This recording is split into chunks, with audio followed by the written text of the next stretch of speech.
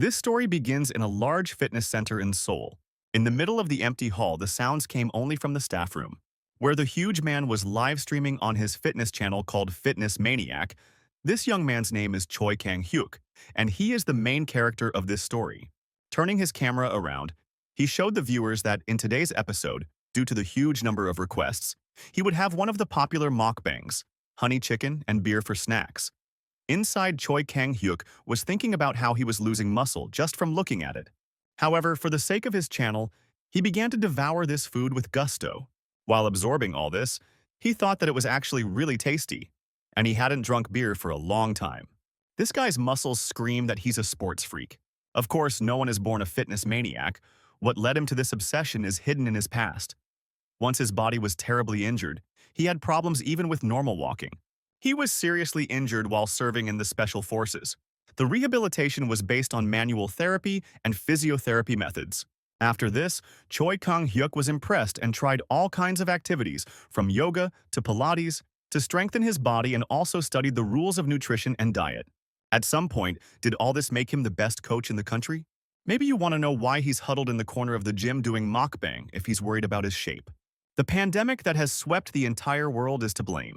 To cover the costs of maintaining a gym that could not operate fully, Nas Heroes decided to become a streamer. However, the profits were still not enough to cover all 5 halls. After finishing drinking beer and eating chicken, Choi Kang-hyuk said goodbye to his followers and turned off the broadcast. As soon as he was offline, his face immediately changed, and he began to think about how he would survive until tomorrow. After all, he ate his fill of chicken and beer, which is simply a calorie bomb, and he would like to do some exercise, of course, but alcohol puts too much strain on the body. Looking at all this, he wondered how it all came to this. And after thinking a little, he decided to rest for a day because the doctor had just recently told him about this.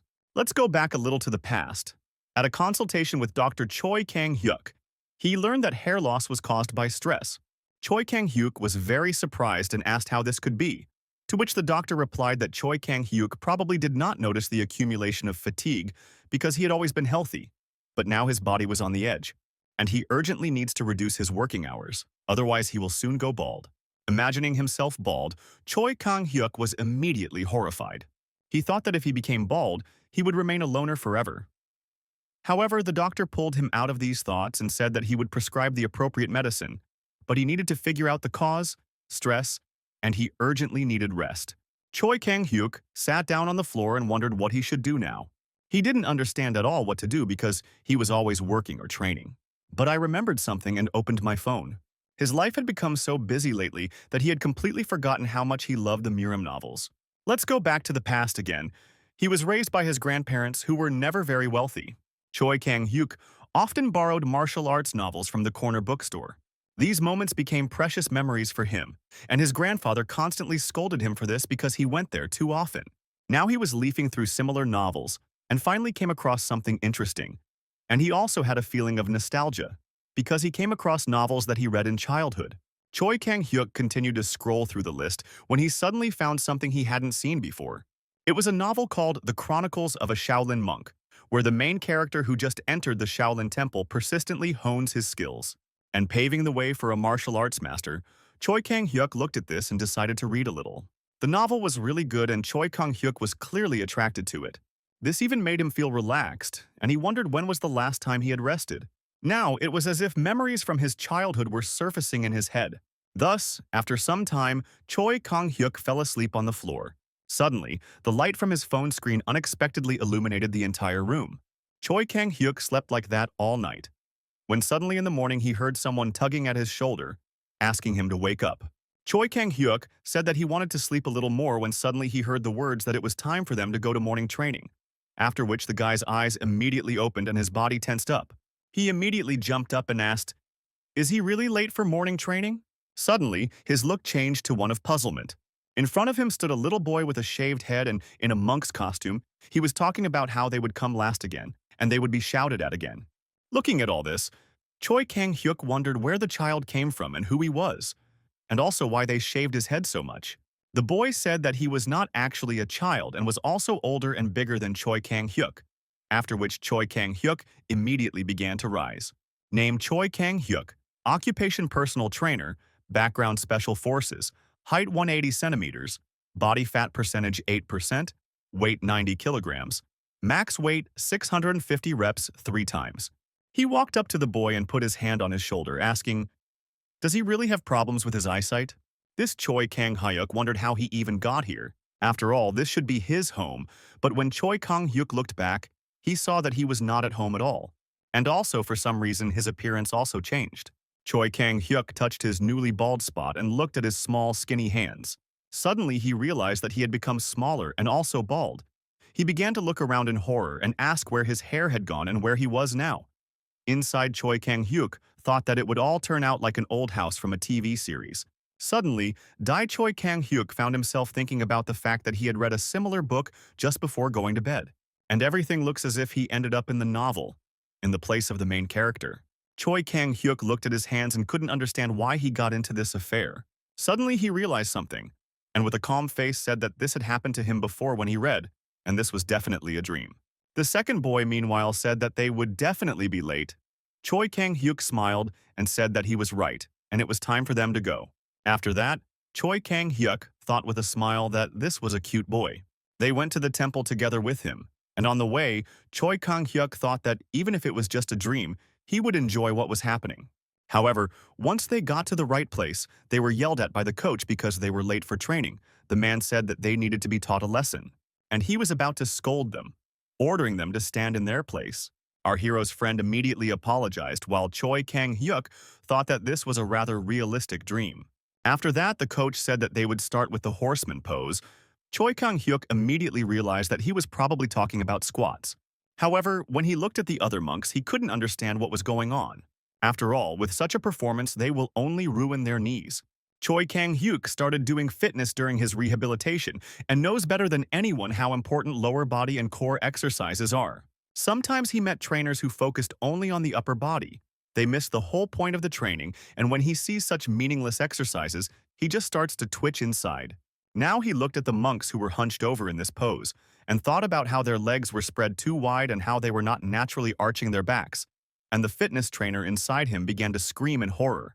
Meanwhile, the head monk shouted that the lower body is the basis of any martial arts. Inside, Choi Kang-hyuk thought that if he knows such things, then why force him to do these things? The head monk walked past the students and said that they needed to learn to maintain balance in their legs. Otherwise, no fighting stance would be successful. Unfortunately or not, Choi Kang-hyuk was not the type of person who would silently watch someone perform the exercise incorrectly. And so he dared to ask what was the point of telling this to children who couldn't even maintain their posture. Even though he thought this was all happening in his dream, Choi Kang-hyuk couldn't pass by and shouted that they were all ignorant bastards who didn't know anything about exercise. As soon as he said this, everyone was horrified that a newcomer dared to contradict his elders. The head monk approached him and asked how this brat dared to chat during training. The others immediately began to scold him and say that he was looking for an excuse because it was hard for him. And how could he be called a Shaolin disciple after that? Even though it's set in a martial arts novel, the energy is felt even in the scream. However, he still has to say the words that are in his heart. Choi Kang-hyuk plucked up his courage and said that he was simply pointing out a mistake. He understood that he shouldn't give in to their threats and thought inside that it was much easier than serving clients without experience. The elder approached our hero and said that he was a student of Shaolin. And did he really want to say that the training in this temple was wrong? Choi Kang-hyuk thought he was surprised that he had such a realistic dream and decided to play along with them and talk like a martial arts expert. Choi Kang-hyuk confidently said that if they use these methods, knee injuries could become a big problem in the future. The elder responded to these words that these were simply excuses of the weak. Choi Kang-hyuk paused for a second. However, he immediately said that it seemed to him that in order to study martial arts, one needs to hone the body and mind. However, now the elder says that these exercises are only for the strong, and this is already some kind of contradiction. The elder man experienced cognitive dissonance, so another man immediately approached him and said that they had just misinterpreted the way of Shaolin martial arts, and they were studying them to become better and achieve Buddhahood. Choi Kang-hyuk smiled and said that in that case, it means that the Shaolin temple cannot help the weak achieve enlightenment. The elder immediately began to justify himself and say that intentional, complex training helps strengthen the mind. The man explained that the human spirit is weak. They seek comfort in times of difficulty, and this opens the way for evil, so training is designed to prepare for such times. To which Choi Kang-hyuk replied that in that case, honing the spirit can only be done at a young age. The elder was surprised, but he looked at him and asked what he was talking about. To which Choi Kang-hyuk replied that they themselves just said that in their youth they allowed their knees to be broken in order to hone their spirit. And it turns out that they are proposing to destroy their bodies now, because in the future, spiritual training will not be needed. And in that case, this could mean that a few difficulties in their youth will allow them to achieve enlightenment. The other students found meaning in his words and began to discuss it. Meanwhile, the elder one thought that this student was just an unbearable brat. When a monk suddenly appeared, Choi Kang-hyuk immediately pointed his finger at him and said that he was interested to know how difficult his training was if he was already at such an age but had not achieved enlightenment. As soon as Choi Kang-hyuk said this, the elder was horrified by such confidence. He thought that the person standing in front of him was just a crazy bastard. After all, no one dares to say anything about the first-class student He Jong. After these words, the monk took a deep breath and exhaled strongly, shouting loudly throughout Shaolin. Because of this, the others even had to cover their ears, but Choi Kang-hyuk stood there full of confidence. Inside, he thought that now it was clear what the best student looked like. There was a silent pause in the air. Monik began to walk forward and say that he listened to the student, and everything was as he said. The martial arts of Buddhism are aimed at self-improvement, and in other words, it is only a way to achieve enlightenment. Coming close, the monk said that despite all this, their martial arts are different. Choi Kang-hyuk immediately asked, "How are they different?" To which the monk replied that they are needed to protect living beings from evil and demons that can harm them. Choi Kang-hyuk smiled nervously and asked, "Does the monk really mean that it will be easier to defend with bad knees?" The monk looked at this student seriously, and he thought that he could create problems because if he left things as they were, he could have a bad influence on the other students, but the adult students of the Buddhist group cannot punish the young monks who have just joined. After thinking about all this, the monk decided that in this case he needed to act proactively. He raised his finger and said that if Choi Kang-hyuk thought that the Shaolin training methods were wrong, then he should prove it by his own example. Choi Kang-hyuk asked how to do this, to which the monk replied that if he says they are wrong, it means he must know the right way. After that, he pointed his finger at our hero, and he said that he should try to defeat someone who is trained in Shaolin methods. Choi Kang-hyuk visibly tensed up and asked who it would be, and also said that he hoped that he would have to fight, not with his interlocutor. The monk calmed our hero and said that everything would be fair. It would be a student who joined them at about the same time, after which the monk called a certain Mu Gyun. The monk also said that they all must be fair, so he will have a chance to prove his case and they give him everything in it to train with the methods that he considers correct. And after that, a week later, they will meet in sparring where they will decide who is right. Choi Kang-hyuk looked at his future opponent and then glanced at the monks and thought that it was obvious that this guy was in a different weight class and this was not a fair fight at all. Therefore, it is obvious that the monk is only pretending to be fair, but in fact he wants to crush our hero so that he can no longer argue. The huge newcomer approached our hero, and the monk thought that now Choi Kang-hyuk would not give his speeches like that. However, unexpectedly, Choi Kang-hyuk said that he agreed to these conditions and they would do it. Inside, he thought that he would definitely cope with this baby. His agreement clearly angered the monk, and the huge guy looked angrily at his future opponent. After that, he immediately turned around and said that Choi Kang-hyuk decided to take the difficult path and wished him good luck. After that, he ordered the rest of the students to continue training. They all immediately bowed and began training. Suddenly, our hero approached him and asked why Choi Kang-hyuk did this, and also advised him to simply come up and apologize to the monk. How a monk friend forbade talking to our hero until the end of this week. The other students thought that Choi Kang-hyuk was just an impudent boy, but the monk was already preparing himself for the fact that after 7 days, he would be right in this argument. Despite the condemnation, Choi Kang-hyuk began training. The other students watched him squat and were clearly furious that there was a white crow among them. A few minutes ago, a senior approached our hero and asked why Choi Kang-hyuk was doing other exercises during training without permission. To which Choi Kang-hyuk replied that Hye-jong allowed him to, and the senior could not forbid him to do so because his rank was lower. The monk approached the disciples and said that a promise is a promise, so they should leave this guy alone. While Choi Kang-hyuk was doing his correct squats, he was talking about how everyone else was doing everything wrong, and it looked like there would be nothing left of their knees. And also, he said that they are still so young, and therefore, it is unclear who will be responsible for all this. He kept squatting and talking about how the cartilage would be damaged, and it was even painful to watch. Their training was just incredibly terrible. The older one was thinking about how he needed to pretend that he didn't notice this guy. Choi Kang-hyuk, who trained early in the morning for about 2 hours, hoped that he would receive a large amount of nutrients after that. He did not yet know what kind of problems he would have to face. By the time he got to the food, his face had visibly darkened. He's good at believing that 3 eggs, a little salad, and a bowl of rice are all he eats. In front of him was a Buddhist menu, which was entirely vegetarian. Such dishes were quite natural for the temple, but he was even more shocked by the fact that there was almost no protein here. Choi Kang-hyuk involuntarily said that the side dish was simply terrible. However, he was surprised why he could smell it, since it was just an ordinary dream in his opinion.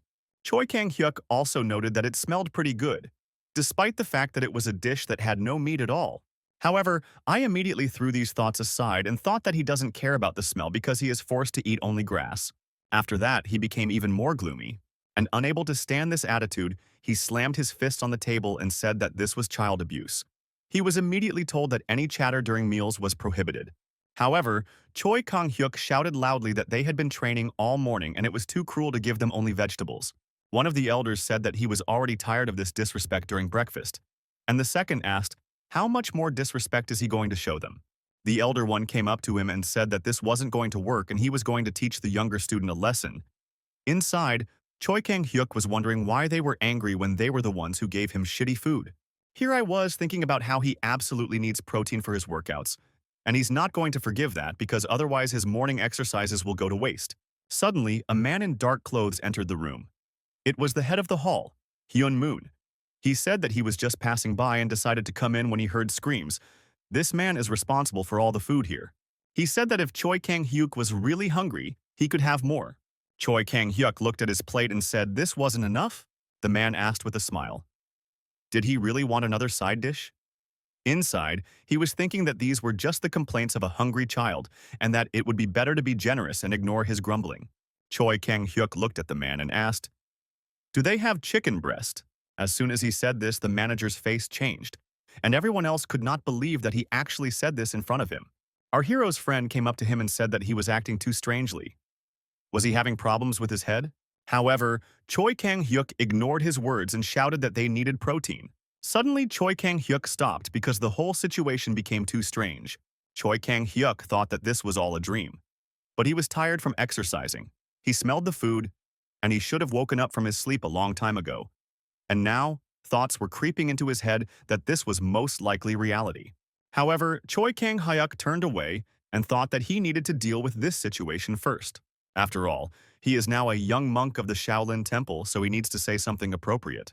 Choi Kang-hyuk bowed his head and admitted that he was very hungry and had overindulged, so he apologized for saying too much. The manager calmed down and thought that the guy was really just too tired from training. But Choi Kang-hyuk suddenly apologized and said that he wanted something else. He glanced at the manager and said that he would like to ask for some mushrooms or beans. Hearing this request, the man thought that the person in front of him was definitely crazy. Whether it was a dream or reality, it doesn't matter. Our hero needed protein. After that, all the students went to study Buddhist scriptures. Choi Kang-hyuk could not believe that after they trained and ate, they immediately began to study. Even Buddha would have been at the table. Choi Kang-hyuk began to think that most likely he really got into the world of the novel. And now it is clear to me how he can return back. However, unexpectedly, he realized that if this book then it would be enough to wait until the end of the plot. And if you think about it, the situation is not that bad, because Choi Kang-hyuk is the main character of the story, so he has an impressive talent. And the Shaolin Temple is the strongest in the Orthodox faction. While Choi Kang-hyuk was thinking about this, he accidentally spilled ink on his book, causing him to scream loudly. And I thought that there is one huge problem here. After he did this, the other students looked at him angrily. The problem is that it seems to have attracted too much unnecessary attention. However, he accepted that the seeds had already been planted, and if things were to go this way, he would have to win the sparring match and force them to acknowledge his training methods. Meanwhile, the senior monk was talking with the manager of the food hall. They were talking about our hero, and the manager said with a smile that this is a unique child, to which the senior monk replied that he was going to apologize in his place, after which he apologized. The manager looked at the monk and asked what he thought about this child, to which the monk replied that he gave him 7 days so that he could prepare and prove that his words were true. The manager laughed and said that as expected of a monk, this was a very wise decision, and they were practicing Buddhists, so they could not punish the children for every out-of-bounds act. However, with a smile, the leader said that as far as he knows, the sparring will be with Mugyun, and this guy shows the highest result among those who came this year. Each Shaolin temple selects students from hundreds of children. Some of them cannot withstand the harsh training and leave on their own. Others learn the basics and change temples. Of all those who come, only a tenth gets into the main temple. Therefore, the initial period, the first year of study with older students, usually does not allow you to make your name recognizable. But despite all this, Mugyun is an exception to all the rules. Therefore, the monks hope that this brilliant student will be able to correct the impudent behavior of our hero. Finally, the promised 7 days are over. So now it will start between Choi Kang-hyuk and Mugyun. Let's go back a little to the past. Our hero's friend came up to him and asked what he was doing, to which Choi Kang-hyuk replied that it was just regular stretching. The guy heard this word for the first time and asked what it was. Choi Kang-hyuk thought that he probably should use the name of the martial arts style and said that it was a technique for lengthening tendons. Stretching is a set of actions that is performed before the main exercises, prepares the muscles and tendons, and also relaxes the whole body. There are many poses and techniques that will increase flexibility and increase the range of motion of the joints. He stood up and said that if his friend was interested, he could try it himself, and said that it definitely wouldn't hurt. After that, Choi Kang-hyuk helped him and showed him the basic stretching technique. Everyone else looked at it in surprise and asked what these two were doing, and also noted that the poses were quite strange. Meanwhile, Choi Kang-hyuk said that his friend was doing great, and that it was probably all because they were both still children in this world, so they grasped everything on the fly. However, while they were doing their stretching, they heard the surprised cries of the children, who were impressed by how Mu was practicing his strikes. He could truly be called a genius, because even at such a young age his blows shook the air. Everyone was saying that this guy was truly incredibly amazing. Choi Kang-hyuk was horrified and thought that he would be in big trouble if he took such a heavy blow. And going up against this guy in just a week of training was too short a time. Watching his movements, Choi Kang-hyuk began to think of a plan on how to defeat this guy. However, to his surprise, he found one way and they finally met in the ring. The monk looked at our hero and thought that it seemed like his words really weren't excuses to avoid training. And even though he didn't listen to their instructions, he had his own training. One evening, Choi Kang-hyuk was beating a tree. His friend came up to him and asked what he was doing, to which Choi Kang-hyuk replied that he was practicing a method that could instantly surpass Mugyun. His friend thought for a moment and asked why in that case rub his body against the tree. The monk looked at the talented student and thought that this guy would teach a good lesson to our hero. Meanwhile, Mu was happy that the monk was looking at him. After that, the guy turned his gaze to our hero and mentally apologized for the fact that he would become a step in his path. However, when he looked at him, he saw that the guy was warming up completely indifferently. When he finished warming up, he looked at the monk and asked if they could finally begin. The monk immediately realized that Choi Kang-hyuk was most likely bluffing or showing off in front of his opponent. After that, the monk said that they could begin their duel, and Mu immediately took a step forward, thinking that he would show our hero the power of consecutive strikes that he had been honing for 3 whole months. However, as soon as the fight began, Choi Kang-hyuk immediately rushed forward. Mu was surprised by this for a moment, which caused him to take half a step back. He couldn't understand why Choi Kang-hyuk suddenly decided to attack him instead of dodging. However, he decided to order that despite this the fight would still end quickly and swung his fist. However, when he tried to throw his punch, Choi Kang-hyuk suddenly ducked. The other students were surprised at how quickly Choi Kang-hyuk responded, and the monk himself was also amazed. Meanwhile, Choi Kang-hyuk made a pass to the fat man's legs, thinking that he couldn't use modern martial arts techniques on a child. After all, the techniques he has learned can even kill if you make a mistake, so in this situation, if we use the appropriate technique, it will be one that even Mugyun can withstand.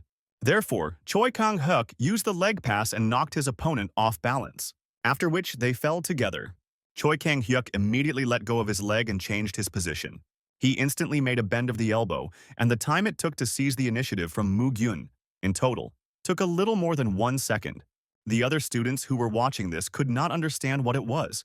They shouted that Mu should break free quickly and asked, "Is it really true that a Shaolin student is not even capable of such a thing?" Those who were younger thought that it was simply impossible, and they would never have thought that he would be knocked down so quickly. Someone even began to seriously worry about our hero's opponent.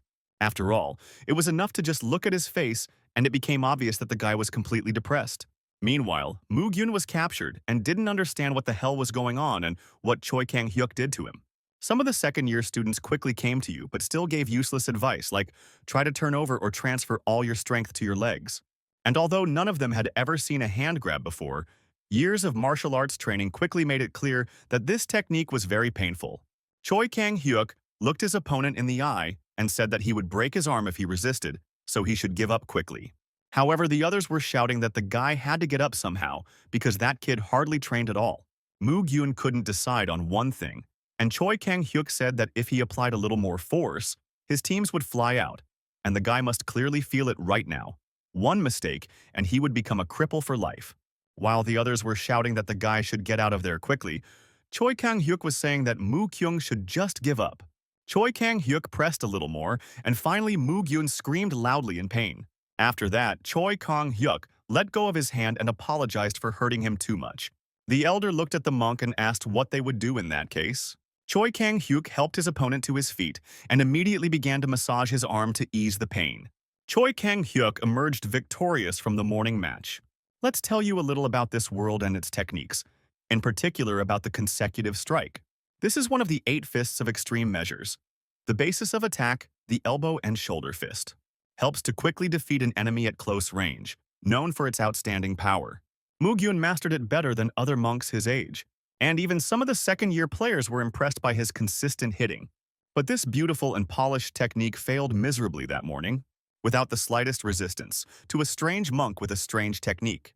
Choi Kang-hyuk continued to massage the guy's injured arm, while Mu-kyung himself tearfully said that it was unfair. Choi Kang-hyuk nervously asked, "What did unfair mean?" Mu-gyun said with tears in his eyes that Choi Kang-hyuk had rushed at him and attacked with an incomprehensible technique rather than a consistent blow. The guy shouted loudly that he wouldn't lose in a fair fight. Choi Kang-hyuk tried to calm him down and said that he really was the best. However, he accidentally mixed up his name, which caused the guy who was crying to cry even harder. Suddenly, one of the senior students said that there was some truth in his words. Choi Kang-hyuk immediately looked back when he heard this nonsense. The senior disciple took a few steps forward and said that Shaolin martial arts should be used in sparring between Shaolin disciples, and Choi Kang-hyuk violated this rule. Meanwhile, Choi Kang-hyuk was thinking that they were talking complete nonsense. The elder came even closer and asked why Choi Kang-hyuk didn't use a consecutive strike. Choi Kang-hyuk couldn't understand where they were going with this and said that, in that case, sparring would turn into an endless beating and both would get seriously injured. So he concentrated on suppression, which is the basis of any sparring. Choi Kang-hyuk said that of course his opponent burst into tears. However, they were able to avoid serious physical injuries, to which the elder replied that this was complete nonsense and masters do not fight like that. Choi Kang-hyuk shouted that they were talking nonsense here. Each elder meanwhile remained silent and realized that Shaolin's consistent strike was so easily defeated by a young, inexperienced child and his strange technique. They don't want to admit it, but Mu-gyun lost and they just don't want to agree with it. The monk understood that in such a case people might begin to doubt the Shaolin martial techniques. In the worst case, students will start leaving. The elders were very nervous. They looked at Haejong. The question in their eyes was, what should they do now? However, surprisingly, Haejong smiled. The others began to think that he probably already thought of something. The best student looked at our hero and called him by name. Choi Kang-hyuk straightened up, and the man asked him if he really meant to say that he used this technique to avoid harming Mu-kyun. To which Choi Kang-hyuk replied that he did. The monk broke into a warm smile and said that in that case Choi Kang-hyuk remained true to the Shaolin path and won in a fair sparring match. Everyone who heard it was incredibly shocked. They couldn't believe that the better student gave in so easily and admitted that the younger one was right. Hae-jung approached our hero in a bad way and said that the reason why his technique was more effective than a consecutive strike was because the opponent was weak. When Mu-gyun heard this, tears appeared in his eyes again. Hae-jung continued and said that the supreme goal of their martial arts is to defeat evil, which also succeeded in this matter. The man, with a broad smile, said that he would personally show our hero what the essence of Shaolin techniques is. After that, he rolled up his sleeves and the smile disappeared from his face. He said that now Choi Kang-hyuk will see the real power that can defeat any demon, after which he ordered that the shaft be brought. The 2 senior disciples immediately brought a huge stone and placed it in the middle of the temple. The other students realized that the best Hai was going to break it with his hand, and began to discuss that they never thought they would see this in real life. Choi Kang-hyuk, meanwhile, was incredibly surprised. Meanwhile, he walked up to the boulder and said that Choi Kang-hyuk should watch carefully, because now he would be shown the full power of the consecutive strike that they were studying. After that, his gaze changed. He swung his fist around which light energy gathered, and he delivered one powerful blow with his bare hand straight onto the stone, crushing it into small stones. All the students that I saw were incredibly impressed. They started talking about how the cameras were shattered into pieces with just one hit, and it was just amazing. They were also amazed that they finally saw the real power of a consecutive hit. The monk smiled when he looked at his students and was glad that he was able to restore their faith in this martial art. Choi Kang-hyuk, like them, was incredibly happy to see real martial arts. After all, in his head, that's how they should be. There is a force that is capable of breaking through a mountain. One swing of the blade destroys hundreds of enemies, a blow that explodes the opponent. However, when he thought about the explosion, Choi Kang-hyuk paused for a moment and asked himself one question. He raised his hand and said that they had just talked about suppressing the enemy without harming him. The monk looked at his student in surprise. Choi Kang-hyuk, meanwhile, said that only crumbs remained from the stone. The monk looked where Choi Kang-hyuk pointed, and I realized that there was no hint of suppression here. It was simple explosive force. There was an awkward pause in the air. A strange silence fell over the training ground for the second time that morning. During lunch, the monk met with Hyunsung, the leader of the Arhat Hall, in charge of education, and also Haejong's teacher. And the man was amazed that a child named Choi Kang-hyuk had defeated Mu-gyun with one blow. And smiling, he said that this was an unusual boy. The monk became a little tense and said that Choi Kang-hyuk was more impudent than unusual, since Mu-gyun had studied this technique more diligently than others. Haejong tried to say something else, but the teacher immediately interrupted him. The leader of the hall looked at his former student with a fierce gaze and asked, "Is he really afraid that the boy only needed one look at the technique to find its fatal flaw?" Hae-young lowered his gaze and said that it was so. He also expressed concerns that he might be a spy for an unorthodox faction or a demonic cult. While they were discussing this, Choi Kang-hyuk sat at his desk and thought about how he didn't understand anything about Buddhist scriptures. However, the leader of the hall responded that he did not think so because a spy would not attract so much unnecessary attention, to which his student immediately responded that perhaps this was done on purpose. The men thought for a moment and said that it didn't matter anymore, because first and foremost, Choi Kang-hyuk was a student and therefore would be under constant surveillance and hidden motives would become apparent. Suddenly, the leader of the hall had an epiphany. He said that he might come from a family of martial artists. He thought that it sounded really similar because the guy himself was doing very strange training, and the man replied that perhaps these methods were inherited from the family. The leader of the hall exhaled heavily and said that the highest figure in the child's life is his father, and it seems he just wants to prove that the techniques of parents are stronger than the 1,000-year-old techniques of Shaolin. Choi Kang-hyuk would have passed out if he heard this nonsense, and he kept his eyes closed, thinking that this guy had beaten their best first year and would therefore become even more self-confident, so they needed to do something urgently. Taking a cup of tea, the hall leader said that they could entrust this matter to Bogon, to which the monk said that this man should become part of the disciplinary hall, the hall that controls the laws of Shaolin. To which the hall leader replied that the monk should not worry because he himself volunteered to join the Arhat Hall. And then the monk calmed down and said that perhaps this man really could deal with this impudent child. Meanwhile, it was night outside, and the elders were saying that they had trained well, and it was time for them to go back because they needed to get a good night's sleep. Suddenly, when one of them turned the corner, he saw someone who immediately made him incredibly scared. He looked at his brothers and said that they should probably go another way. The others also decided to see what was so scary about him, and in the dark night they saw the silhouette of a man who was very familiar to them. They called him a crazy dog, a fanatic of rules, that is, that same Bogan. The students looked at him and could not understand what he was doing now. After all, this guy is in the hall in the evening, so why would he come here again after that? To which one of the students replied that he was most likely practicing the horseman pose now. However, it is unclear why he is doing this right here. After thinking for a bit, the students decided that it was obvious and he simply did not want to interrupt his training. One of them said that this man was incredibly stubborn, and they started discussing why they were talking as if they were seeing him for the first time. Because the nickname Crazy Dog wouldn't come by itself, and it would probably be better to call him a dog of rules. One of the students laughed and called him a crazy dog, a disciplinary hall dog, and said that's where he belonged. As one of their friends said, what if their brother hasn't heard this yet? Then from tomorrow, this man will become an arhat. Because of this, the two disciples who found out about this just said that everyone was saying that he would go to the disciplinary hall, and there were even rumors that he would become the next master. So why is he going to another place? Do they really have to live with this crazy dog? Bogang was one of the influential monks of the disciples. He always imposed discipline on others, even if they were senior monks of Shaolin. They say he will visit all the halls to thoroughly study their laws and then return to the disciplinary hall. So it is not surprising that he is here. The students discussed that he only thinks about the rules. However, despite the fact that some are frightened by this, he is still worthy of respect. After all, Bogon, the so-called protector of the laws, tried harder than anyone else.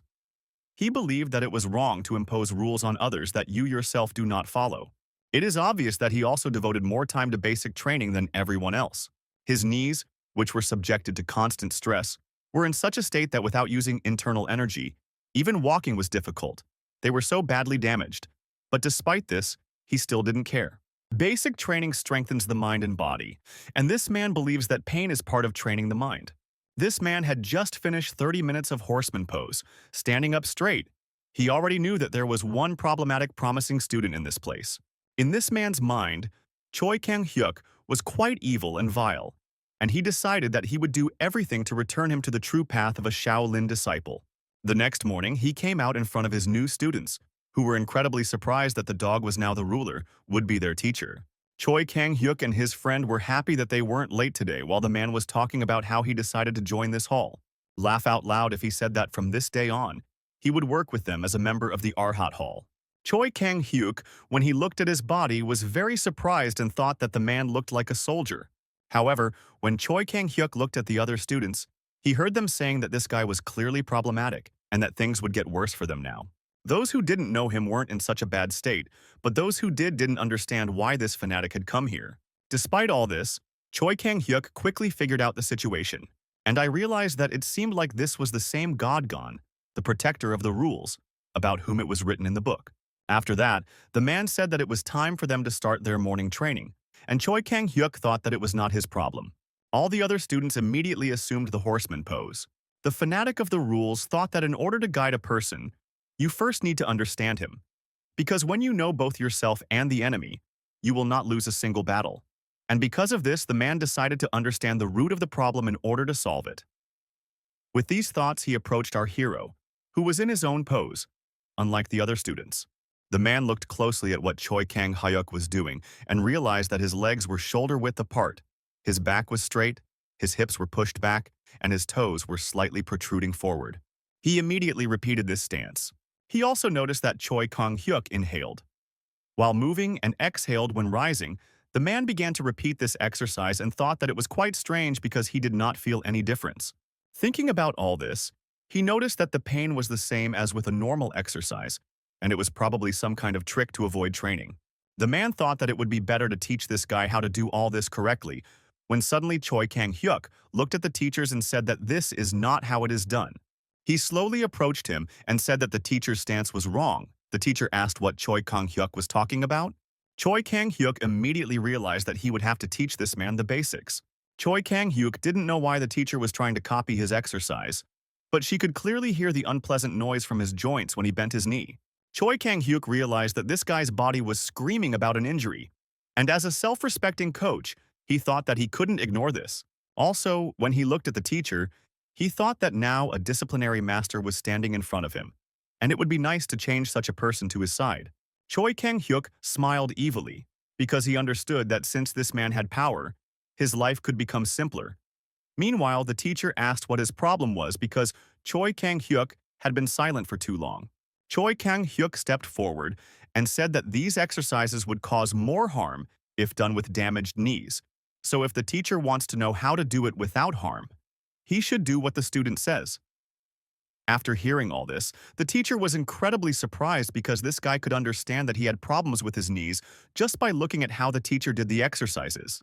After that, Choi Kang-hyuk made him understand the stretching lunges and was glad that it was very easy to work with the teacher because he understood everything and he had an incredibly flexible body. Meanwhile, the other students discussed the fact that they did not understand what Choi Kang-hyuk was doing. Meanwhile, Choi Kang-hyuk was talking to the teacher and said that this is called the tendon elongation technique. It will help relieve tension in the knees. Choi Kang-hyuk also said that if the teacher does it before the main training, he will be able to move easier and also reduce the load on his knees. The teacher looked at his legs and said that the difference is quite noticeable. After this, Choi Kang-hyuk said that the teacher should do one approach. The teacher heard this word for the first time and asked what it meant, to which Choi Kang-hyuk replied that he simply misspoke and explained that the teacher should repeat this 3 times with an interval of 30 seconds. After the teacher completed this exercise, Choi Kang-hyuk asked him to sit down and examined his knee. Choi Kang-hyuk realized that he was in pain just from a light massage, which meant that his knees were incredibly injured. And this was all because these workouts overloaded the joints, so he was not surprised that the teacher was injured. After which Choi Kang-hyuk continued doing his massage. Suddenly, the teacher noticed something and opened his eyes in surprise. Looking at his student, he thought that at first it hurt him from just one touch of this guy. However, now a feeling of some relief appeared. When Choi Kang-hyuk finished the light massage, he patted the old man on the knee and said that everything would be fine now. After that, the boy said with a smile that they were on the second repetition but were interrupted. Therefore, they needed to start over again. The teacher asked in surprise, "Really, right now?" Choi Kang-hyuk said that training would not wait and started pushing him in the back, but the teacher asked him to wait 1 minute. The man looked at his new student who had just shown him something incredible. He couldn't believe that an ordinary little boy could actually possess such wisdom. Choi Kang-hyuk said that there was no need to wait 1 minute, and now the pain in his knees was gone, so the teacher would be able to do it. The teacher agreed and slowly stood up. Hae-young, who was watching this, wondered what this kid was doing Bo-gang, to which the other students replied that they had no idea. When Choi Kang-hyuk finished his teacher's mini-training, he said that he would need to do these exercises when he felt problems with his knees. Bo-gang, or rule fanatic, one who tries to follow all the rules, the dog of the disciplinary hall, the defender of the rules, the crazy dog. This man has been watching every student without rest since joining this Shaolin temple. Everyone has long known how obsessed he is. But this same Bo-gang was right now training in a friendly manner with a new strange monk. After the set of exercises, Choi Kang-hyuk said that they should rest a little and repeat 15 more times. The teacher exhaled and said that he agreed. After that, Choi Kang-hyuk put him in his stance and said that it was not bad. It felt like he was sitting on a chair, the teacher agreed, and Choi Kang-hyuk said that it was called a narrow squat, to which the teacher said that the student had already told him that he should not do this exercise. Choi Kang-hyuk agreed and said that his knees were in bad condition. After this, Choi Kang-hyuk said that now the teacher should bend his legs less to reduce the load, at about a 30-degree angle. The teacher immediately agreed and repeated his instruction. After that, Choi Kang-hyuk said that he was now going to tell the order of the exercise. The teacher calmly said that he was ready to listen. Choi Kang-hyuk explained that it all starts with slightly bending your knees and getting into a semi-sitting position. The second point is that he should not put pressure on his knees during the squat. All the load should be transferred to the hips and buttocks. And finally, Choi Kang-hyuk said that when lifting, the load should go there too. After they repeated this exercise 15 times, Choi Kang-hyuk asked the teacher how the teacher's muscles felt while braiding, to which the teacher enthusiastically said that it was quite good, after which Choi Kang-hyuk said that now they needed to rest a little. The man looked at his legs and thought that this exercise caused less pain. He smiled and said that when they finished 3 repetitions they would move on to the calf muscles. Inside, he thought that he would show the benefit of a professional, experienced trainer. Choi Kang-hyuk recalled that all the customers who looked like soldiers had a frightening appearance, but they easily gave in to good people. During a short break, Choi Kang-hyuk said that he was surprised that the teacher had learned the stance so quickly and said that he must have been training hard. The man laughed and said that of course Choi Kang-hyuk was right, and he had been studying at the temple for 18 years. The older students watching this thought that perhaps this guy had gone crazy because they were giving him all sorts of nicknames, or that he had simply gone crazy.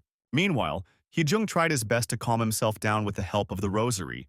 He thought that his head was hurting so much that it would be better for him to just ignore this couple.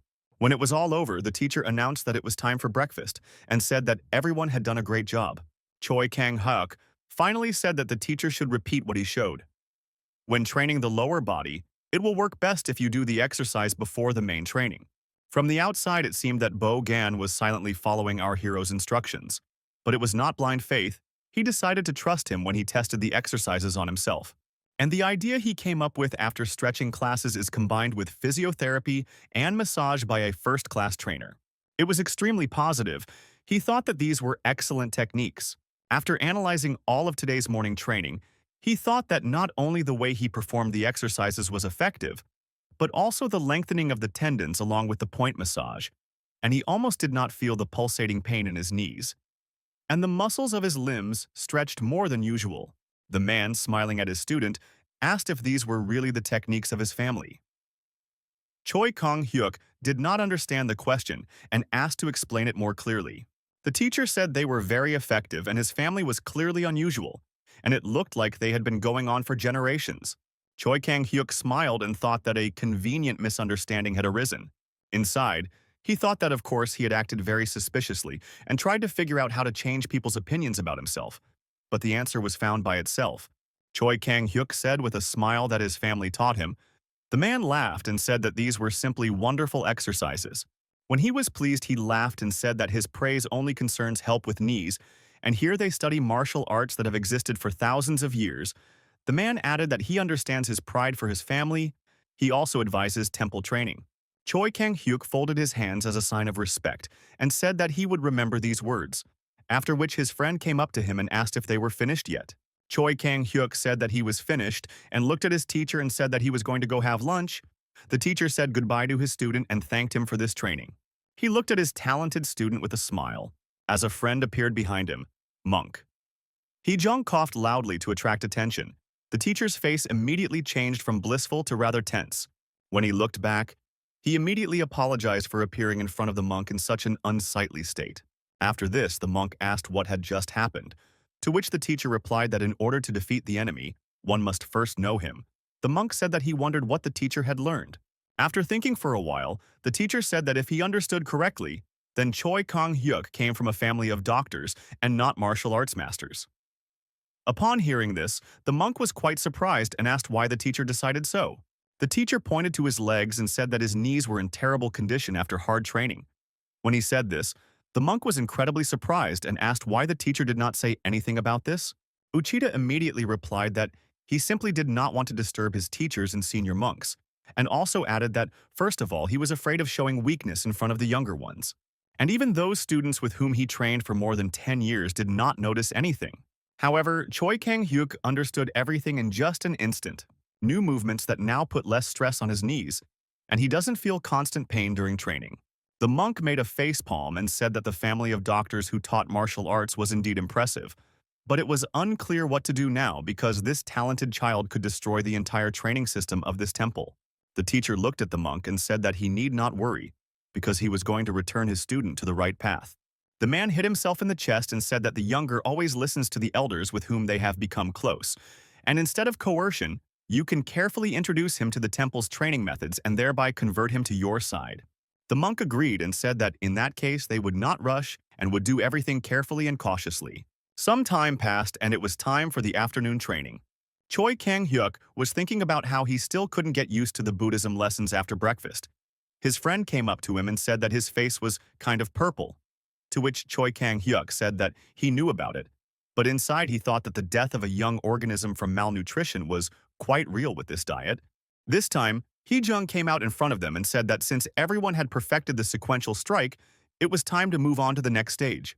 The man said loudly that the true power of martial arts is revealed only when the internal and external energy is in harmony, and from this day on, they will learn to control internal energy. After this, he called two of his students and said that they would demonstrate everything clearly. After that, the monk said that now you should take the lotus position that they all studied. Then close your eyes and concentrate on your breathing. Inhale deeply and slowly through your nose. Allow the air to pass through your throat and continue writing until it reaches the core of energy. The man explained that as soon as this happens, the students will immediately feel a new surge of strength within themselves that they have never felt before in their lives. Hearing this, Choi Kang-hyuk was delighted and thought that the day had finally come when he would study real martial arts. After everyone looked at how it should be done, the teacher said that now they should take the necessary positions. Choi Kang-hyuk happily sat in the lotus position with the thoughts that before this they were only given physical exercise from which he was already starting to get tired. And now they will finally learn something amazing. Choi Kang-hyuk wasn't the only one who was waiting for this. After hard basic training and punches, everyone reached the first level of martial arts. The new type of training will become an incentive for the young monks. They will study the thousand-year-old techniques of Shaolin, each dreaming of succeeding and learning to break the moons as the monk He Jong did. As a result, absolutely everyone focused on his words and began breathing exercises. However, during this, Choi Kang-hyuk noticed something. He opened his eyes slightly and thought that the exercise was somehow too strange. Choi Kang-hyuk looked around and saw the senior students walking around giving instructions on how to maintain posture and how to concentrate. Choi Kang-hyuk thought that even if this was breathing training, it was different from what was in the book. Will they really not tell them about the Qigong technique or the 8 phases of Fuxi? And also what will happen? So it will be as if there will be no Eastern philosophy. After that, Choi Kang-hyuk closed his eyes and took a deep breath, meaning that there is a reason for everything. An entire hour passed, and the senior students were surprised that Choi Kang-hyuk, who had challenged Shaolin techniques until this point, was now diligently following the instructions. Choi Kang-hyuk was incredibly excited inside because he thought it was time to study everything properly. With the power to split entire mountains and fly through the sky, the power that goes beyond reality will belong to him. With a happy face, he thought that he would learn all the most important things from this novel and would be able to use these skills. After some time, the monk said that they should all open their eyes. After that, he explained that the breathing technique they had just mastered was the easiest way to accumulate energy in their body through breathing.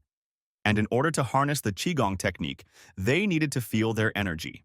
The man said that they should practice breathing techniques every day to learn how to feel energy. Choi Kang-hyuk suddenly realized that they would not learn it right now.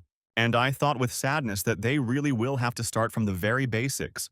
However, he decided that if in order to awaken the internal energy he first needed to feel Qi, then he would definitely do it, after which they not particularly handed him some kind of notebook. Choi Kang-hyuk took it like this and asked what it was, to which he was told that this book depicted the path of energy in the human body. He asked why the book was so thin, to which the monk replied that it was not necessary to memorize the entire book. It was enough to remember the basic information on the path of energy. It was needed to control energy and also to subjugate the enemy. Choi Kang-hyuk was delighted and clutched the book in his hands tighter. A pile of energy is the path along which human energy and its power flows. Therefore, not only what paths flow but also the internal power of a person. Therefore, before studying martial arts, it is necessary to understand this main element. The monk came out in front of the students and said that now he would tell them about the names and how everything is arranged, so they should listen carefully. After that, he showed this, where the unification of paths is located, and I will explain that it passes through the scalp. Choi Kang-hyuk. In parallel with this, the reader will not think about the fact that he will definitely weave everything and remember it. That evening, Choi Kang-hyuk went out for a walk and thought about learning the main energy points in the body and practicing accumulation with the help of breathing. This is a good plan for the evening because once he masters this technique, he will be able to master the basic techniques of Shaolin. While Choi Kang-hyuk was looking for a place to practice, he suddenly saw his teacher. They greeted each other and Choi Kang-hyuk asked what the teacher was doing here. The teacher laughed and said that his knees hurt less thanks to the technique that Choi Kang-hyuk taught him. So he began to practice more. While he stood in this stance, Choi Kang-hyuk literally heard his knees crunch. He covered his ears because he literally couldn't stand the sounds and said he was just telling the teacher about the exercise to help his knees heal faster. The teacher said with a smile on his face that the more you hit the pose, the stronger it becomes. Then he showed his biceps and said that he had been training it for 18 years, to which Choi Kang-hyuk thought that his arm was not really that big. Because where would we come from if he doesn't even see quality protein in his diet? Choi Kang-hyuk slowly approached the teacher and said that iron should be hit moderately, and if you hit it too hard it will break, and the same will happen to the human body. Choi Kang-hyuk approached him and said that the teacher should now sit down a little. The teacher immediately agreed. Choi Kang-hyuk took his knees and said that he would now relax his muscles. However, the teacher must prepare because it will be accompanied by some pain. The teacher began to endure and said that pain is normal. That's how it should be. However, after a few minutes, the pain began to slowly subside as Choi Kang-hyuk massaged his legs. He thought that all this reminded him of his old times, when he served in the special forces. His body was literally on the edge, and all because of the daily grueling training that he underwent along with the others. And despite all the work done, Many years of service came to an end due to injuries. As a result, he was forcibly written off. During that period, Choi Kang-hyuk felt as if he was in deep water. Remembering my reflection from the past, Choi Kang-hyuk thought that this man was similar to him back then. After that, we decided that he needed to be told some words. He continued to rub his knee and said that if his body was hurt, then he himself would have to bear responsibility for it, so it was better to take care of him. With these words, the teacher raised his hand and called our hero by name. Choi Kang-hyuk immediately raised his gaze and thought, did it sound too unnatural? However, to his surprise, the teacher stroked his bald head and said that he did not know what Choi Kang-hyuk had gone through in this world. However, Choi Kang-hyuk should know that Shaolin does not abandon its students just because their bodies are in bad shape. After this, the teacher smiled broadly and said that the temple would never abandon him no matter what happened. Hearing this, Choi Kang-hyuk smiled, and the teacher said that from tomorrow, Choi Kang-hyuk should trust him and start practicing Shaolin techniques. After this, the man let out a very loud scream. It was the first scream he had ever made in his entire life. When Choi Kang-hyuk finished stretching his legs, the teacher stood up and apologized for taking up his student's time. Then he asked what Choi Kang-hyuk was planning to do now, to which the boy did not answer that he was thinking about practicing the breathing technique he learned today. The man looked at him in surprise and said that he was surprised that Choi Kang-hyuk did not know about such techniques. Before, could a person from such a family not learn to feel energy? Choi Kang-hyuk immediately began to think of something to say, and awkwardly replied that due to family circumstances, he was unable to properly learn this technique. The teacher smiled broadly and said that he could try to learn it here. Choi Kang-hyuk looked back and said that he would do so, after which the teacher said that in his opinion it would be nice to train together, because he had also been thinking about going here after training. With a satisfied smile, the man said that perhaps because he would be nearby performing energy detection techniques, Choi Kang-hyuk would be able to sense the energy much more easily. These words sounded quite convincing to our hero, and he immediately agreed. After that, he took the lotus position and thought that even if he tried to feel his energy, he would not understand what exactly it was like because he did not know himself. But if someone used the energy nearby, it could work, so he definitely needed to try. Choi Kang-hyuk immediately sat in the lotus position and said that he was ready to learn from his mentor. After this, the teacher also began to sit in the lotus position and said that the student should watch carefully and study. After all, if this helps him, the teacher will be happy. Choi Kang-hyuk began to observe this and realized that he would come out as if even the air around him had changed when the teacher began to practice the breathing technique. Watching his teacher, Choi Kang-hyuk thought that he definitely needed to take advantage of and understand the difference between his energy and his energy. After a few seconds, Choi Kang-hyuk noticed to his surprise that he saw some strange aura. And when he was alone, there was no such thing at all. Suddenly, Choi Kang-hyuk realized that this was the same key that everyone was talking about. When exhaling through your mouth, you should concentrate all the evil energy in your body and throw it out. And when you take a deep breath, you need to draw the pure energy of nature into the center of the body.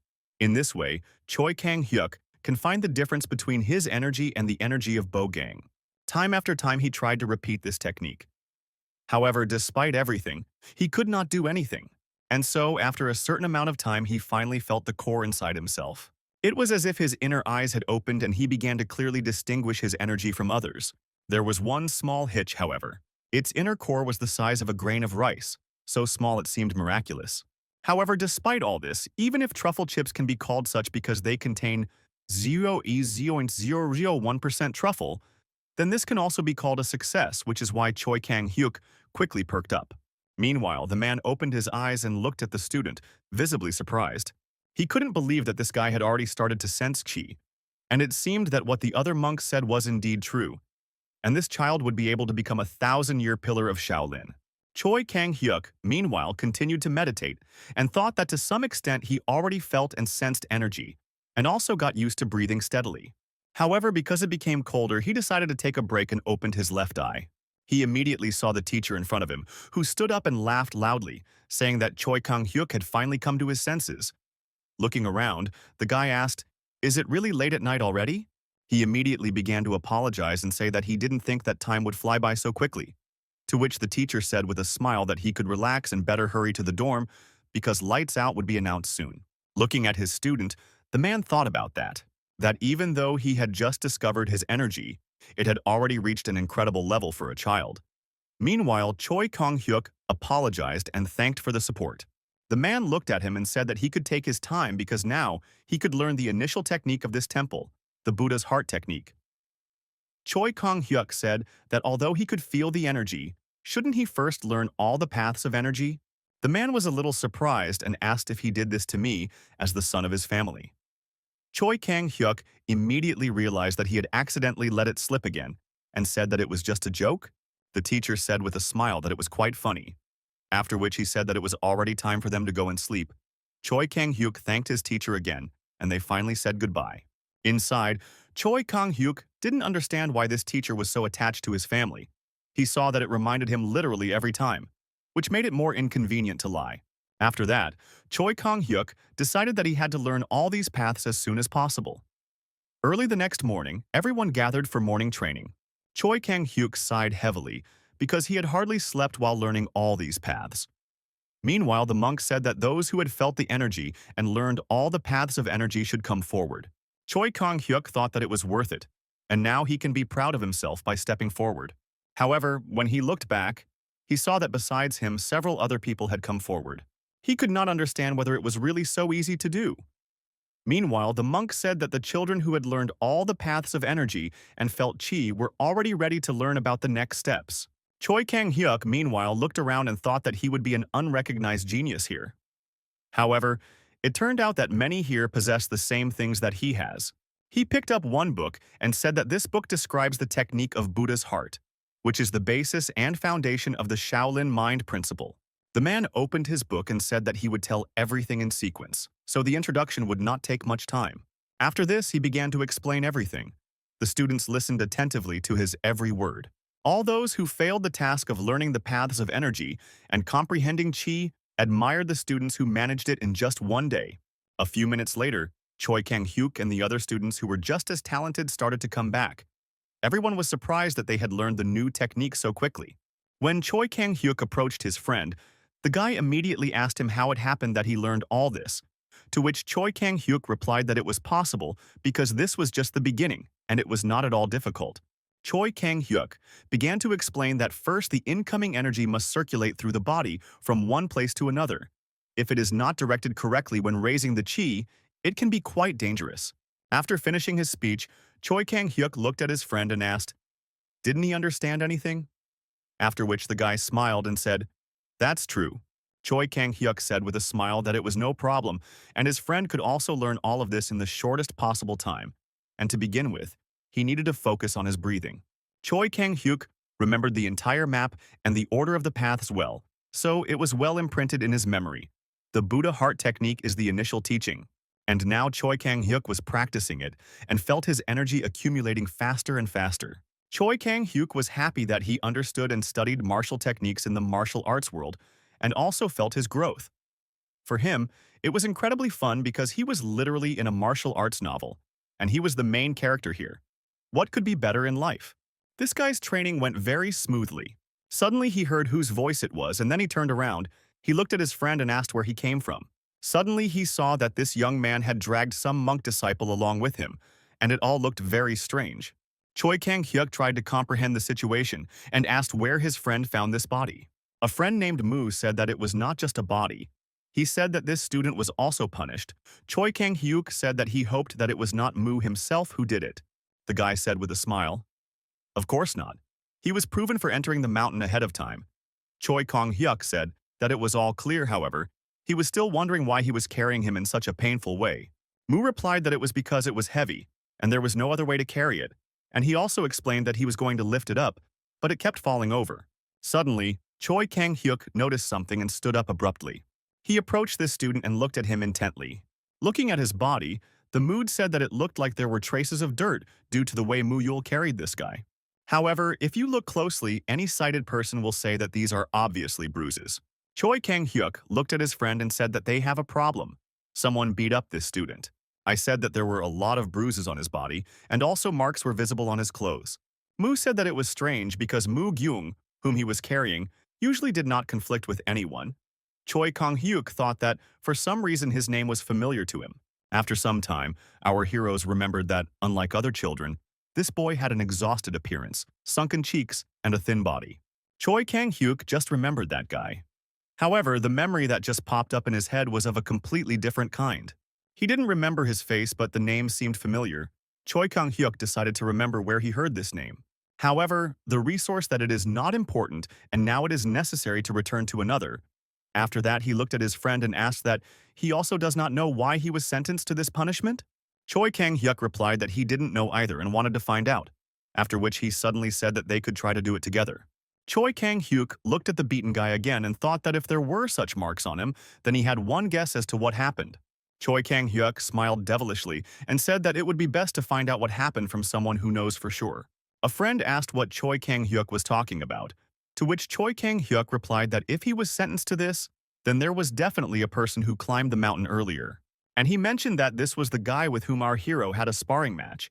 When suddenly that same boy appeared and asked what they were talking about, the hero and his friend, along with the body of the beaten guy, came closer to him, and he asked what they wanted.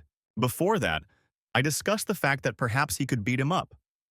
However, Choi Kang-hyuk said that this crybaby would not dare to hit anyone at all, and he said that he was the first student to go to the mountains, which means that if someone might know something, it was him.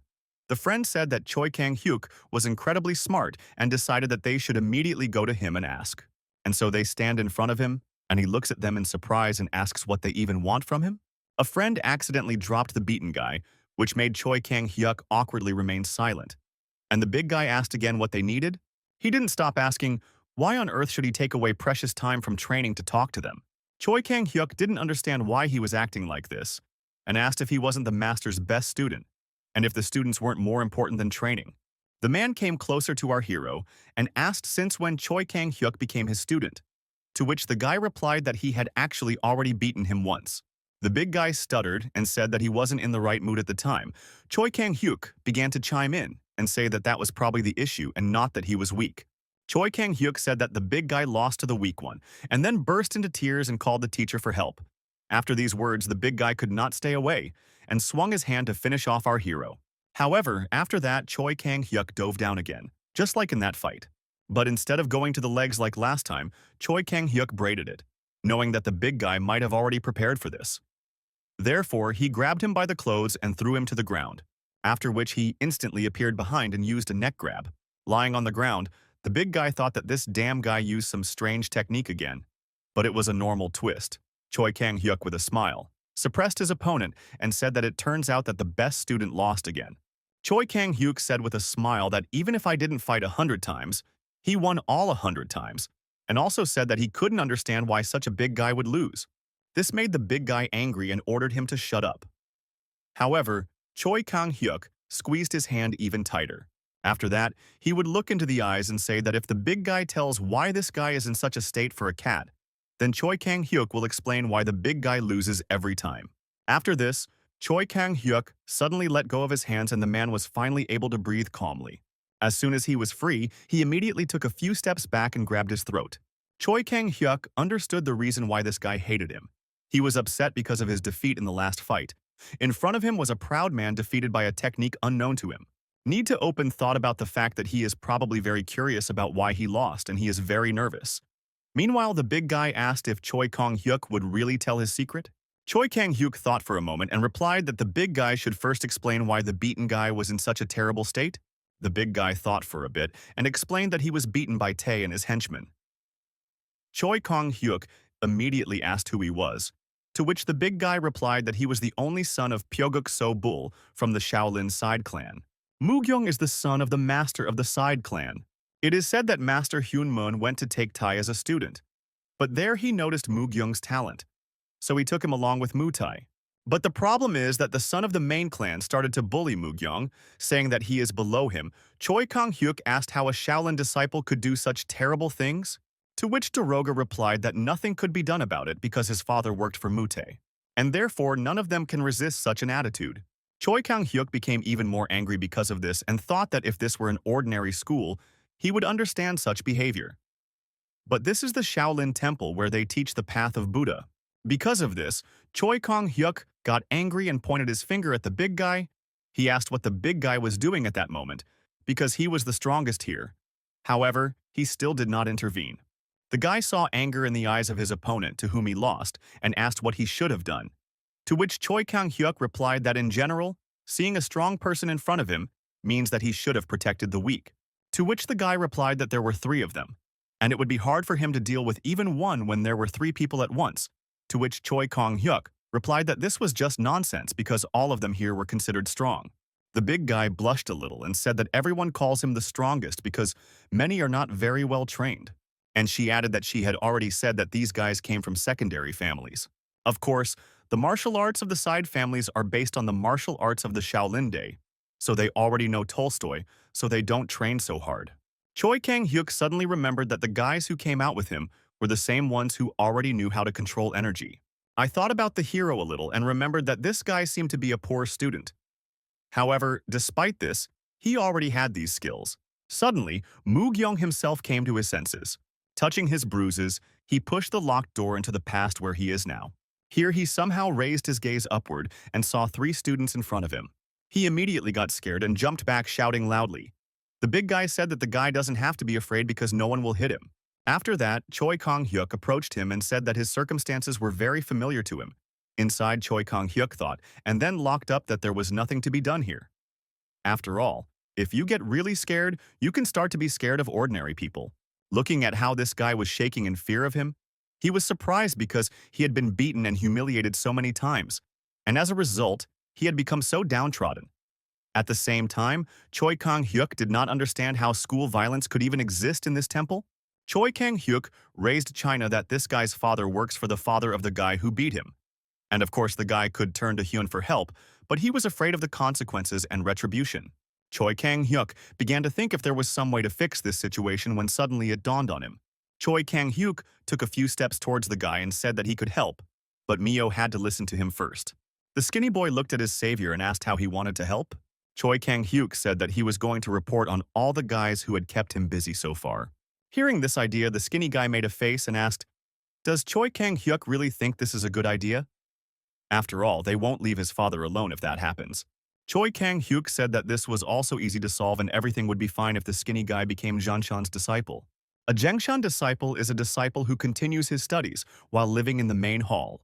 The disciples of the side clans usually come from the outside, and no matter how high their position, they cannot just touch the disciple of Zhenshan who belongs to Shaolin. However, not everyone can become such a disciple. And finally, everyone understood why Choi Kang-hyuk made such a proposal, except for one child who still stood there and didn't understand what was happening around him. He said with a smile that everyone should understand that the pathetic disciples from the side clan did not dare to threaten the disciple of Zhanshan from Shaolin and his father. Inside, Choi Kang-hyuk was thinking that of course there was a possibility that everything would not turn out as well as he thought. However, he remembered the words of his teacher and thought about what he said, that this temple would never turn away from its student. No matter what happens, so this is an excellent opportunity to check whether his words are true. Choi Kang-hyuk extended a helping hand to this guy and said that of course this temple will not allow these guys to do whatever they want. And he said that they had to try this tactic. Choi Kang-hyuk stands with his hand outstretched, asking the skinny guy, why is he so scared? Is it because he doesn't have the confidence to become Zhanshan's disciple? The guy wanted to answer something, but instead, he simply shook with fear and looked for help with his eyes. But no one was passing by. Choi Kang-hyuk meanwhile asked, does he really still want his father to continue to toil for a family that treats him like shit? Because of this, the guy became even more scared, and Choi Kang-hyuk continued to say that if he gave in, he would have to dance to the tune of his collateral family. After these words, the guy couldn't stand it and shook our hero's hand. He said he would try. He was still shaking with fear, but she confidently said that he could try it once, after which Choi Kang-hyuk smiled and said that it was a great idea. Looking at the others, he said that it was now time for them to talk about their second plan. He said that they couldn't continue to suffer until Mu became a disciple, so they needed to beat Tai first.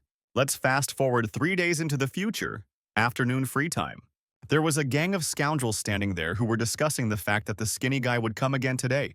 Tae squatted and said that this guy always comes because if he doesn't come even once, Tae will immediately tell his family about it. The guys started to warm up and talk about how it had been a long time since they had warmed up their fists, but one of them said that, in fact, it had only been 2 days, to which the first one responded that, in fact, they should do this every day, but now they had 2 whole days off. One of them remembered that this guy was actually talking to some strange guys right now. They meant our hero and his stupid friend. And also, they discussed the fact that now a big guy is walking with them. And most likely they will all show up here today, but this is not a problem, because the more freaks there are who can be recorded, the better. Tae punched his palm and said that he had wanted to beat up this idiot for a long time and everything was going just great. The guys said that Choi Kang-hyuk is really a jerk for 5 and not smart at all, and they didn't like how proud he was all the time. They continued to discuss their vile plans when suddenly our heroes approached them. It was Choi Kang-hyuk, along with the rest of his friends, who said that he was not actually proud and also said that he hoped that they weren't going to run away from here. The guys immediately laughed and said that of course they weren't going to run away. And does Choi Kang-hyuk really think he's so cool that he could beat that big bastard? Choi Kang-hyuk looked at the big guy and said that he was just called an asshole, after which the big guy got angry and said that he would make sure that such crap doesn't come out of his mouth anymore. These three immediately started approaching them and saying that they would beat them up now. Choi Kang-hyuk also mentioned that Moo decided to deal with the same Tae who bullied him personally. Choi Kang-hyuk looked at her friend and asked if he had forgotten what he had learned in these 3 days. The guy said that he remembered everything, and Choi Kang-hyuk said with a smile that, in that case, he didn't have to worry. Meanwhile, the skinny guy doubted whether he could really win. Finally, everyone stood opposite each other and prepared to fight, exchanging barbs. Tae walked up to his Moo and asked if the skinny guy was really going to hit him. The guy immediately began to tremble with fear, and began to think that he was incredibly scared and could not even move. Meanwhile, Tae said that if the skinny guy hit him, then terrible things would happen to his father. The boy immediately remembered his ever-smiling father, and our hero's words that he will continue to suffer if Moo does not become stronger. Remembering all these words, Moo pounced on his opponent with his hand raised and ordered him to shut up and not touch his father. Tae dodged and couldn't believe his eyes. This guy actually decided to join the fight. Before that, all he could do was crawl on the floor and cry. Tae, having dodged the blows, decided to strike back and said that the weakling would pay. Meanwhile, our big guy was fighting against an equally big guy and caught his first strike with his palm. The big guy noticed that this big guy had simply incredible strength in his arms. And when he looked into his eyes, he noticed that the atmosphere around him had changed. And unlike the others, this one truly possessed natural strength. Looking at his opponent, the big guy remembered what happened a few days ago. He asked, "Why did our heroes decide that the big guy would interfere in their affairs?" To which Choi Kang-hyuk said that he couldn't refuse to help his brother, and then asked, "Is he really just afraid?" After that, the big guy agreed that he would help them, and Choi Kang-hyuk found himself trying to say that if he had already decided to join them, then perhaps they should continue their conversation.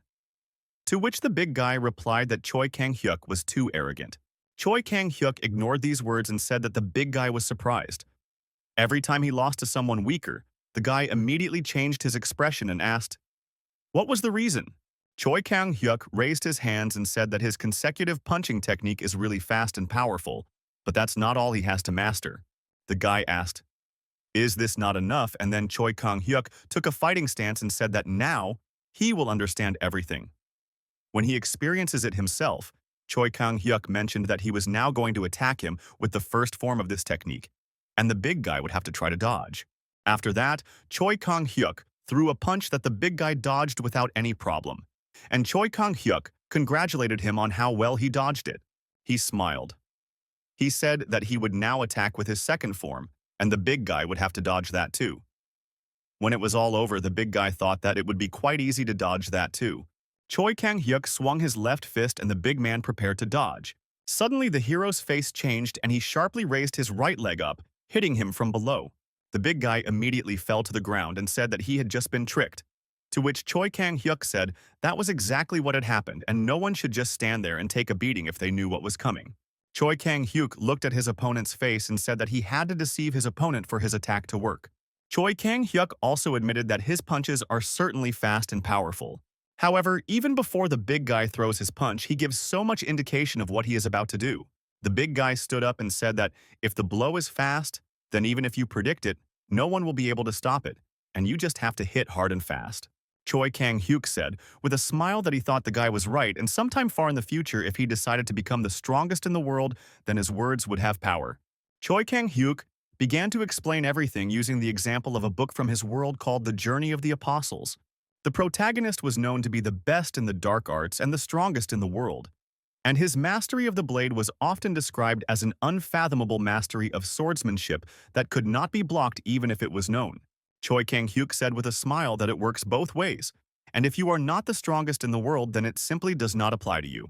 So until then, if he wants to become stronger, he must use a trick, like in the game Rock, Paper, Scissors, to make him think that he is going to throw paper when he has something completely different in mind. Smiling, the big guy said that from now on, he would attack his opponent with the first form of the consecutive strike technique and he should try to dodge it. And then he let go of his hand and prepared to strike. Let's go back a little to the past again. Choi Kang-hyuk continued to explain that while the big guy is not able to attack so quickly that his opponent does not block the blow, even knowing about its approach, then he should use an appropriate deception. After all these words, the guy noticeably thought about it. To him, it always seemed like a cowardly act. However, Choi Kang-hyuk is right, and cunning cannot be considered cowardice. After that, the big guy said that since Choi Kang-hyuk was true, and since the big guy had learned something useful, he decided to share something too.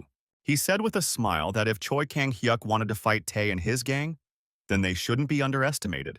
Choi Kang-hyuk said that the big guy actually said that he was stronger than them, to which the big guy replied that he didn't fight with all his strength. He explained that if this is a real fight and not sparring, then he will use his family's martial arts and accumulated skills as well. After that, he took them to a secluded place and thought that this should be enough.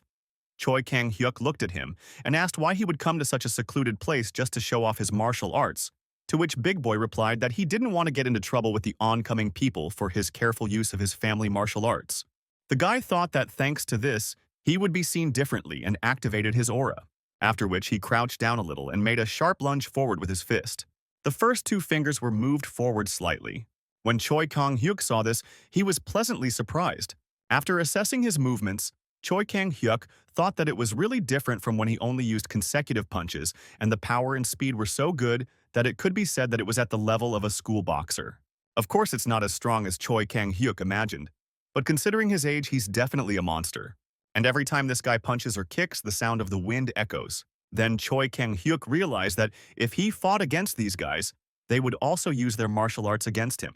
Stopping his fist in front of our hero's face, Big Boy asked how he felt about his full strength, to which Choi Kang-hyuk replied that it was quite impressive, and this guy really was the strongest among the young monks. However, it was noticeable that he still couldn't control his energy freely. And at this level, Choi Kang-hyuk realized that he definitely looked like he could handle it. Now, Choi Kang-hyuk stood in front of his opponent and thought that he would definitely be able to handle him with age. The guy pounced on our hero and said that he would be the one to strike first and end this duel. Choi Kang-hyuk thought that when he looked at the other students, he realized that in order to use internal energy, one must strike in a given form and style.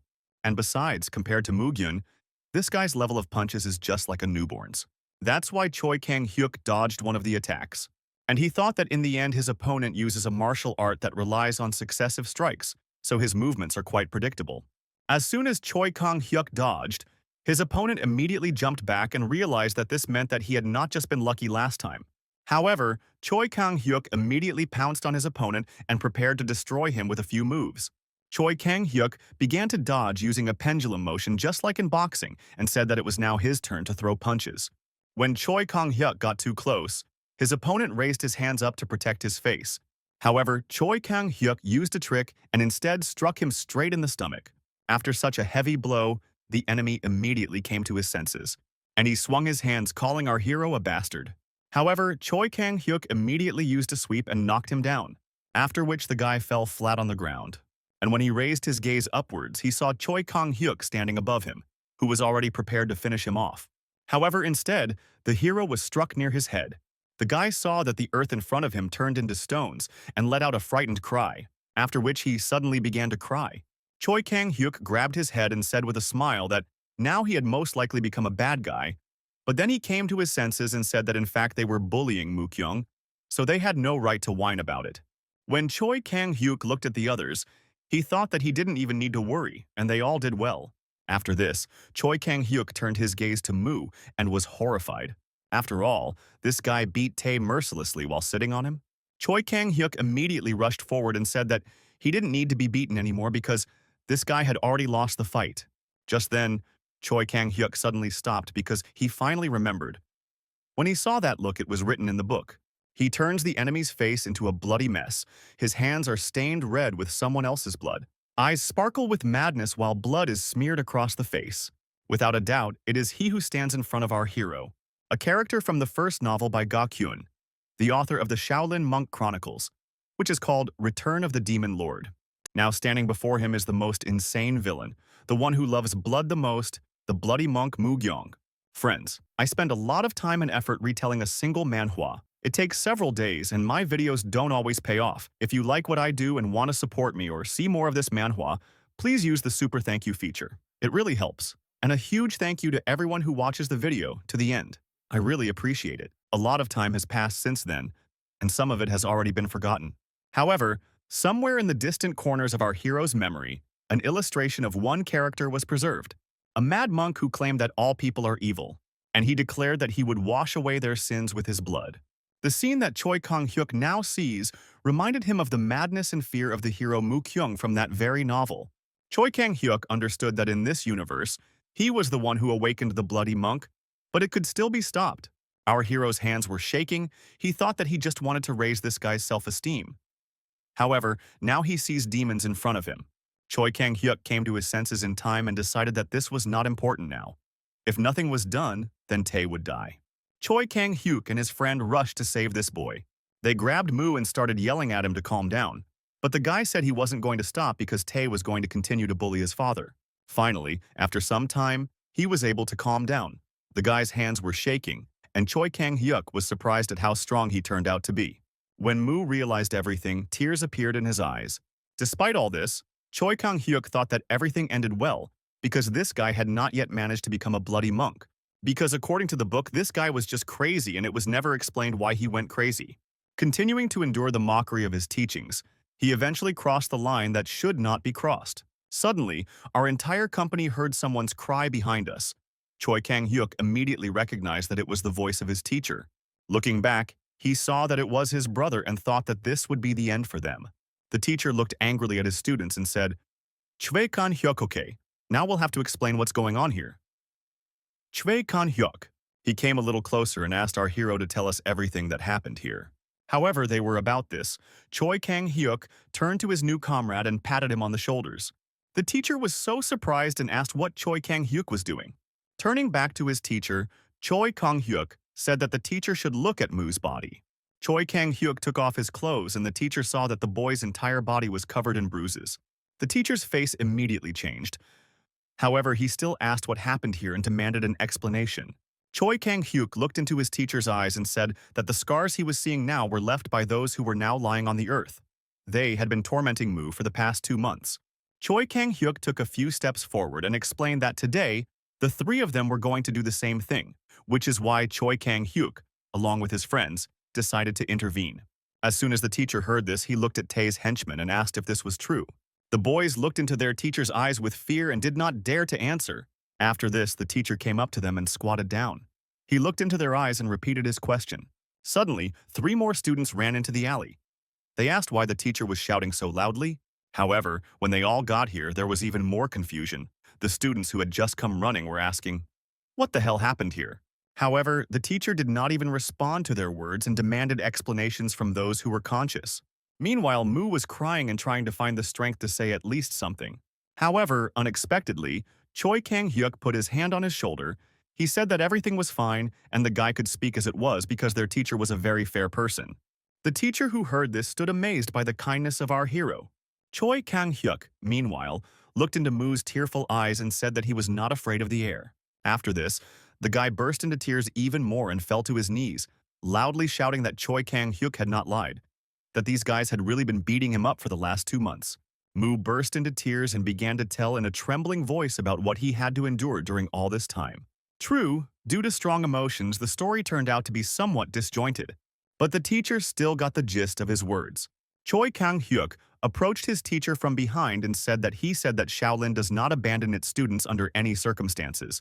So Choi Kang-hyuk thinks that if MU is also a student of Shaolin, then they are obliged to protect him. The teacher turned around and looked into the eyes of the hero of the story and said that these children were also students. Choi Kang-hyuk was clearly angry and said that he did not think that those who threatened the child's life could be considered students of a famous school, because that was definitely not the spirit of this temple. The teacher clearly tensed up and measured our hero with his gaze. What if they heard someone's voice saying that Choi Kang-hyuk was right? Suddenly, the hall leader appeared in front of them and said that he was right only if what was said was true, so because of what happened, they would start an investigation today. The head of the hall said that if these words were not a lie, then these children would cease to be Shaolin students. Choi Kang-hyuk said that he hoped that a fair investigation would be conducted when the hall leader suddenly stopped him. He said that even if in the future these children cease to be disciples of the temple, what happened cannot be ignored, because the purpose of their martial arts is to pacify and not fight with children. After this, the leader pointed at Tae and said that too much force had been used. Mu, with tears in his eyes, immediately began to apologize and shout what it was.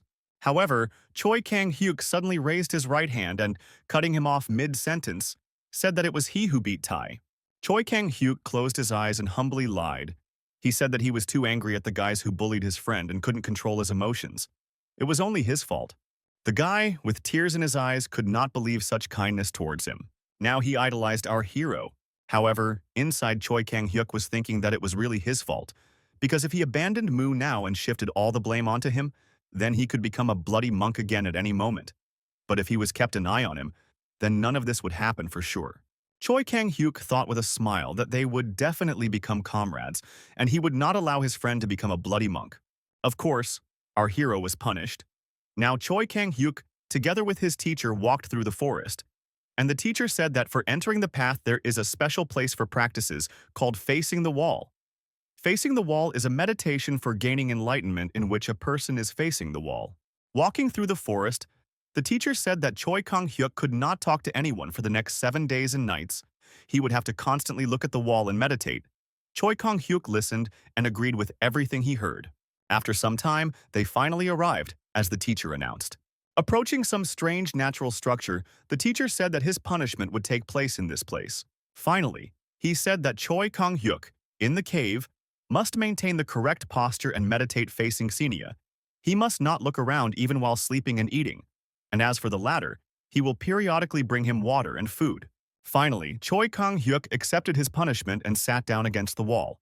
Once there, Choi Kang-hyuk thought that he knew that all of this writer's works would have roughly the same thing, and despite the fact that he had already been reborn as a monk, a character from the Return of the Ultimate Demon appeared here.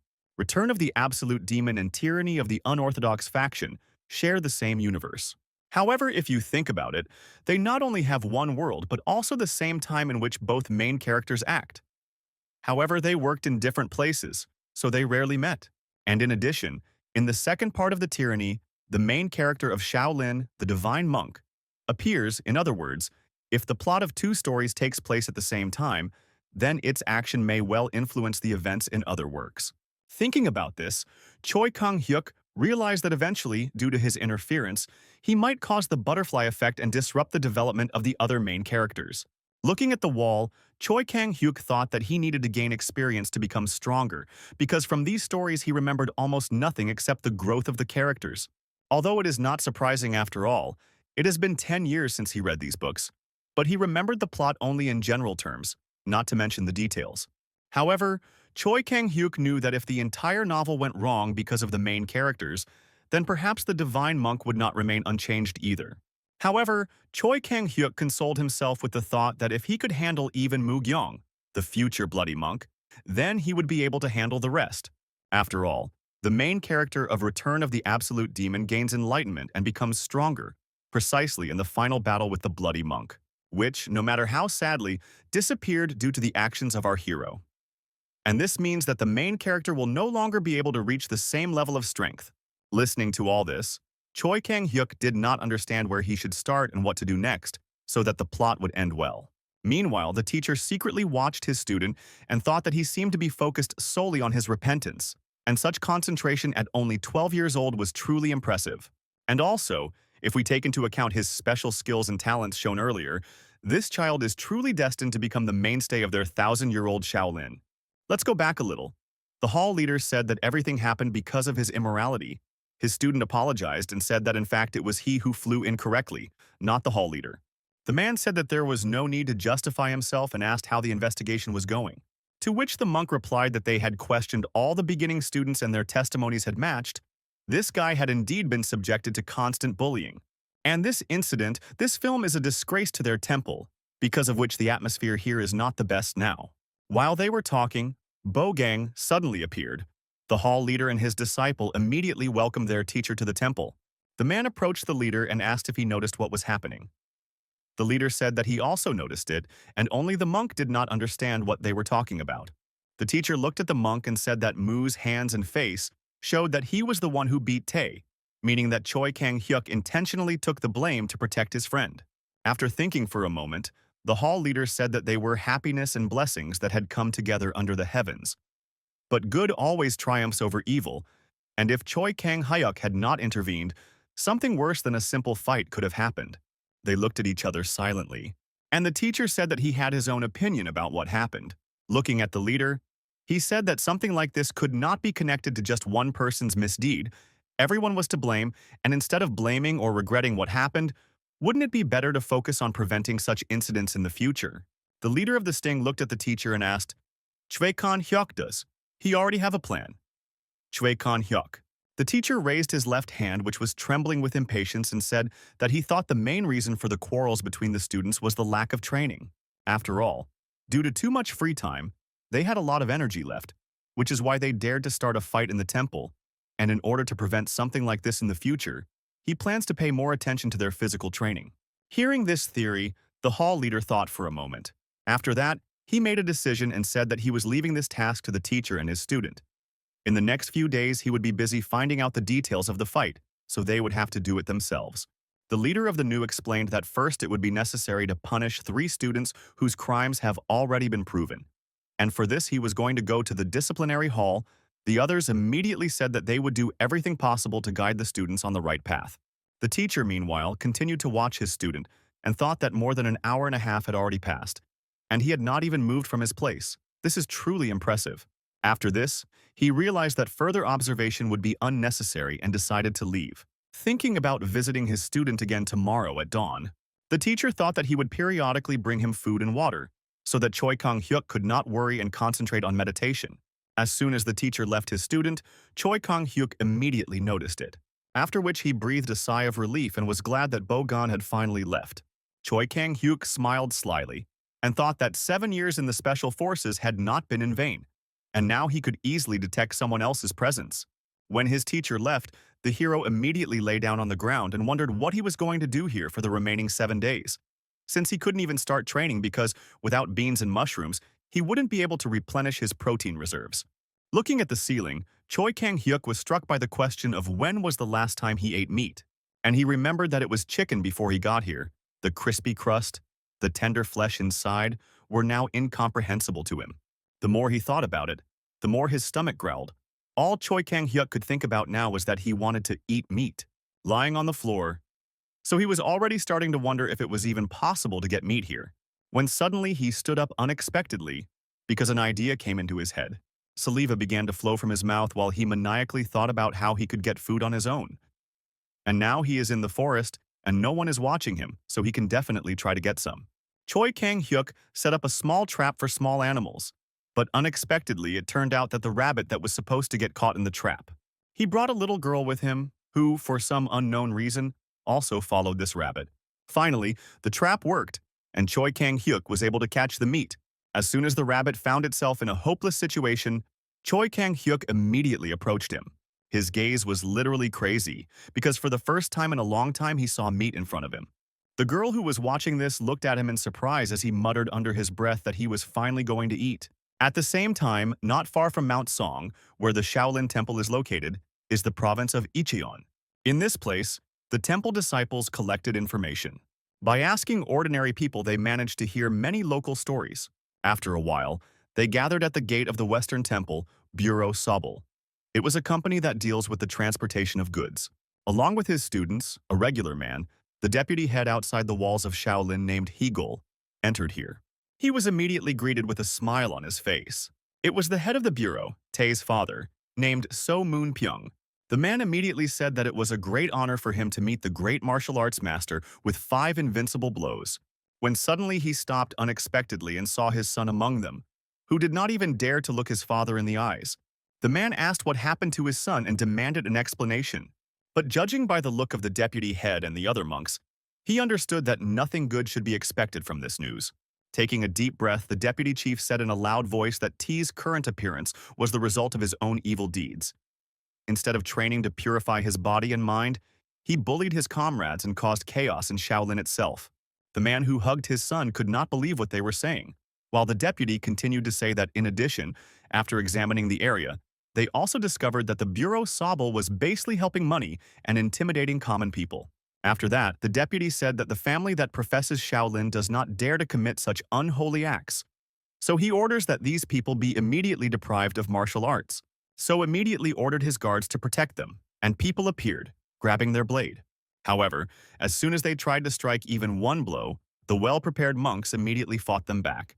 They had enormous power on their side, so the guards clearly couldn't handle them. After they were finished, the monks took away the martial arts from these people. The deputy also said that he orders that everything unjustly acquired be returned to the common people. People who were looking around, people were thinking like now they have big problems. After this, the deputy turned to them and asked if by any chance the benefactor named Bangon was here. Father Mu raised his hand and said that he was here, after which he asked what happened. The deputy immediately approached him and bowed. Apologizing, he said that he asked for forgiveness, because the student who mocked his son was none other than Mu's son. When the father heard this, he couldn't believe it and asked, was his boy really being bullied? The monk bowed again and said that he apologized for the fact that they were unable to ask this earlier. Something like this cannot be atoned for. But Shaolin will take full responsibility for what happened. I said the monk. As a result, the deputy and the students of Shaolin found another master for Bangon associated with the temple, who, unlike So Mun Pyong, was honest and decent. The next day, Choi Kang-hyuk discovered a worthless trap. He picked it up and assessed it, thinking that it looked like the rabbit one he had made yesterday. However, the other one was simply disgustingly made. Looking around, Choi Kang-hyuk realized that someone was trying to copy his snares, and he also realized that someone was watching him and that other people clearly lived here. After that, he heard something, and looking towards the bushes, he saw that there was a girl sitting there who was carefully hiding from him. As soon as she realized that Choi Kang-hyuk had noticed her, the girl immediately started running away. Choi Kang-hyuk ran after her, shouting for her to stop. After some time, the girl already thought that she had finally broken away from our hero. Suddenly, he appeared right behind her, and then he jumped on her and shouted that he caught her. The girl lying underneath him apologized with tears in her eyes and asked if she had done something wrong. Meanwhile, Choi Kang-hyuk was thinking inside that he didn't understand why such a beautiful young girl was walking alone on a dangerous mountain. Choi Kang-hyuk let her go and said that they could eat first. After some time, she was already greedily gobbling up the meat.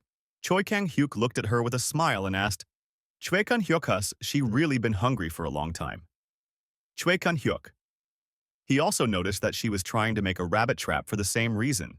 The girl said that this is true, and also said that she does not understand why a novice monk eats meat since they are forbidden to do so.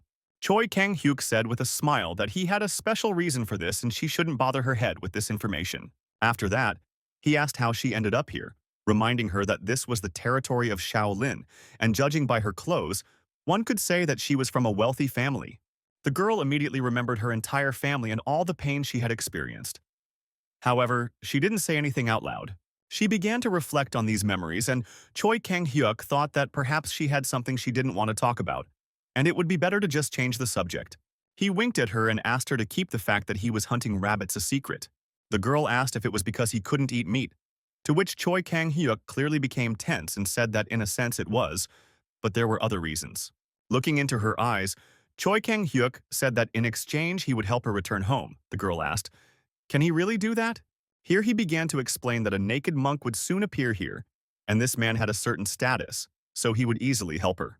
The girl looked at the novice monk in surprise and asked how he knew that this monk would come, to which Choi Kang-hyuk replied that he could sense his presence, and you just need to wait in front of the cave, and then the monk will help her. So that's what they did. As soon as the monk approached the cave, he heard someone asking for help. Noticing, he asked where the stranger had appeared in this territory from, to which the girl replied that she had become separated from her fellow travelers and had been beaten along the way. The teacher looked at her and said that in that case he could help her return home. and the girl at that time was thinking that the monk was really naked. Suddenly, the teacher stopped, and he pointed his thumb at the cave and asked if she had by any chance seen the boy from that cave. Meanwhile, Choi Kang-hyuk sat inside and prayed to Buddha not to tell what happened.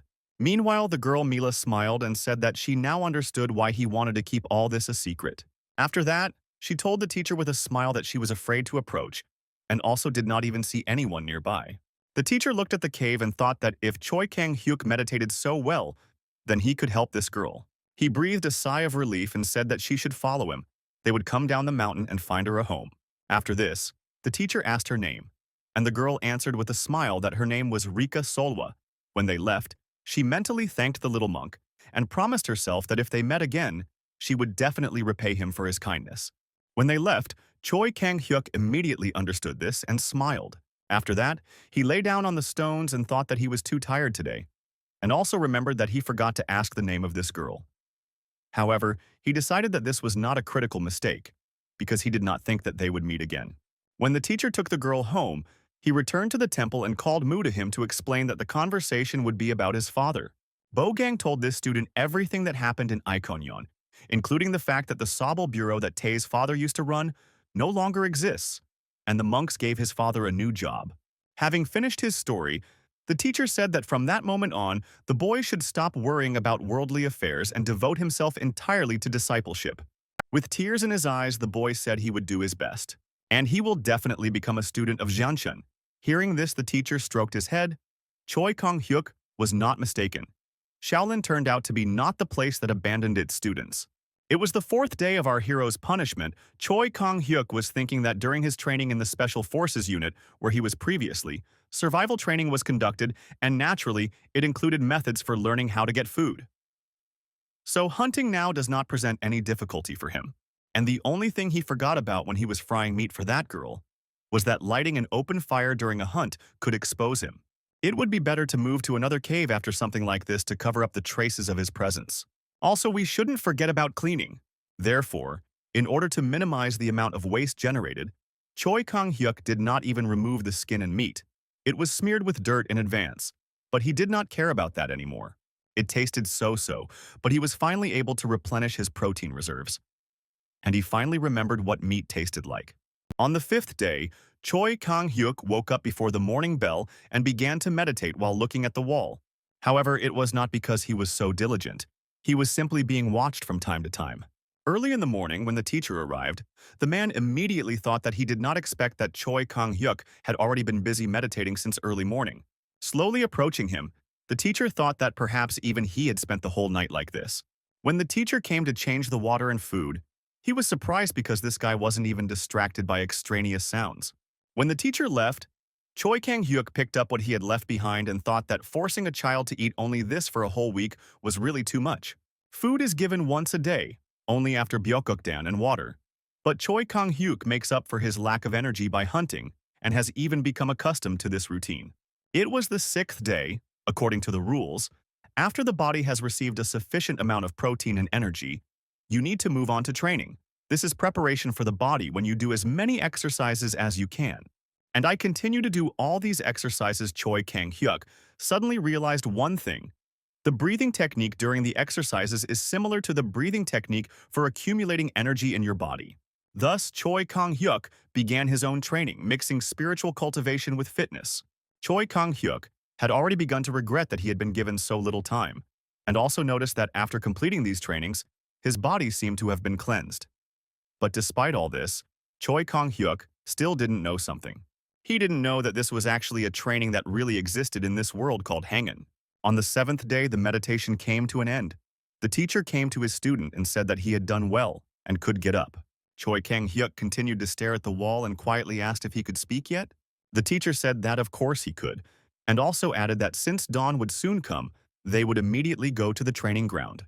Choi Kang-hyuk agreed, and they slowly headed back to the temple. Deciding to break the silence, Choi Kang-hyuk asked how Mu's case ended. The teacher said that after the investigation, it turned out that the head of the bureau had caused a lot of trouble in the village, so the temple decided to completely deprive them of all privileges, and also Father Mu now works for the new owner, who is famous for his integrity. The teacher also said that during the time that Choi Kang-hyuk was in seclusion, The intensity of training in the temple increased. The teacher also said that according to the agreement, our hero was not affected by these trainings. However, now he will have to participate in the Shaolin training on an equal basis with the others. Choi Kang-hyuk covered your eyes because he thought that the teacher still hadn't changed his mind. After that, he said that the usual increase in intensity would also be enough, so he asked to let him try to train on his own. The teacher said with difficulty that since our hero won the deal, he can ask for such a thing. However, he still needs to at least try. After that, they finally reached the training hall. As soon as Choi Kang-hyuk walked inside, all of his friends immediately rushed to hug him joyfully. He asked how difficult the training was, to which he was told that they get tired here. Incredible, Ma said with a smile that he almost gave up, and the big guy replied that for him, it was just an easy walk. After this, the monk announced that they were now starting their pre-dawn training and everyone needed to get to their places. Everyone stood in their places and Choi Kang-hyuk watched in surprise at what was happening. Taking a closer look, he saw that they were just sandbags. And I wondered, is this really the only reason why training became so difficult? Although Choi Kang-hyuk returned, however, with his prime, improper training began again. Not only incorrect, but also twice as difficult. And while the others were resting, Choi Kang-hyuk found another use for it. A free weight dumbbell version, he did his own workout. Despite this, he thought that sandbags have poor balance and grip. However, at this age, he does not need the body of a bodybuilder, so this will do. Those who watched our hero said that he was training strangely and wondered, could it be that he didn't feel the atmosphere that reigned on the parade ground? Watching this, a teacher suddenly appeared who politely pushed the students aside to approach our hero. Those who saw this noticed that the teacher was clearly angry and thought that now our hero would finally be punished, and finally they would see how this brat would get it in full. The man looked at our hero, remembering that he told him that training had changed and become more difficult. However, this brat still does everything his own way. However, suddenly his anger disappeared somewhere because he noticed something. He saw that our hero was sweating more than the others. Could it be that Choi Kang-hyuk had come up with exercises more difficult than the one the teacher had come up with? However, looking even closer, the teacher realized that this was not what he needed to worry about now, because there was a strange glow around this boy. Looking at all this, the teacher asked, Choi Kang-hyuk Choi Kang-hyuk, really practicing Hengon, Choi Kang-hyuk? This is surprising because no one has ever told him about it, which means that he came to this conclusion himself. It needs a little explanation. Hengong is a martial art that allows a person to demonstrate superhuman strength, going beyond their own physical capabilities. But this is only possible if a person is well acquainted with qi and knows how to accumulate it in his body. The power that Monk Haejong demonstrated also falls into this category. It can also be used as a means of flight or fast movement. However, not everyone can master Hengon. To do so, one must pass many tests and feel the flow of qi, as well as master a certain breathing technique. The teacher thought about all this and looked at his student, fascinated. Choi Kang-hyuk, meanwhile, was thinking that although the arm exercises were difficult, a new method for mastering Hengon had appeared. Using overhead extensions, Choi Kang-hyuk thought that the muscles in his upper arms were working just fine, even with those sand temples. Early in the morning, while everyone was struggling with complicated and incorrect training, Choi Kang-hyuk was the only one who used sandbags as dumbbells. And now he used lateral raises and thought that even hunting can be an extreme workout, because by building up his arm muscles with lateral raises, at this age he can use his capabilities to the maximum. Choi Kang-hyuk did all these exercises with a smile on his face. Seeing his strange pose, several young monks stared at the guy in surprise. Bogan, however, watched our hero with a slightly different look. He clearly saw that Choi Kang-hyuk was currently using Hengon and did not understand when he learned to practice it.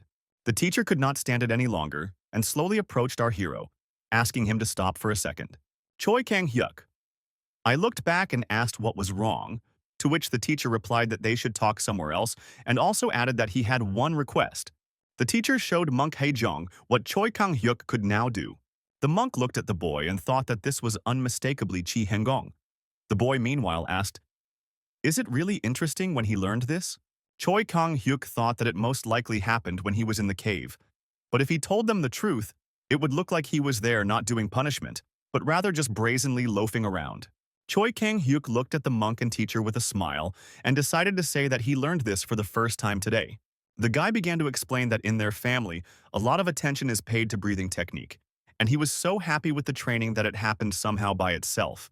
He also added that his family's practices, and here I have a breathing technique, are very similar. So he decided to take a risk, and he succeeded. Having heard this whole story, the teacher and the monk looked at our hero in surprise. After all, they knew that initially, Hengon was a level that could only be achieved after mastering the spiritual perfection of Buddha. This is a basic mental technique that usually takes several years to master, so few newbies can do it now. Usually, having mastered the technique of improvement, a person immediately moves on to the next stage. After all, it is much more effective to concentrate on a higher level technique for an hour than to practice Hangun for 20 hours a day. But if someone like our hero learns this technique in just a few days after mastering Buddha cultivation, then he will be able to accumulate chi faster, and even master advanced techniques at their strength. The monk looked at his student and thought that if he had mastered this technique at such a young age, then he could definitely succeed in higher level techniques. After that, he thought for a bit and said that he wanted to ask something. The teacher and the monk asked with a warm smile, "Is it really possible for people of this age to use this technique calmly now?" Choi Kang-hyuk said that it is, but only by practicing his family's exercise. After that, the faces of the teacher and the monk. Meanwhile, he said that if they had finished the conversation, then it was time for him to return to training. The man agreed, and Choi Kang-hyuk immediately ran back to train. When Choi Kang-hyuk returned, he saw something interesting, and he asked if they were really engaged in the technique of tendon lengthening, to which he was told that they did this even after he left. Muyul said with a smile that their comrades found it interesting, so he decided to tell them about it. Choi Kang-hyuk looked at Muyul in surprise and asked, "Did he really teach them this?" One of the guys said that Mu actually taught him this technique, and also added that now, after the classes, it is much easier for him, although it is a little painful to do it. Choi Kang-hyuk thought that he taught this guy stretching, and he began to teach others. In the author's works, this guy was not mentioned much, so Choi Kang-hyuk even managed to forget about him. But if you think about it, this guy doesn't really like any kind of physical exercise, and it turns out that this guy is too talented and at the same time stupid to become a master. I looked at the heroes and thought that perhaps he doesn't even know the position of a person's vital points. However, I decided to find out a little later and looked at the big guy who was clearly worried about something.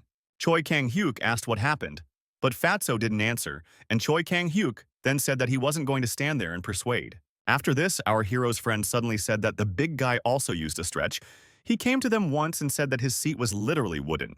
Hearing this worse, I went up to this guy and started begging him to stop telling this. Choi Kang-hyuk looked at the big guy and asked, "Is it because he has a wooden body that he can't do stretching?" The big guy said that was true and he was very clumsy, after which he said that he was going to leave them. After that, Choi Kang-hyuk grabbed his head and said that the lack of flexibility is not a crime and he just needs to practice more. Hearing this, the big guy asked, "Is Choi Kang-hyuk really telling the truth?" What do our heroes say? He replied that he is not going to scold anyone, and, moreover, people who do not appreciate other people's efforts are scum. Hearing these words, the big guy's gaze changed. He remembered how every time people were surprised that he was so big and strong and wanted to be a member of his family. Because she is very respected and is proud of her talents for good reason, all the people around thought that he became a genius without effort. They said that they were jealous that he got the golden spoon so easily. Remembering all this, the big guy smiled. And he said that Choi Kang-hyuk is finally thinking sensibly, and there is no point in mocking someone who is making an effort. After that, Choi Kang-hyuk walked up to him and started to massage his back.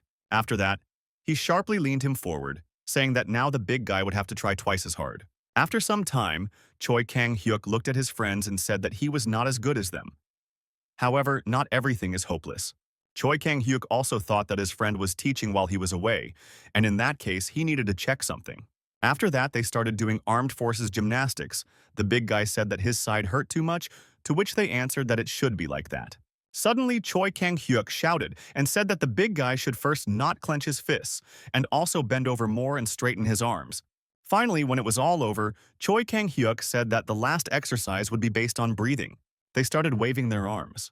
Choi Kang-hyuk said that it was an easy exercise, and that's why they were doing well, while the big guy looked to the right, Namu Yulia, and thought about the fact that this guy was next to our hero from the very beginning and significantly improved his techniques. The guy's stretch immediately appeared before his face, and it was simply impressive. Despite them, the big guy thought that Choi Kang-hyuk was the strongest student of Shaolin who was even able to defeat him, and more than once. Next to him is the slightly idiotic but talented Mu Yul.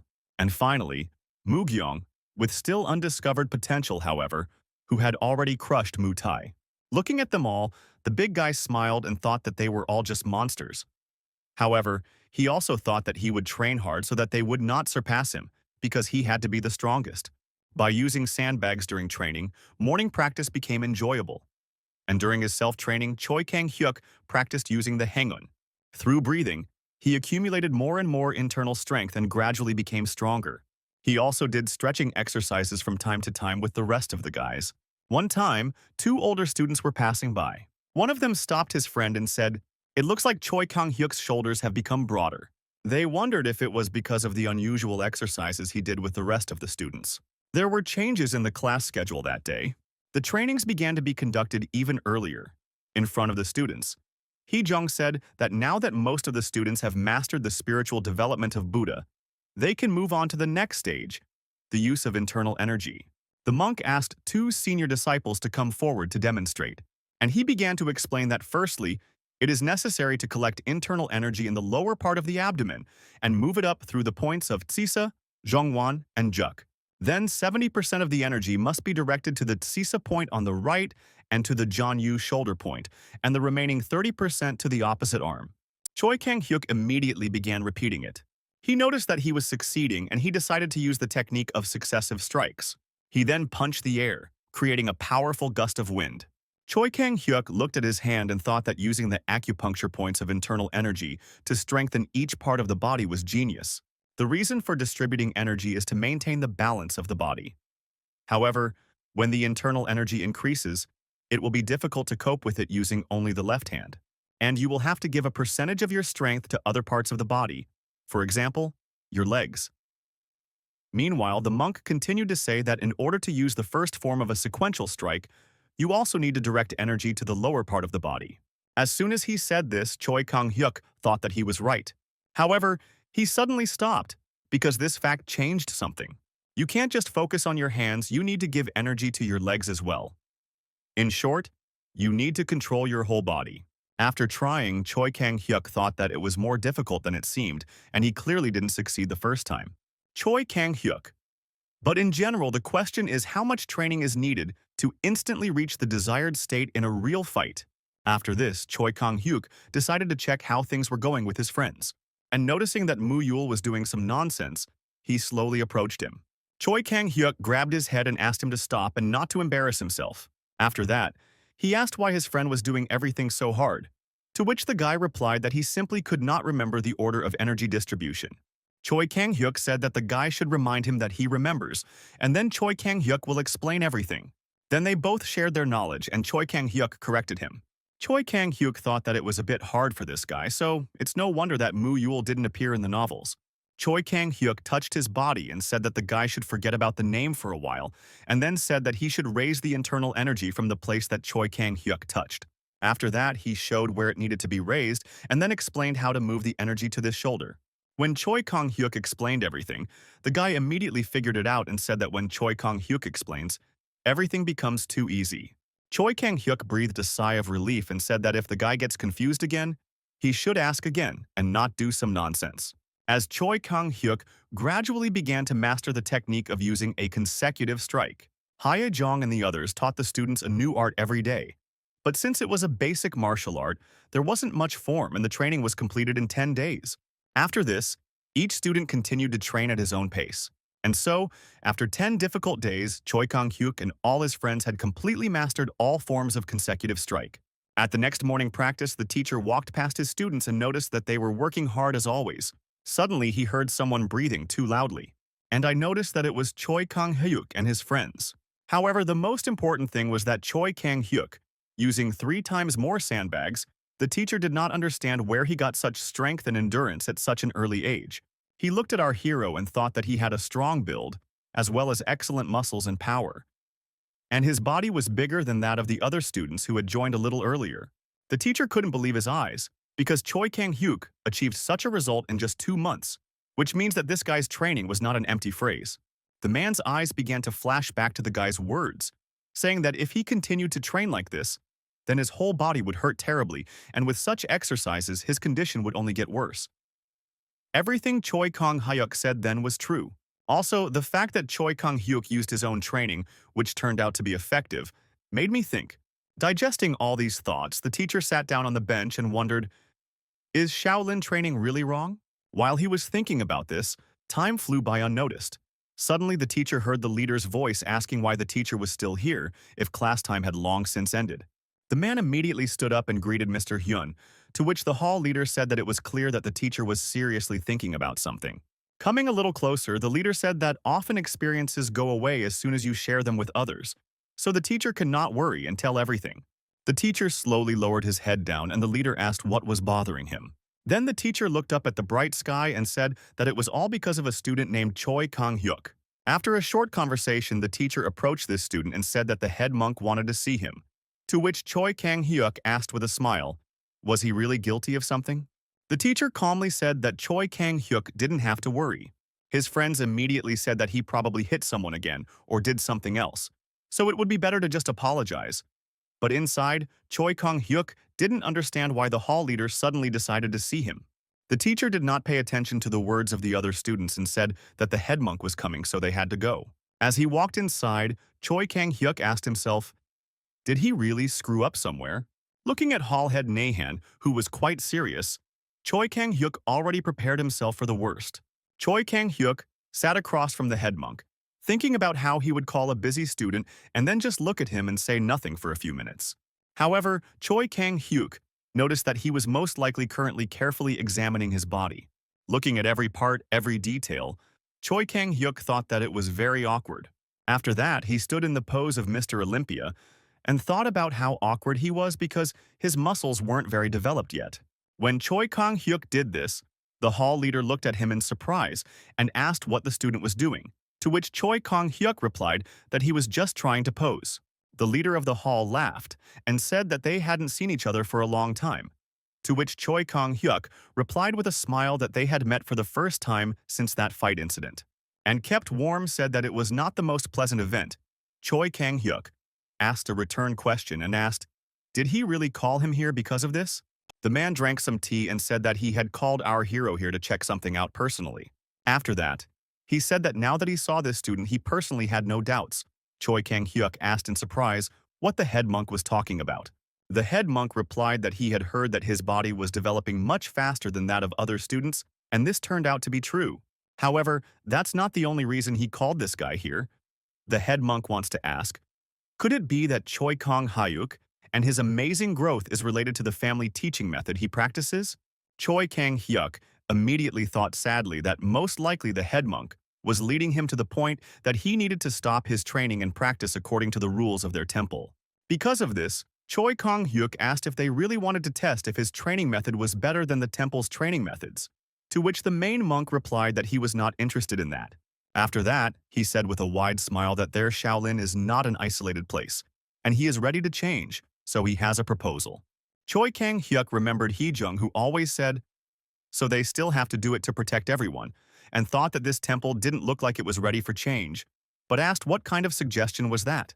The chief monk, after a short pause, began to explain that the reason their 1,000-year-old temple has survived to this day is that they have preserved their essence, but at the same time corrected the shortcomings and absorbed the best. Sometimes it was soft, sometimes it was decisive. Listening to all this, Choi Kang-hyuk said that he didn't understand where someone's head was going. The head monk drank some more tea and said that if Choi Kang-hyuk could prove the benefits of his family's teaching method, they would consider adopting it. Hearing this, Choi Kang-hyuk froze in surprise. He couldn't understand. Were they really ready to agree to his method of teaching? The head of the hall, Hyun-sun, before becoming a master of martial arts, he was a monk striving for Buddha, and now he had to make an important decision for the development of Shaolin. Introducing this young man's teaching method was somewhat like accepting a challenge, but the leader decided to first try the new method in Nahan, where the younger students were trained. However, if he fails, he will have to answer to the temple council. And yet, for the sake of the future of Shaolin, the head of the temple decided to take the risk. He thought with a smile that if this teaching method was really effective, then their 1,000-year-old Shaolin would become even stronger. Choi Kang-hyuk looked at the head monk in surprise and asked why they chose him. The head monk's face immediately changed. He asked in surprise what Choi Kang-hyuk was talking about, to which the guy replied that if you think about it, There are more than 70 beginner-level students here, and he also needs to undergo training.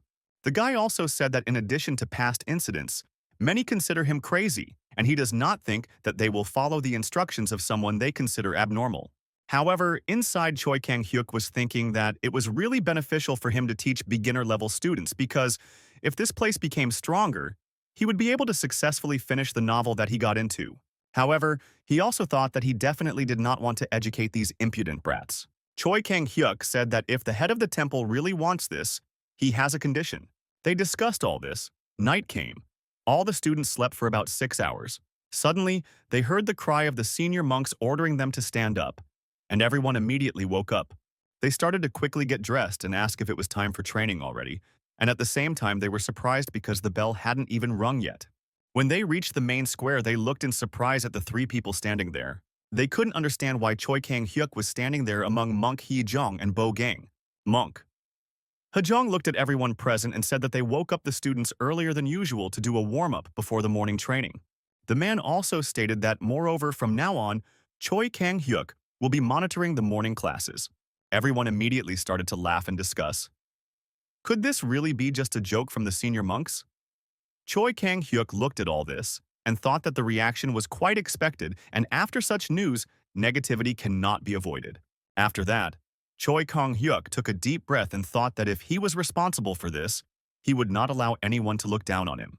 Then he exhaled loudly, and as he exhaled, he shouted that they must remain quiet. The coach mode was activated. After that, Choi Kang-hyuk also loudly shouted that from today on, during morning training, they would do physical training using his family's method. Everyone immediately stopped laughing.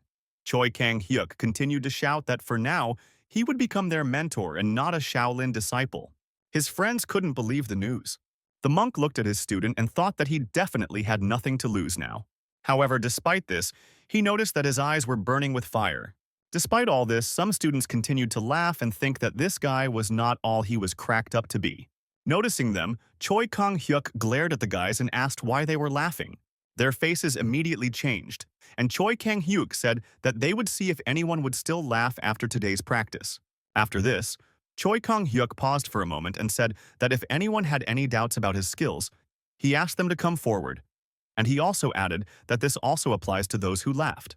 Choi Kang-hyuk announced that from now on they would spar, and if one of them could hit him at least once, he would give up his role as a mentor and would train with them using the Shaolin method. Upon hearing this, some laughed evilly and decided to try themselves. 4 people decided to go against each other, and Choi Kang-hyuk said that they could do it at the same time and then asked if they were ready to start. They said they were ready, and Choi Kang-hyuk said they could start, after which they immediately attacked him from different sides. They all swung and tried to hit their new teacher, but instead, it was as if he disappeared and they hit each other. After that, they wondered where Choi Kang-hyuk had disappeared to. Looking down, they saw that he squatted too abruptly, which is why they didn't even notice it. Meanwhile, Choi Kang-hyuk was thinking about how he worked hard to gain weight, so definitely don't lose to weaklings who train half-heartedly. After this, Choi Kang-hyuk performed a guillotine hold on one of the students. After choking him to the point that he lost consciousness for a few seconds, Choi Kang-hyuk stood up and delivered one punch that sent 2 of the students flying. Finally, after a measly few seconds, all 4 students were defeated. He looked at the rest and asked if anyone else wanted to fight him. Everyone else immediately looked away. Choi Kang-hyuk continued his speech and said that he is a man of his word. So from now on, he will be in charge of training and also advised not to forget that during morning training, he should be addressed as a mentor. When he finished his speech, Choi Kang-hyuk said that they are starting right now and made everyone take a push-up position. Raising his finger, Choi Kang-hyuk declared that whoever's stomach touched the ground would have to do twice as much. All the students immediately assumed a push-up position, and Choi Kang-hyuk explained to them that for 1-2, they should stretch out their arms and lift their bodies. After this, all the students, together with the weights, performed these exercises. The teacher looked at his student and thought that perhaps he had once taught someone from his family and therefore had experience in this, while teaching according to our hero's method gradually developed. However, despite this, he could not handle all 70 beginning students on his own, so he decided to use his friends as assistants, so that they could teach and control everything for him. Our heroes also thought that teaching his peers would help Mu-gyung become more confident. Bo-gon, although he was a monk more like a soldier thanks to our hero, He learned a teaching method that suited him perfectly.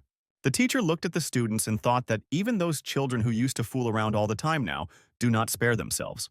The man looked at his best student and thought that he knows how to train very well.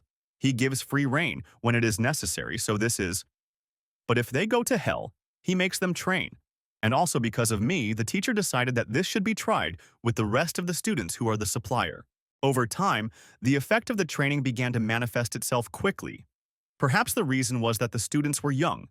The physique and endurance of the guys increased noticeably. The senior monks who initially viewed this guy's training with some concern and skepticism. Over time, they began to trust him when clear results appeared. And finally, the temple leader fulfilled his condition. Choi Kang-hyuk immediately beamed with happiness. After all, in front of him was what he asked the leader of the hall in exchange for training in the case of unique temples: a barbell rack, a barbell and discs. In general, it was a power rack and a set for a bench press. Choi Kang-hyuk thought that everything except the iron barbell was made of wood. And this was a little alarming, but everything should be fine, because the weight on them is still light. So it would be possible to use sandbags and logs as dumbbells. However, despite everything, in reality, even with the help of 3 assistants, it was quite difficult to constantly train 70 people, and our hero sometimes did not even have enough time for his own training. So he asked for custom-made equipment. Choi Kang-hyuk was infinitely happy because of the 3 great exercises of Murim. The other monks asked if with these things the young monks could really become stronger, to which Choi Kang-hyuk replied that of course they could. Choi Kang-hyuk was delighted just by the thought of how the muscles of his chest and thighs would grow. 4 whole months have passed since that day. Thanks to constant training, the main character's body has changed a little. Although, no, it has changed very much. The total weight of the barbell and the discs that he was now lifting was about 90 kilograms. Choi Kang-hyuk, who was only 13 years old, was growing quickly and could already do something like this. His body has become considerably stronger. After completing 12 sets of squats, Choi Kang-hyuk dropped the barbell and breathed a sigh of relief. After assessing his biceps, he thought that the total weight for the 3 main exercises was now about 230 kilos. He strained his hand and thought that if he counted on each repetition, it would probably be around 300 every day. He felt satisfaction from studying with other students and not neglecting himself. Choi Kang-hyuk was finally living life to the fullest. This is how it all continued until autumn came. Then came the winter season. And finally, when the snow melted, fresh spring greenery appeared. Then 20 young students left the Shaolin Temple. These were children who were unable to master martial arts within a year. Monk Hee-jong looked at his master and said that this year there were 50 children left, and the number of those who left was third compared to last year. The head monk laughed and said that it was all thanks to their talent. Now denying the wrongness of this guy's teaching method was just stupid. And instead of denying, the head monk turned into his supporter. Now he was talking about how they needed to get additional reinforced bars and benches, as well as bench press equipment. Having benefited greatly from this guy's methods, the head monk hoped that the training equipment would be delivered in large quantities. But even in the great Shaolin Temple, there was a limitation in funds, but fortunately a way out was found. The head monk said with a smile that practicing Buddhism for about 50 years probably shouldn't hope for anyone's help. But he hopes that the exams will come sooner than they expect. The mountain exam is the final test for new students, as well as the test for selecting permanent students. If this exam proves the results of the hero method training, then there will be no need to worry about new equipment. Another 6 months passed. Choi Kang-hyuk grew by 10 centimeters and reached a total of 400 kilograms in 3 main types of exercises in 12 approaches. Some may say that this is a slow growth, because after a year and 9 months he only reached 400. But the current Choi Kang-hyuk is not a fitness trainer but a martial artist. Excessive buildup could hinder movement in combat, so he broke his thoughts down to only the level that was good for using them. He was similar in size to the celebrities who are often referred to on TV as bodybuilders. As a result, our hero's body was transformed into the musculature of a martial artist. Each muscle developed differently than that of the trainer he had been before. And while Choi Kang-hyuk was busy training, the head monk went somewhere. The head monk arrived at the main hall and said that he had come here to talk about the exam that would take place in 5 days. When he went inside, the abbot said that he heard that there were many more students left in his temple this time. The man laughed and said that it was all thanks to the abbot, to which the abbot replied that if he said so, then he was definitely confident in his own abilities. The man bowed and said that he also wanted to inform you that this exam would be different from the previous ones. The head abbot of the Shaolin temple smiled warmly and said that he would be looking forward to it. Time passed and the day of the exam arrived. All the high-ranking guests had gathered in the Nahan Hall, although usually there were far fewer guests for the entrance exam. However, this time, due to Choi Kong-hyuk changing the training method, as many as 49 children made it to the test, not counting those who decided to become secular students, so the number of those who arrived for the exam was 42. In other words, everyone personally wanted to verify the veracity of such a number.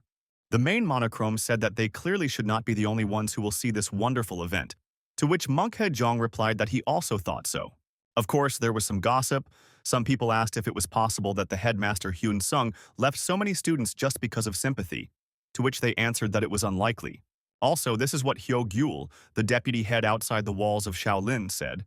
The man smilingly said that the head of the temple personally visited him yesterday and said that these students are exceptional. After that, he said with a smile that if a man wants to be convinced, he should look at them. After all, these are the same children who are taking the entrance exam.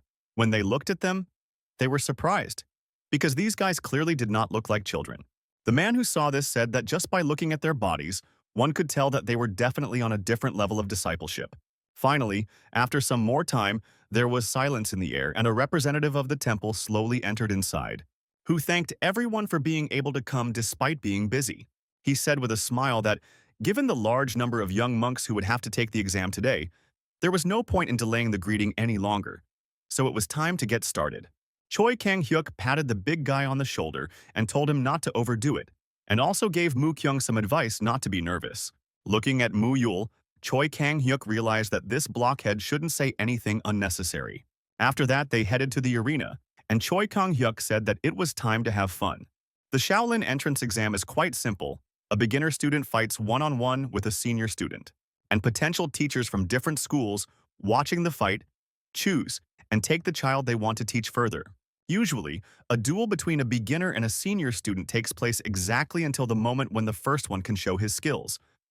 However, this time, everything happened a little differently. The leader of the hall and the main abbot watched the duel, and the abbot asked, "Is this really a fight between a junior and a senior?" After all, they had already seen more than 20 duels of other students. But this child didn't even think about getting tired, fighting at the same pace as at the beginning of the battle. Smiling, the abbot said that hall leader Nahan can really be proud of himself because the level of the students this year is much higher than in all the others, to which the hall leader replied that it was all thanks to the abbot. But he added that he had not yet seen half of what they can do. After that, he looked back and looked him in the eyes and advised him not to rush to conclusions, because the most important thing was yet to come. The abbot looked at the smiling leader of the hall and thought that he did not feel excitement in his words, and the guy's abilities must be really good this year. Therefore, it is worth watching some more. After some time, the hall leader said animatedly that it was finally the next student's turn. It was Moo Yul, Choi Kang-hyuk, who advised him to have fun and then come back. The guy said with a smile that that's what he planned to do.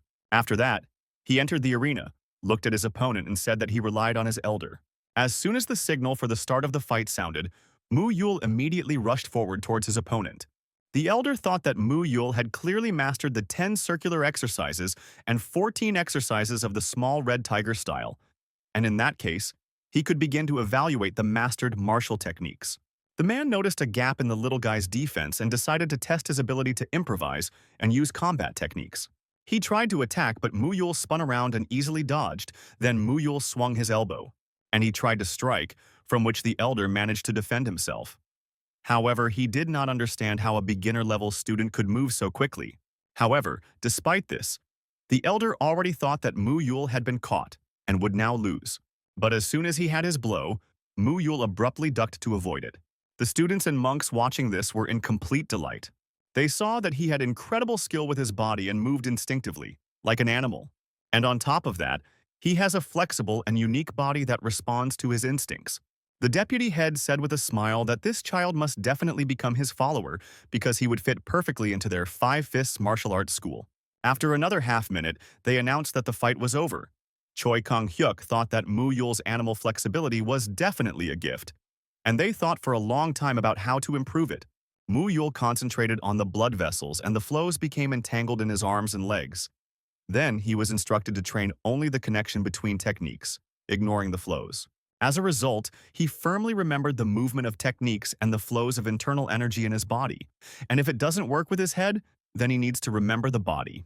The abbot looked at the head monk and asked how he managed to raise the level of training of the young disciple so quickly. Did he really secretly distribute the secret holy scriptures? The leader of the hall laughed and said that it was too early to be surprised. After that, it was announced that the next one would be the beginner-level student Mu Gyun.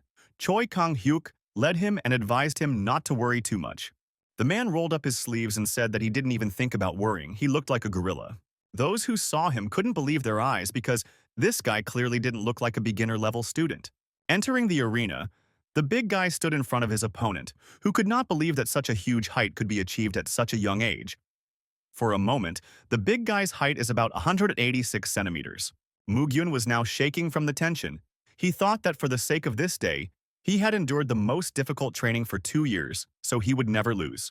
As soon as the start of the fight was announced, the big guy rushed into the fight, causing his opponent to freeze in place from the fear that was growing inside. An unknown person approached our hero and asked what Choi Kang-hyuk thought about Mugyun. Choi Kang-hyuk thought for a moment about how despite his outstanding physique, which was definitely a plus, his body was like wood, so they focused on stretching and then building up his muscle mass. In addition to this, his persistence was added. So now this guy is just an impenetrable attack tank. The big guy's opponent thought that even though he was a judge for novice students, if he continued to hold back against such power, he would definitely end up in the next world. After that, he decided that he definitely needed to increase his internal energy and continue the fight. As soon as the man did this, he swung his loaded fist. I hope to finish this troublesome new student quickly. However, the big guy easily parried his charged hand and swung back to deliver a counterattack. He prepared to attack with his right hand, causing the referee to raise his left hand in defense. However, the big guy suddenly changed his stance and attacked him from the left side. Those who watched this fight noted that this boy has incredible strength, but still uses intelligence and strategy. In his battle, it seems he is the only beginner who fights on equal terms with a senior student. They were heard by a certain Mr. He-Dam, who said with a smile that this guy was really not bad. He explained with a smile that it was clearly visible how this big guy, despite his advantage, was trying to reduce the number of unnecessary movements, and this was an indicator of his diligence. With this level of physical strength and strategy, he has every chance of continuing to pass on their combat teachings. The big guy understood that everyone was looking only at him, so he tried to be even cooler and even stronger, and also even more furious. Suddenly, the referee noticed a gap in this guy's defense, and then he delivered a stunning blow with his foot, straight into the solar plexus, because of which everyone who had just praised him froze with surprise on their faces. Some people said that perhaps this student likes to show off and for the young blood boiling in him. So he said that he still has a lot to learn. However, he still added that he is obliged to personally teach him everything. After the fight ended in the cities, he returned back with the thoughts of being real and trash. Choi Kang-hyuk said that everyone makes mistakes so he should relax, and added that it was funny. After that, Mu-gyung stepped forward and said that it was now his turn. Choi Kang-hyuk thought that this guy had not yet managed to fully recover from that skirmish with the other students, so he needed constant football training to suppress his madness and not become a bloody monk from Romanov. However, now, despite the fact that this guy was still shy, he partially overcame his fear. Raising his left hand up, he calmed our hero and said that he would quickly sort it out without unnecessary consequences. Inside, Choi Kang-hyuk understood that this guy was much more dangerous than Mu Yul and Mu Gyun. As soon as the fight began, the so-called bloody monk unleashed all the techniques he possessed on his judge. The judge was surprised because his opponent used 6 solar hands, diamond fist, stone stance, stone finger, and this is not the limit. He uses an infinite number of techniques. Despite him, one could decide that he was already a master of martial arts. His martial techniques had no end of prohibition, and it seemed that he knew absolutely everything. The people in the stands understood that this child was definitely a genius. Meanwhile, the hero stood above and worriedly watched this duel. Now, apart from a little fright at the beginning, everything is going quite well. However, Choi Kang-hyuk knew very well that in long battles, this guy gets a taste for it and can no longer stop. That's exactly what happened now. Another judge announced that the fight was over. However, this guy could no longer stop and continued to attack his judge. Inside, he was thinking that he was just having incredibly fun right now. His gaze became crazier. All the thoughts in his head were about how incredibly happy he was now. Despite this, Choi Kang-hyuk was scared. Did he really lose his temper again? Inside, Choi Kang-hyuk was praying that this guy would come to his senses as quickly as possible and not give in to his anger. Meanwhile, on the roof, an unknown monk was watching all this, who noticed that it had become too noisy and already thought that Truly had finally arranged a real feast. After that, the man drank some sake and noticed that it turned out that today was just an entrance exam. Watching Mu Yul, he noticed that the guy was dodging deftly about the big guy. He thought that he was a real fool, and he would definitely like such a guy. After that, he began to watch the fight of the main star at the moment. Noticing this crazy look, the unknown monk thought that the guy was quite interesting. After that, he immediately seemed to evaporate from this roof and decided that he would be his student. The bloody monk had already knocked the judge to the ground and was preparing to finish him off. He raised his hand and it became obvious to everyone that he was going to use the 18 commandments of Dalma technique. Choi Kang-hyuk immediately shouted that he had to stop, while the abbot watched this guy with concern, which has already practically dealt the final decisive blow. Suddenly, someone grabbed his hand and squeezed it hard. Suddenly, that same unknown monk appeared, who, at the same time as he stopped the bloody monk, was drinking sake. The judge immediately recognized that Master He Guang had appeared before him. He immediately shouted and asked how he dared to drink during a fight. After that, he asked if he wasn't ashamed to rush into the Hall of Repentance after something like that. To which Guan replied that jokes also had a limit and he wouldn't dare to do such a thing. He went down and took his jug and noticed that it didn't even smell of alcohol. The man said that he wouldn't deny the usefulness of the unknown, but he should at least observe some rules of decency. Guan loudly shouted that he was asking for the attention of the respected abbots, disciples, and others present, and also asking for forgiveness for going into the forest in the midst of a duel. However, he thought that he should be the one to take this young monk under his wing. The others thought that this guy's skills were certainly amazing, but his madness was really hard to deal with. And the only one who can deal with him is none other than He Guang, the leader of the Demon Slayer squad. This man is the only one among the students of the Shaolin monasteries who went beyond the law of do not kill and followed the path of the Asura, a group in which those who are ready to do anything to eradicate the most disgusting evil also gathered around him. The abbot thought that he was sure that this was a good idea. Because if the boy began to study under the guidance of this guy who was fighting demons, would he be able to control his madness? Guan patted the young monk on the head and said that he was just made for his squad. After this, the guy suddenly realized everything he had just done. Because of this, he grabbed his head and fell to the ground screaming loudly. Guan laughed and also said that he was shocked by what was happening because he never thought that he would take a guy crazier than himself. Having noticed Mu Gyong and being delighted by this find, the man soon left the exam venue as if he had never been interested in what was happening. This situation made everyone present a little nervous. But soon, everything calmed down and the exam continued. Only one person was worried. It was the senior student conducting the tests. He was so nervous as if he was about to be swept away by a tsunami. He remembered everyone who had just come out before and did not understand which monster would come out next. The second referee announced that the next match would involve a beginner student named Choi Kang-hyuk and asked him to come forward. The judge assessed his opponent and thought that this guy looked like he had a good build and probably good flexibility. At first glance, he was a completely ordinary guy. The leader of the hall looked at the abbot and said that if he was asked about the same best student of this group, he would without a doubt point his finger at this kid because he is not as simple as he seems. The abbot thought for a moment and asked what was so special about him and how he would fight. To which the chief monk replied that if Mu Gyong could be considered someone who was able to collect and complete all the existing martial arts of Shaolin, to Choi Kang-hyuk is the driving force behind the progress of martial arts. Now this guy was thinking that he, like the rest of his friends, had gone through serious training. He recalled that a year ago, during meditation, a teacher approached him. Choi Kang-hyuk immediately turned to his teacher and said that he had some difficulties with his internal strength. So he decided to practice outside to practice the techniques and clear his head. To which the teacher said that Choi Kang-hyuk was still making good progress because he had already mastered Chupungak and Kugunbo. Choi Kang-hyuk got down from the rock and said that he had already begun to think about the practice, which made the teacher surprised and asked, "Has he really already achieved the highest technique of liberating the mind?" To which Choi Kang-hyuk sadly replied that he only had difficulties when practicing this technique. They were silent for a bit. Choi Kang-hyuk added that usually everything goes very smoothly, but sometimes it just doesn't work out for him. The teacher asked, "At what point does he have difficulties?" And to his surprise, Choi Kong-hyuk said that these moments only happen when he holds his breath and is in a deep sleep. Because of this, the teacher wondered, should anything work out in these states? Choi Kang-hyuk meanwhile said irritably that he could still come to terms with the fact that he couldn't do it while sleeping. However, as it turned out, there were many more moments of holding his breath than he initially thought, for example when he was eating or drinking water. The teacher thought for a moment and asked, is he really thinking about how to maintain internal energy even during sleep and eating? After this, the teacher thought that it was obvious that in every genius there is a certain amount of madness. His name is what even teachers never think about. After thinking for a while, the teacher approached him and asked if the boy had ever heard of an iron garment. Choi Kang-hyuk said that he heard that this is a low-grade technique that ordinary mountain bandits use. The teacher said that this technique has a history. Originally, an iron robe was one of the main techniques of martial arts.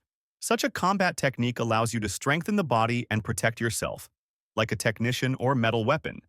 At one time it was very popular, but then it began to be used less and less. And all because it does not help much in the fight against masters who have reached a high level. It is not able to protect against their blade or strong energy. So the technique itself has gradually outlived itself. Choi Kong-hyuk thought for a bit and asked, then why did the teacher suddenly talk about the iron robe? The teacher began to explain that this technique strikes the skin, thereby hardening it and making it as strong as steel. But this is only half the truth. The true essence of the technique is not to block damage, but to absorb it through the skin. When Choi Kang-hyuk heard this, he understood something. And the teacher explained that the technique began to lose its former glory when students who had not fully mastered it left the temple and thereby distributed an incomplete version. Choi Kang-hyuk immediately realized that if he could pay with this technique, he would be able to absorb internal energy at any time, even while eating and sleeping. And if you combine it with physical training, you can even double this effect. But his thoughts were destroyed by the teacher, who said that the technique was originally created to absorb energy through the skin, and thus make it more durable, which is why Choi Kang-hyuk thought that he didn't really need it. However, I suddenly stopped myself in these thoughts. How did you think about what if he combined the combat technique of the iron robe and his training as a fitness trainer? Then perhaps he can find a more effective use for it. Choi Kang-hyuk has an incredible talent for mastering technique after technique and turning everything he encounters into a dizzying mess. In order to continue training, one must master the 3 basic techniques of the beginner level and above within a year. But Choi Kang-hyuk has already reached the highest level in all of them. In other words, he has achieved unimaginable results in the basic level martial arts. But although he was faster than his peers, he still had a lot to learn. Most likely, Choi Kang-hyuk achieved his goals so easily due to his experience as a fitness trainer. But in the future, he will definitely participate in fights where he can rely only on his knowledge of original martial arts. Teachers watched his student and thought that it looked like Choi Kang-hyuk had already come up with something. Choi Kang-hyuk immediately announced that he wanted to learn the iron robe technique. After that, he started practicing it, causing other students to ask his friends what Choi Kang-hyuk was doing. They didn't understand why he was beating himself, to which his friend always replied that he always did that, and the other students simply decided that he was the most responsible psycho. Choi Kang-hyuk, meanwhile, tried to stimulate his skin well so that he would get used to the iron garment. After all, this way he will be able to find a way to make you convinced of his energy. Choi Kang-hyuk eventually mastered this technique and now stood in front of his opponent, inhaling more air. As soon as the start of the duel was announced, unlike his friends, Choi Kang-hyuk first of all began to wait for the energy from his body, which surprised the judge because he did not understand. To what kind of beginner-level student is it possible for you to release only energy? After that, Choi Kang-hyuk got into a fighting stance and thought that because he was releasing enough energy and creating his own collaboration strike, his fighting level was simply rising unimaginably, and now all the judges would see it. Meanwhile, the abbot was thinking about the fact that the engine of progress, they say, is another person in this world.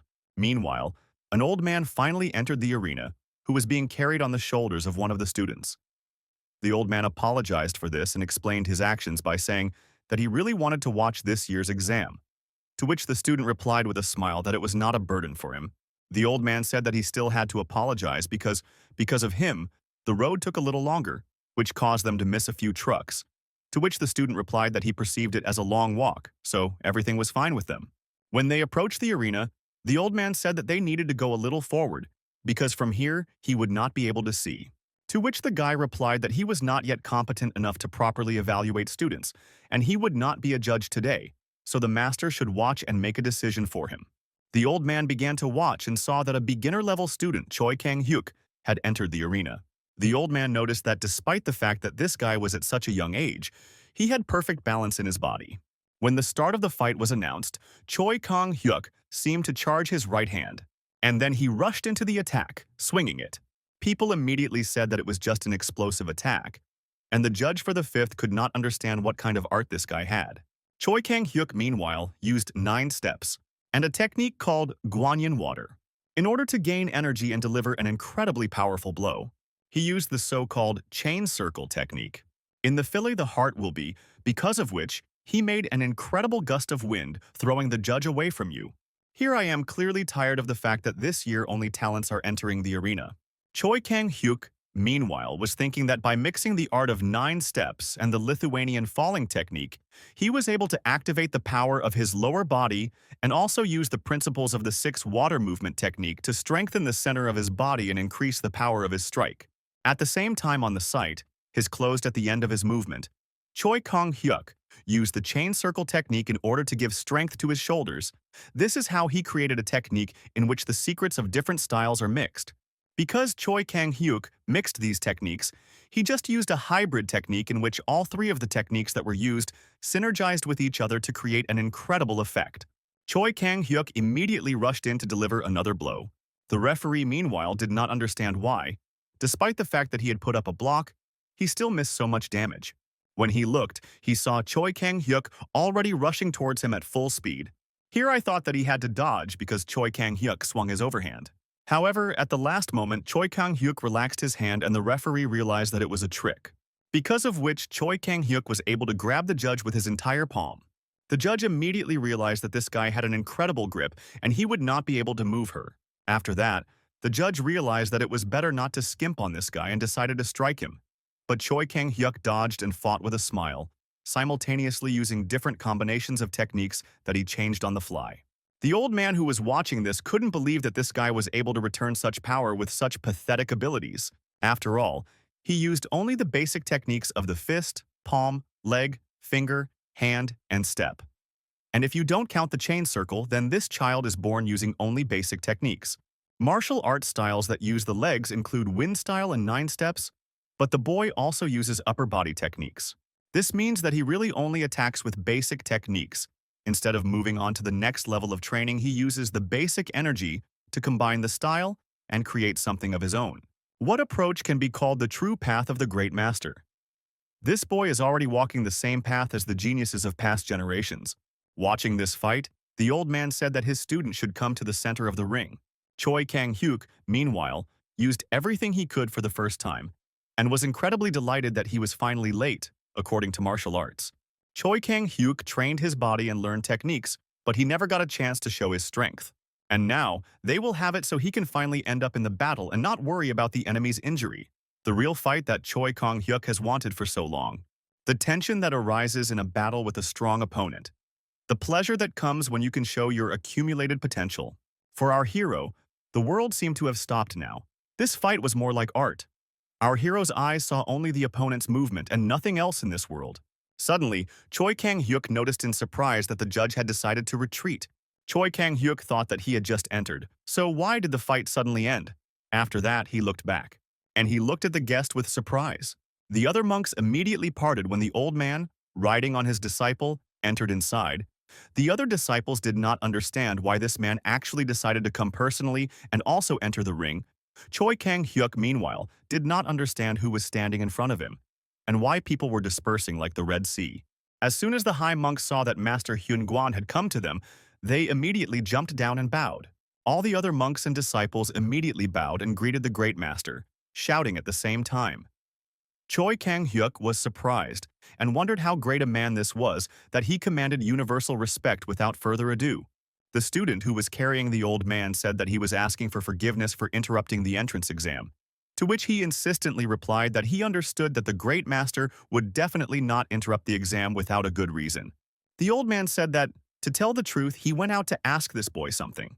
Choi Kang-hyuk looked at the old man in surprise when he said that he wanted Choi Kang-hyuk to take off his outerwear. Choi Kang-hyuk thought that his body was still not perfect.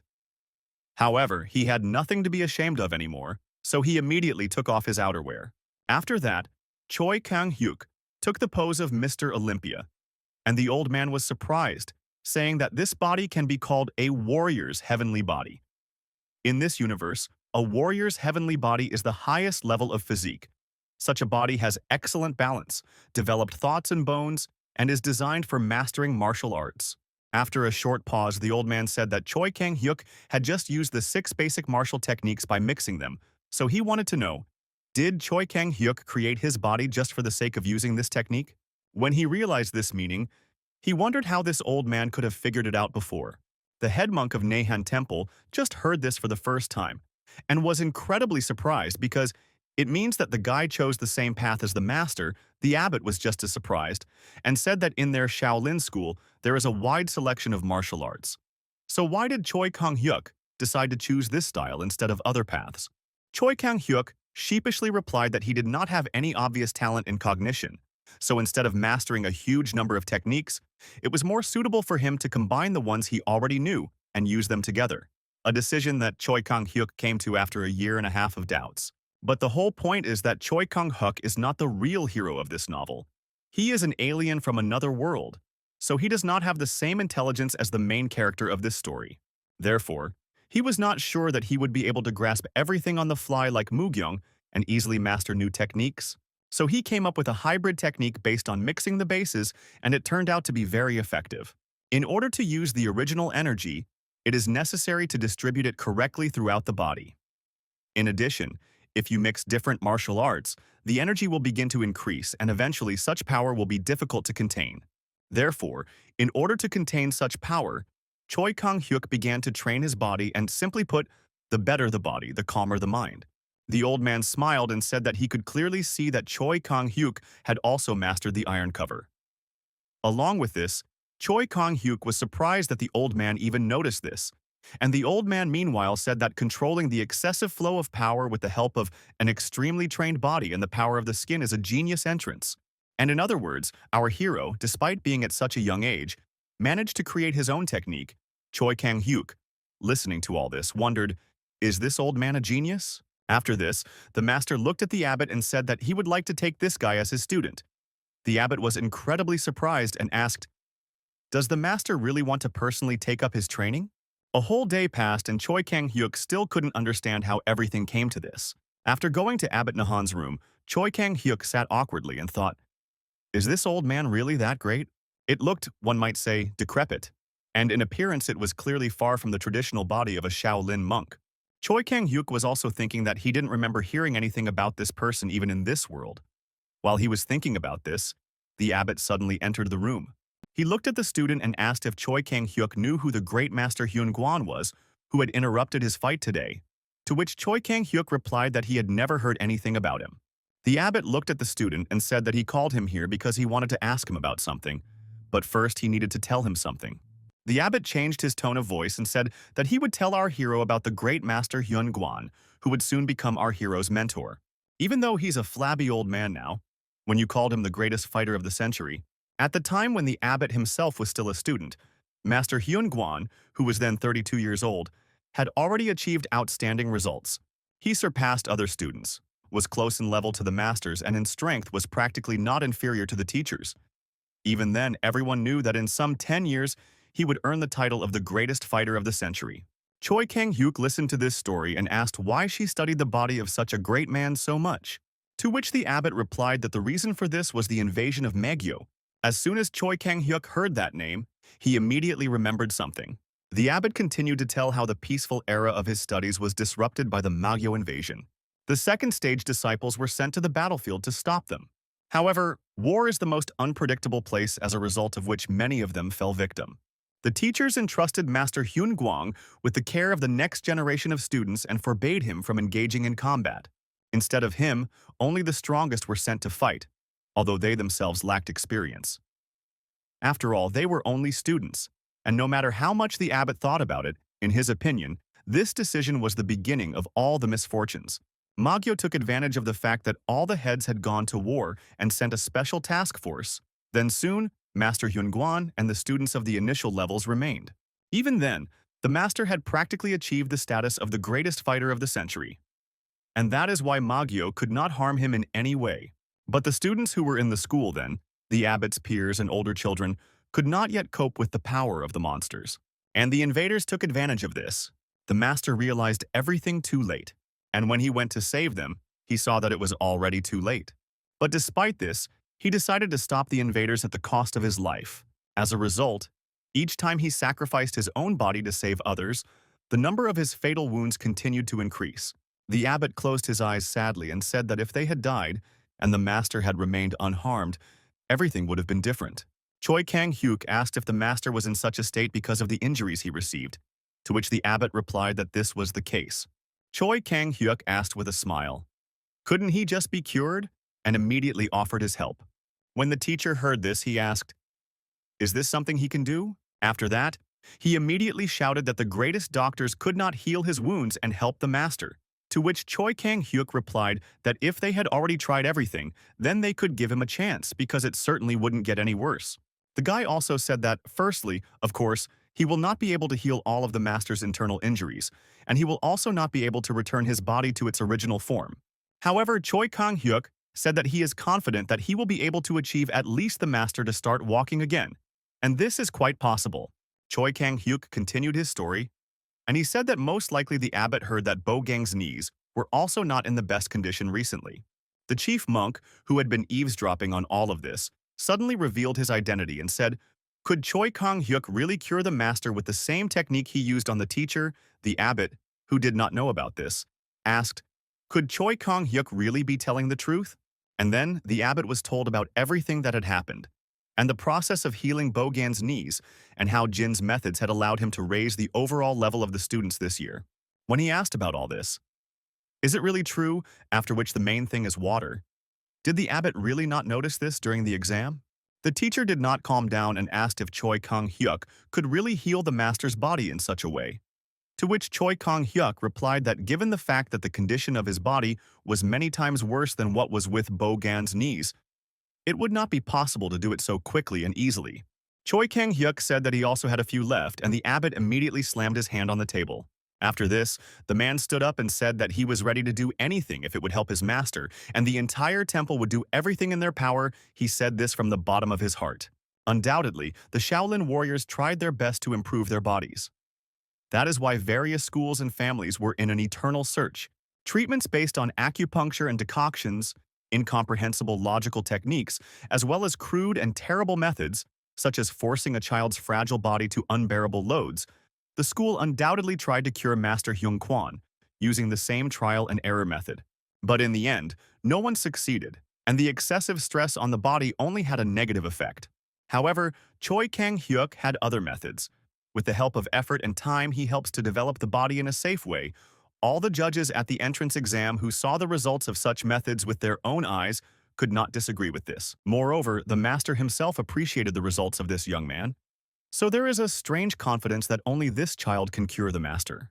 Inside, the teacher thought that even if Choi Kang-hyuk asked for the Great Scroll, the abbot would definitely give it to him. And if this also required someone's sacrifice, he would do so with joy. Just like in ancient times, like the great master Xuanzao of Shaolin, the abbot thought that he would gladly give even his hand. However, in reality, the conditions of our hero were far from the expectations of the abbot. Choi Kang-hyuk asked, "Is there an art in Shaolin associated with the management of thunder energy and using the energy of the ultimate?" When Choi Kang-hyuk asked this, his teachers were shocked by such a request. They didn't understand why it was necessary, so let's move a little into the future. Two people were called to this place: Hyung Jeon, the founder of the Four Dynasties teaching, and Hee Dam, a follower of the Buddha's hand technique and the immovable diamond technique. Choi Kang-hyuk bowed and thought that the bigger one was probably using extreme energy. Meanwhile, the man said that all the details were explained to him on the way. Meanwhile, Choi Kang-hyuk thought that the smaller one was probably the one who taught Bogan. The men who were already fully aware of what was happening here said that they were fully prepared to help and asked to tell our hero what was required of them. After all, they were ready to do anything if it would help the great master.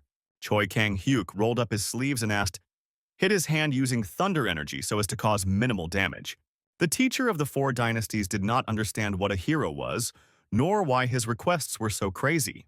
The thing is, when Choi Kang-hyuk thought about the person who controls the ultimate yang energy, and won. When Choi Kang-hyuk controlled the neural energy, Choi Kang-hyuk, of course, thought about something like a procedure that burns and eliminates toxins, blocking the blood meridians. Choi Kang-hyuk began to explain. He said that it should be done in such a way as not to block the energy or tear his hand, but very gently by starting the flow of internal energy. The man approached our hero and said that he would try, after which he touched his hand. Then he used his power and asked our hero if this was enough for him. After our hero was electrocuted so badly, Choi Kang-hyuk asked, "Do they really want the master to burn alive after such damage?" Choi Kang-hyuk looked at his hand, which was still tingling from the electricity, and said that such a strong damage and his body simply could not withstand it. So the teacher should reduce the power by about half. The man thought that this impudent boy was simply provoking him and said that he could do this. And if we are talking about a great master, then even more so. Choi Kang-hyuk thought that, in a good way, to treat such a case, appropriate medical drugs and devices would be needed. However, it is unlikely that there is anything like that in this world. And besides, Bogan's young body recovered too quickly, and this is just a miracle.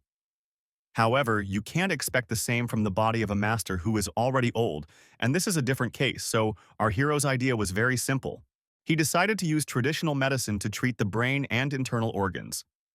After some time, they determined the necessary flow of electrical energy that should pass through the master's body. What Choi Kang-hyuk wanted from Hyungan was electrical stimulation, a type of treatment that is available in every modern hospital. However, in this world, you have to get by using the fighting techniques of monks. The teacher of the four dynasties, when doing the technique, asked if this is really how our internal energy moves, to which Choi Kang-hyuk replied that this is a correct theory. And he explained that if you send a small impulse into the muscle, it will help speed up metabolism and blood circulation and can also increase the strength of muscle contraction and the size of muscle fibers. The teacher asked if there would be such a significant effect from muscle stimulation, and how long would it take to see the first results of treatment. Choi Kang-hyuk replied that it would only be possible to say for sure when they tried it on the master himself, but in about a month the first results would be visible. The big guy who listened to all this was quite surprised by the intelligence of this guy. After that, Choi Kang-hyuk approached him and said that he would now explain everything that would be his task. The man hoped that his powers would definitely help in the treatment, and Choi Kang-hyuk said that now he should send a small impulse. The man immediately used his technique, the protection of the landing guardian, and began to emit an incredible amount of energy.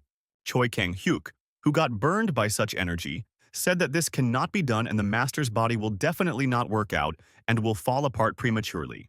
After this, our hero explained that he didn't need to warm up his palm so much, he should try to do it much weaker. Choi Kang-hyuk began to explain that when he uses his powers, he needs to make sure that his palm only gets slightly warm, like the sun warming the earth. And also, you don't need to put in increasing force, but simply maintain a certain amount of heat. After a few minutes of trying, Choi Kang-hyuk finally found the temperature that was perfect. If the task of the first is electrical stimulation, then the task of the second, this is an infrared therapeutic apparatus or infrared lamp, Choi Kang-hyuk explained that it is necessary to maintain this state throughout one tea party. Choi Kang-hyuk explained that when its energy comes into contact with the skin, the effect of heat helps relieve fatigue and promotes blood circulation, and in addition, the sun helps disinfect muscles and joints.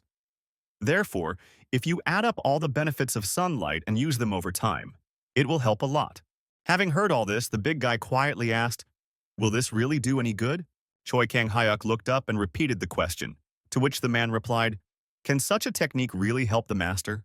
After that, he explained his doubts. He said that Bogan is still a child, so this is his body growing. But in the case of a master, it is fundamentally different. And here you need to be a certain amount of carefulness, so he wants to ask how can you trust techniques that are known and understood only by one person? Choi Kang-hyuk thought that his questions and doubts sounded quite logical, so he had the right to condemn them. But he still got angry because Choi Kang-hyuk was clearly not a newbie in his field.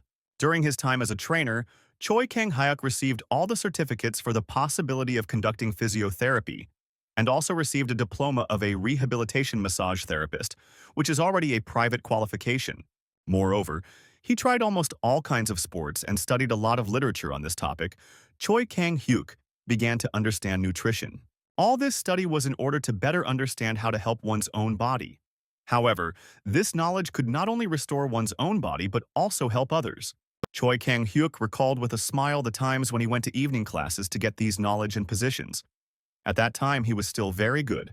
As a result, the gym, nutrition and supplements, yoga and Pilates, rehabilitation techniques, physical therapy, and much more, united in his talent and literally the only person in this century who can help restore the body of Master Hyun Gwan is Choi Kang-hyuk, and he had nothing to regret. Choi Kang-hyuk grabbed his head and said that, to be honest, he himself saw the master's condition with just one glance, and perhaps the situation is much worse than it seems at first glance. However, after these words, Choi Kang-hyuk looked straight into the eyes of the teachers and said that he studied medicine and sincerely wanted to help the master. So if they did not like his methods, then they should say so, and Choi Kang-hyuk would find another way. The three of them were thinking that they couldn't help him with any of the ways they knew. And then Choi Kang-hyuk came along with his completely new way that sounds just crazy. They thought that if this kid's methods really worked on the master and if there was even one small chance that it would work, then they should accept him. However, Damu found it difficult to accept this because of his own pride. So he said again that according to our hero, the treatment would take about a month. Choi Kang-hyuk immediately agreed. And then the master said that Choi Kang-hyuk should try everything that was needed during this time. And after that, with the support of other teachers, he said that if suddenly after a month there was no result, then Choi Kang-hyuk would suffer severe punishment for his lies. Choi Kang-hyuk closed your eyes and said that he understood his masters perfectly. After that, he extended his hand with a smile and said that if he only had 1 month, then they needed to practice more with impulses and heat. So they asked him to show his strength again. The big guy immediately agreed and they began to train. Meanwhile, the man was thinking that perhaps this boy was not taking it after all and perhaps everything she said was true. After some time, Choi Kang-hyuk had worn out the old men with these trainings, and the abbot approached this student and said that perhaps that was enough for today. To which Choi Kang-hyuk replied that in that case they should see tomorrow. The abbot looked at his friends and asked what they would say about this guy, to which they noted that the training was quite grueling, and they did not think that it would be so difficult to maintain energy at the same level with constant intensity. However, after this they said with a smile that they thought that this would greatly help in the treatment process, and also added that they would never have thought that their heat and electricity would be used in such a way. To which the abbot replied that first of all it is connected with the content that applies to most martial arts, including the art of extreme energy. The martial art that you use day by day affects your character. Usually those who have tamed the element of ice have a cold exterior and a strong character, and vice versa. Those who are subject to fire have a harder time controlling their emotions. The martial arts of the Shaolin Temple are based on the energy of Yang, which contains the power to destroy evil and achieve great success. But for this, it is necessary to harmoniously combine this energy with the energy of fire and the energy of metal. However, in order to use the energy of fire, it is necessary to suppress it with the energy of metal. In other words, it is necessary to overcome uncontrolled emotions with iron willpower. To which the big guy replied that the essence of the method that Choi Kang-hyuk proposed was to use strong energy at a weak level for a long time.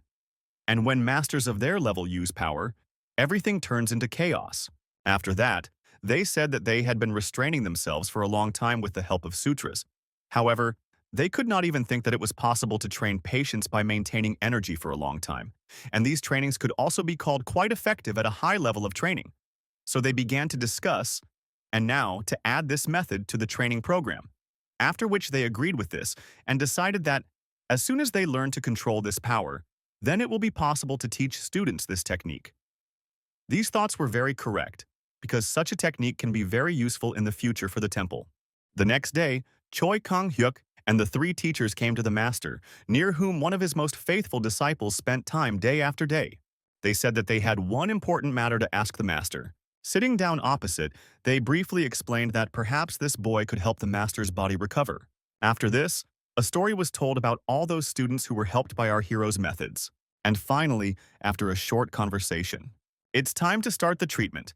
The preparations are finished, so it's finally time to start. Choi Kang-hyuk, after assessing the master's condition, thought that everything is much worse than he thought. Skroy touched the master's back to feel all his problems and asked how long he had been moving on the back of another person. To which he was told that for many years, Choi Kang-hyuk had been feeling his body, causing the master incredible pain. Choi Kang-hyuk, meanwhile, was experiencing the incredible pain of a bodybuilder due to the fact that this old man's body had practically no muscles, and those that remained were in terrible condition. Choi Kang-hyuk said that if the master was in too much pain, he could scream, but the master did not make a single sound during the entire session. Choi Kang-hyuk wondered what kind of masochists they were, and why they always held back their screams when they were in pain. After warming up his body, Choi Kang-hyuk began the actual treatment. And after they warmed up his body with warm towels, they relieved the tension in his muscles and he could begin. The first stage is warming up the muscles. Moving his leg and shin, Choi Kang-hyuk gradually warms up and relaxes the muscles. After the body has been kneaded, you can finally move on to the next stage, a body that, with the slightest wrong move, can suffer just like an old vase covered in cracks. So, for a full recovery, at the very least a miracle will be needed. And yet the most important thing in this process is willpower. Choi Kang-hyuk kept his gaze on the master's body, and it seemed that nothing could distract him from the main process of treatment. But at some point, an incomprehensible sadness suddenly appeared in the hero's eyes. For some reason, Choi Kang-hyuk began to remember his late grandfather and project his memories onto the master, causing Choi Kang-hyuk to swear that he would definitely make him feel better. The master noticed certain emotions in the guy's eyes, and I wondered, could it really be that this young guy had to endure such severe suffering at such a young age? Moreover, she does all this with a determined face, completely confident in herself, but in her closed gaze one can still feel a hint of sadness. After a long session, Choi Kang-hyuk breathed a sigh of relief, and he said that his part of the treatment was over for today. The mentors came up to him and said that now it was their turn. Thanks to yesterday's experimental treatment, light and electrical procedures could be carried out without any problems today. It was nighttime immediately after the treatment was completed. Choi Kang-hyuk, who had become a local disciple, moved his things to the master's hall. Choi Kang-hyuk lay on his bed and thought that he had finally gotten rid of all the difficulties after a day of work. However, it suddenly turned out that for some reason everyone was sleeping in the same room. However, he immediately realized that if this was because he needed to constantly monitor the master's condition, then nothing could be done about it. Choi Kang-hyuk thought sadly that he had hoped for a separate room anyway. However, he threw these thoughts aside and decided that it was time for him to sleep, because tomorrow he also had a lot of things to do. Before going to bed, Choi Kang-hyuk thought that this old man's body was really in a bad state and that he had been in this state for quite a long time. However, despite this, Choi Kang-hyuk smiled. Because why did you remind him of the old money and the face that he misses very much? Unexpectedly, Choi Kang-hyuk suddenly wanted to see his grandfather for some reason. He recalled how, at a young age, he would stretch his grandfather's muscles, which were constantly aching with pain. After these procedures, grandfather was happy because the pain subsided for a while. Choi Kang-hyuk. And when he was little, he started studying physical therapy in order to study more diligently and do everything so that it would not hurt him so much. The grandfather was incredibly proud of his grandson because of this and always supported him in his endeavors. This was the case until his death. He blamed himself for the fact that all he could do was support him and give him a massage. With tears in his eyes, he blamed himself for being too weak. When his grandmother asked him what he wanted to do in life and what college he wanted to go to, Choi Kang-hyuk replied that he was sorry but was not going to go anywhere because he really had something he wanted to do. He spent days and nights with health manuals, studying exercises for the elderly. Because Choi Kang-hyuk didn't go to college, he realized that becoming a military man was a good option for him. And I thought that it was really cool, because you have to try hard to get into the special forces. When he succeeded, he immediately made his grandmother happy by telling her that he had finally become a civil servant. And now he has a stable job. Holding her palms, Choi Kang-hyuk said that now he finally looks after her fully. However, despite all this, Choi Kang-hyuk was rarely at home due to the fact that he was constantly training and fulfilling his national duty. He thought that he would definitely do everything that his grandfather hadn't managed to do. However, one day when he had just returned from a mission, a certain man approached him with bad news. At this news, Choi Kang-hyuk dropped the towel and his gaze instantly dimmed. His grandmother passed away. Choi Kang-hyuk felt sad, but he couldn't do anything about it. At work, he was told that the only vacation he would be given would be 3 days and 2 nights. And besides, it wasn't his parents who died, but his grandparents. So as soon as Choi Kang-hyuk finished, he should try to immediately return to the base, because it was his civic duty. Choi Kang-hyuk returned. However, now he thought that despite trying incredibly hard, in the end he only lost everyone. After which, soon after, he received a serious injury. The reason was probably also because Choi Kang-hyuk was mentally depressed. Our hero dreamed all of this, which caused him to tremble in his sleep and mutter his grandfather's name. The student and master looked at this spectacle with sadness. Watching this, the master realized that most likely this boy was being gnawed by some kind of burden, and that was probably why he was so purposefully trying to help. During one of the sessions, the master said that now Choi Kang-hyuk can call the old man his grandfather if it is more convenient for him. Then it will be just wonderful. The teachers who heard this were incredibly shocked. Choi Kang-hyuk asked again, "Does the master really want this?" Inside, Choi Kang-hyuk was trying to figure out what this old man was up to and was already starting to think that maybe he had done something wrong. Choi Kang-hyuk also did not understand why the old man had been looking at him so warmly for a while. However, he decided that if the master ordered him to braid his hair, then he had to do it. Because of this, Choi Kang-hyuk awkwardly grabbed his head and called the old man grandfather. As soon as he said this, the other mentors immediately said how dare he address the master in such a tone. Choi Kang-hyuk looked at them in surprise and then at the old man. And the grandfather replied that everything was fine, and then laughed, while the teachers looked angrily at the student. The man laughed and said that no one had called him that for a long time. That's why his mood even improved. Choi Kang-hyuk noticed that for some reason this old man looked like his real grandfather, because of which he smiled warmly and said that it was time for them to crawl through the session. And although his request surprised him a little, for some reason our hero felt a little warmer in his soul. A week later, the mentors noticed our hero's hair and called him to their place, after which they said that it was clearly time for him to get a haircut. The mentors noticed that compared to ordinary people, his hair was not that long, but he had been walking around like that for a long time, so it was clearly time to cut it. The mentors also said that they understand perfectly well that they had completely overwhelmed the guy with training and treatment of the master, so he did not even have time for personal care. For this, they apologize and say that today they will cope and will carry out the treatment exactly as yesterday, so today he can finally take a day off. Despite the day off that was so long awaited, the face of our hero was clearly displeased and surprised. After that, he immediately went to the local library and began to look for at least some materials about the hair of monks. However, after a few hours, I discovered with bitterness that there was nothing suitable here. Choi Kang-hyuk tried to find at least some excuse, even looking in treatises on Buddhism to say that they didn't do it like that before. However, there was not a single excuse that could help him save his own hair. Choi Kang-hyuk was clearly in despair and thought that he had grown them too hard to just cut them off. He recalled how he once asked the question, "Why does everyone shave their heads?" To which he was told that cutting off hair means severing all ties with the world. Then they grow back and you cut them off again, and in this way you remind yourself that you must always return to the will, which means it is a kind of test of how detached you are from the worldly. The teachers said that this is so, and their founders, the great master Dharma, did the same, and Buddha himself did all this, so they also follow his path. The teachers smiled and said that this small gesture allowed one to better free oneself from the shackles of the ordinary world, becoming a true practitioner of martial arts. However, Choi Kang-hyuk was indignant, saying that there was nothing right about this and that it was just idiotic. He sadly told himself that he had not ended up here by his own will, and simply thought Roman closed his eyes, and when he opened them, he found himself in this world. When Choi Kang-hyuk suddenly stopped because for the first time he had a free minute to think about it, he wondered why he was so busy that he ended up in the world of a book. Choi Kang-hyuk began to remember that first he went to the hospital, then immediately went to the gym, after which he turned on the broadcast. At home, he stared at his phone and read a little about the Shaolin master. And why did he end up here? Suddenly, Choi Kang-hyuk realized that perhaps the key to the cafe there was hidden in the hospital. The doctor who said that his hair loss was caused by stress, so Choi Kang-hyuk should be more careful, or else it will become completely smooth. Suddenly, Choi Kang-hyuk grabbed his head and screamed loudly in fear. He remembered that the doctor told him that he had a very sensitive scalp, and Choi Kang-hyuk tried so hard not to cut his hair unnecessarily. So now he again began to look for at least some mentions of the fact that there were monks with long hair.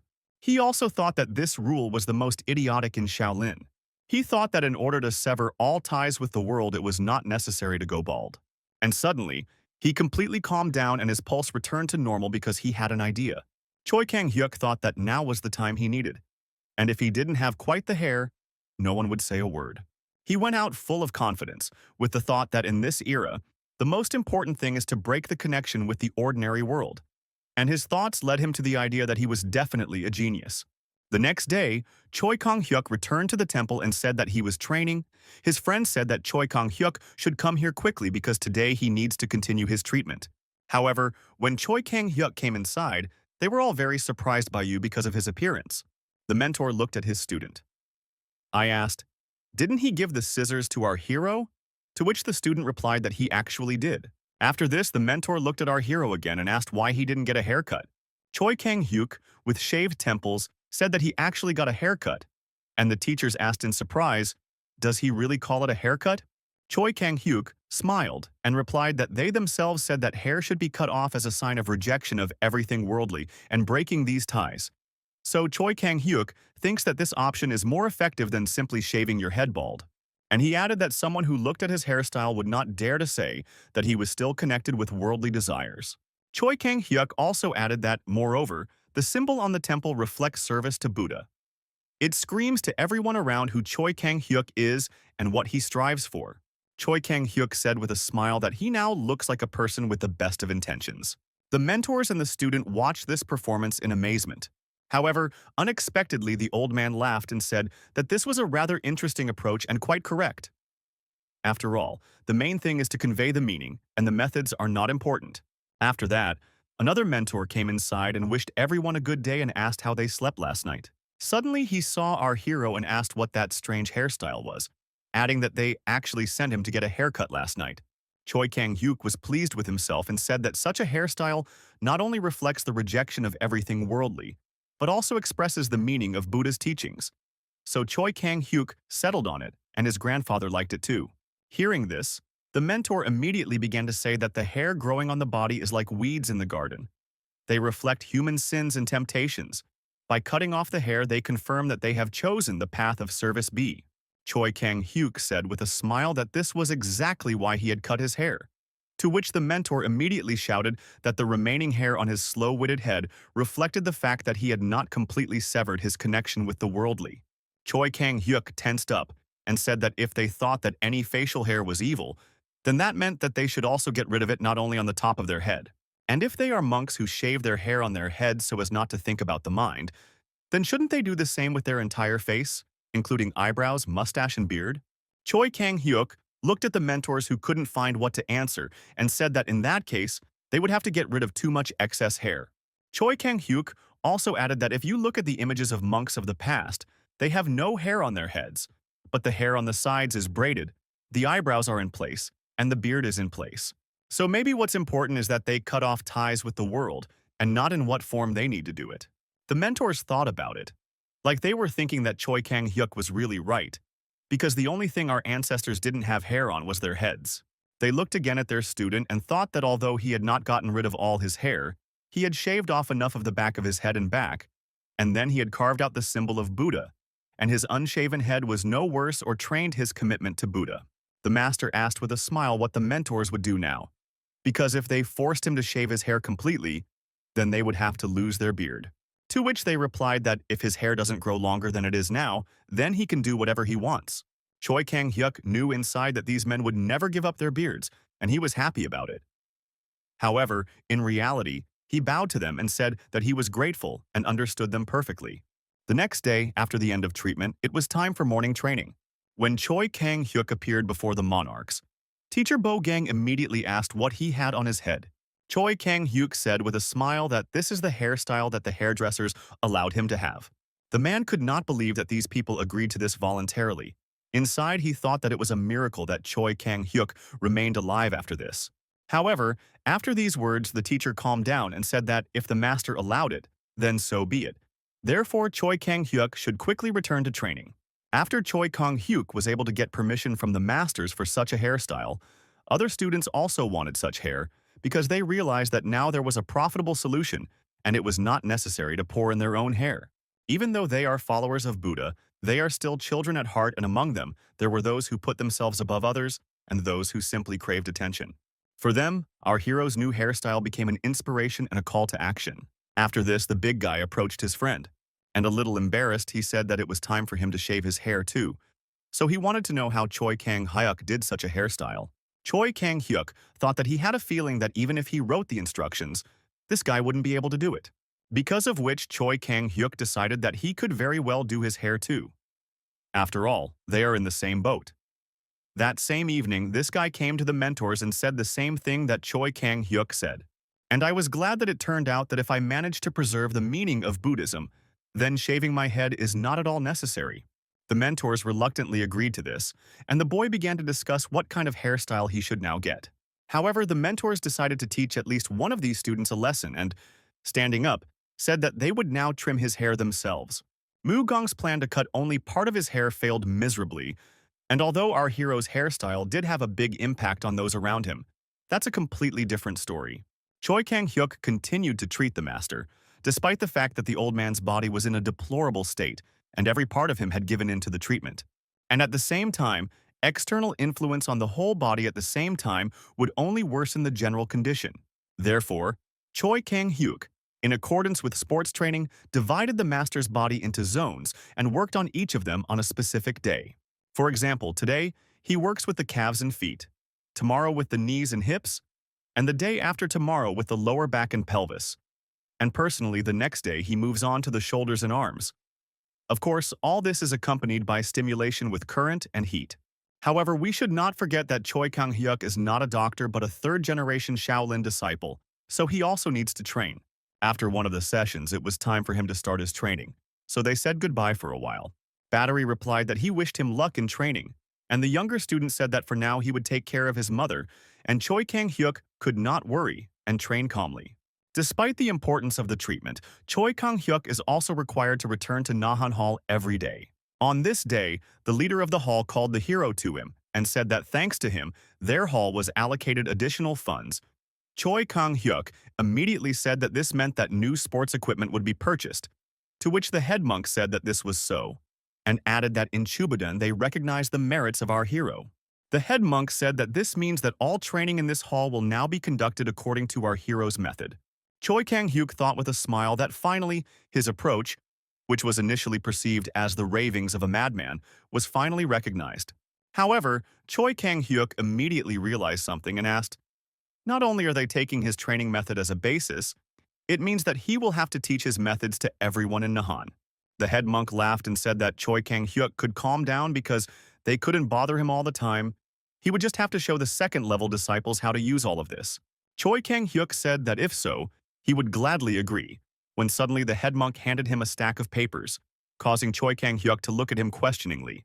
He said that Choi Kang-hyuk should describe in detail all the equipment that is necessary for the implementation of his method.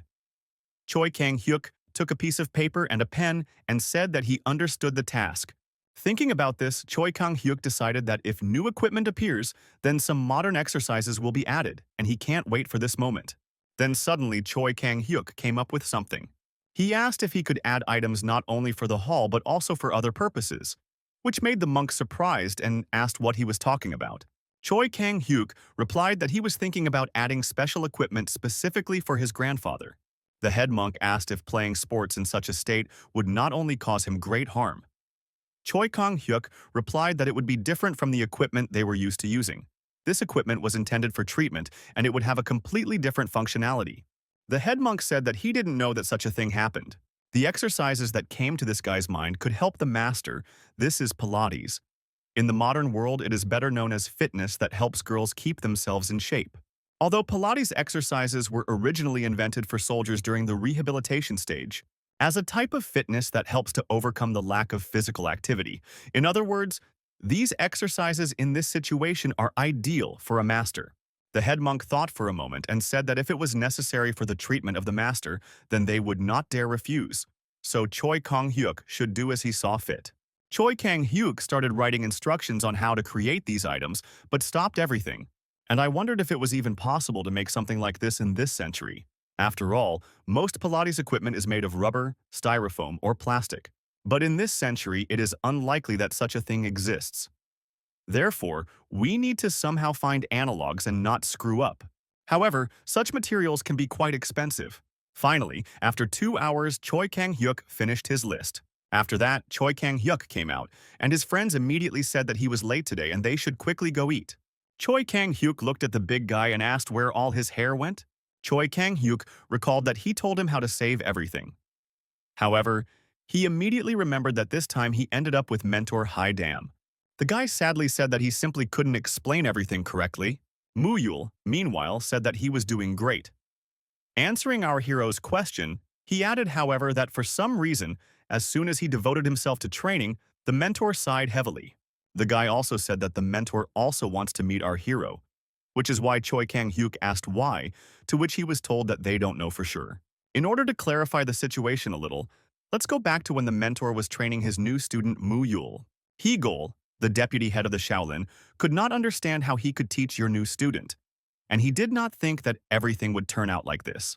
Because this guy is literally like a child, naive and stupid. You learned one and immediately forgot the other. As soon as you teach him 2 techniques, he will immediately forget 10. The man thought that this could not go on any longer. And if nothing was done, his 5-fist technique would disappear before it was supposed to. And on top of all this, the guy was constantly smiling and charging everyone with his positive energy. He was so kind that it was hard to even raise your voice to him. One day, the mentor decided to ask his student how he had studied before and reached such a high level. Muyul replied that Choi Kang-hyuk helped him with everything. The monk remembered that Choi Kang-hyuk was the boy whom the master personally took under his wing. The monk wondered what level of mastery Choi Kang-hyuk had achieved and thought that he needed to learn his secret method. And then the mentor said that he was just about to meet this guy and Muyul. Maybe he could keep them company. While the friends were chatting, this mentor suddenly appeared. He immediately turned to our hero and said that his student had told him something. And he wants to discuss this with our hero and his master, so he suggests going to him together after dinner. Choi Kang-hyuk was surprised that such a monk decided to talk to him and thought that everything was clear to the grandfather. But what does he have to do with it? However, by lunchtime they were already in the master's house. Choi Kang-hyuk couldn't understand why this mentor couldn't take his eyes off him. Did Choi Kang-hyuk do something wrong again?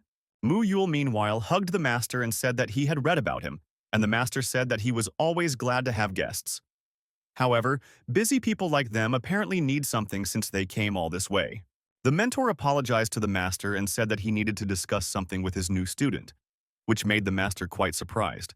The mentor approached the master and whispered that when he started training, he encountered a number of difficulties with his new student Mu Yul, but he heard that in the past, Choi Kang-hyuk successfully helped him overcome them, and he wanted to ask how he managed to do it. Because this talented guy actually can't remember anything at all and he definitely needs help. The master said that in that case, the mentor would be better off asking directly how exactly Choi Kang-hyuk helped his student. After which he called our hero. Choi Kang-hyuk turned around and asked what the grandfather wanted, which is why the mentor was quite surprised when he heard Choi Kang-hyuk calling the master grandfather. The master said that now Choi Kang-hyuk should spend a friendly fight with his friend, to which Choi Kang-hyuk agreed and said that they had already fought with him more than once. Choi Kang-hyuk turned to his friend and said that the most important thing is to have fun. Mu Yul agreed with a wide smile, while cockroaches crawled on his face, which he tried to eat. The mentor was surprised by the wording that Choi Kang-hyuk used and thought that for his student, training is just a game. He couldn't understand how it was even possible to train while playing. Their duel began, and the mentor was wondering what meaning Choi Kang-hyuk put into the phrase to have fun. However, I decided not to think about it too much because in battle everything would become more obvious. As soon as the mentor said that they could begin the duel, these two immediately jumped up from their seats. They both rushed into the attack, forgetting about defense. 5 Fists of Shaolin, an ancient technique, is believed to be a martial art created by Master Dharma, and based on the movements of the 5 animals, dragon, tiger, leopard, snake, and crane, these are the basic styles in Shaolin. Unlike other fighting styles that rely on patience and discipline, the 5 Fists instead emphasizes looseness and freedom of expression. Thus, this teaching is close to the true Taoist philosophy of non-action and promotes acceptance instead of patience. For if through non-action enlightenment and freedom from all suffering and attachments is ultimately achieved, then what difference does it make? However, this teaching is still considered a deviation from the true path, and it continued to exist on the verge of extinction. He-gol was the sole heir to the 5 Fists, and the guardian responsible for passing on this legacy. The old man watching the fight said that it seemed like the mentor was worrying in vain. After all, this boy is truly a talented child who is ideally suited to inherit the 5 Fists, because of his extreme eccentricity and unique movements. But the teachers are plagued by doubts that what if he made the wrong choice and now the line of the 5 Fists heritage will be broken. They sparred a little more, and the mentor said that was enough for today. Choi Kang-hyuk immediately said with a smile that they hadn't had this much fun in a long time, to which his friend immediately said that he had had a lot of fun. After this, the master said that the mentor could take our hero for a conversation, and the old man, as a master, should help his charges solve problems. However, in exchange for Choi Kang-hyuk helping him with the instructions for Mu Yul, the mentor must teach him the five fists in exactly the same way he taught Mu Yul. Hearing this, Choi Kang-hyuk and the mentor were very surprised, and suddenly he was happy because they would now train together. The mentor began to explain that the direction of the five fists differs from the classical fighting styles, to which the master replied that there is no need to worry about this and that it will only benefit him. After this, the master was raised and he said that Choi Kang-hyuk should not forget that the essence of things is much more important than they seem at first glance. After this, the master began to leave accompanied by his student, Choi Kang-hyuk, immediately bowed and said that he would not let his teacher down. The very next day after all these events, Choi Kang-hyuk headed to the training hall. To master the five fists of Shaolin, Mu Yul met him and said that they hadn't trained for a long time, to which Choi Kang-hyuk agreed. Meanwhile, the mentor was thinking about the fact that he had a feeling that he was trying to solve one problem. He started another and did not understand why the master wanted Choi Kang-hyuk to learn the five fists. Choi Kang-hyuk sighed heavily because he understood that the mentor was now completely confused because he was suddenly forced to take on another student. However, Choi Kang-hyuk thought that Grandpa was once a great master and probably knew what he was doing. The mentor turned around and said that if this happened, then he would train them both. Inside, he thought that the main thing here was to start. After this, the teacher showed the five fists created by the great Dharma and told Choi Kang-hyuk to look at it carefully to remember it. After which the mentor said that he would first teach our hero the simplest style of Prokataya or Zoravlia. The man asked another of his students to come out and set an example. Bo Hyun, heir of the Five Fists, said that the teacher had already told him everything and Choi Kang-hyuk should watch carefully. After that, he began to perform the movements of a crane. These movements were quite bizarre. However, they were quite strong, causing the air to shake. Choi Kang-hyuk said that he definitely sees a difference from other techniques, and perhaps because the movements of a crane are taken as a basis, his entire body turns out to be especially flexible. The five fists are not only strikes but also techniques for controlling one's body. After this, the mentor said that after they saw the example, they should try to repeat it.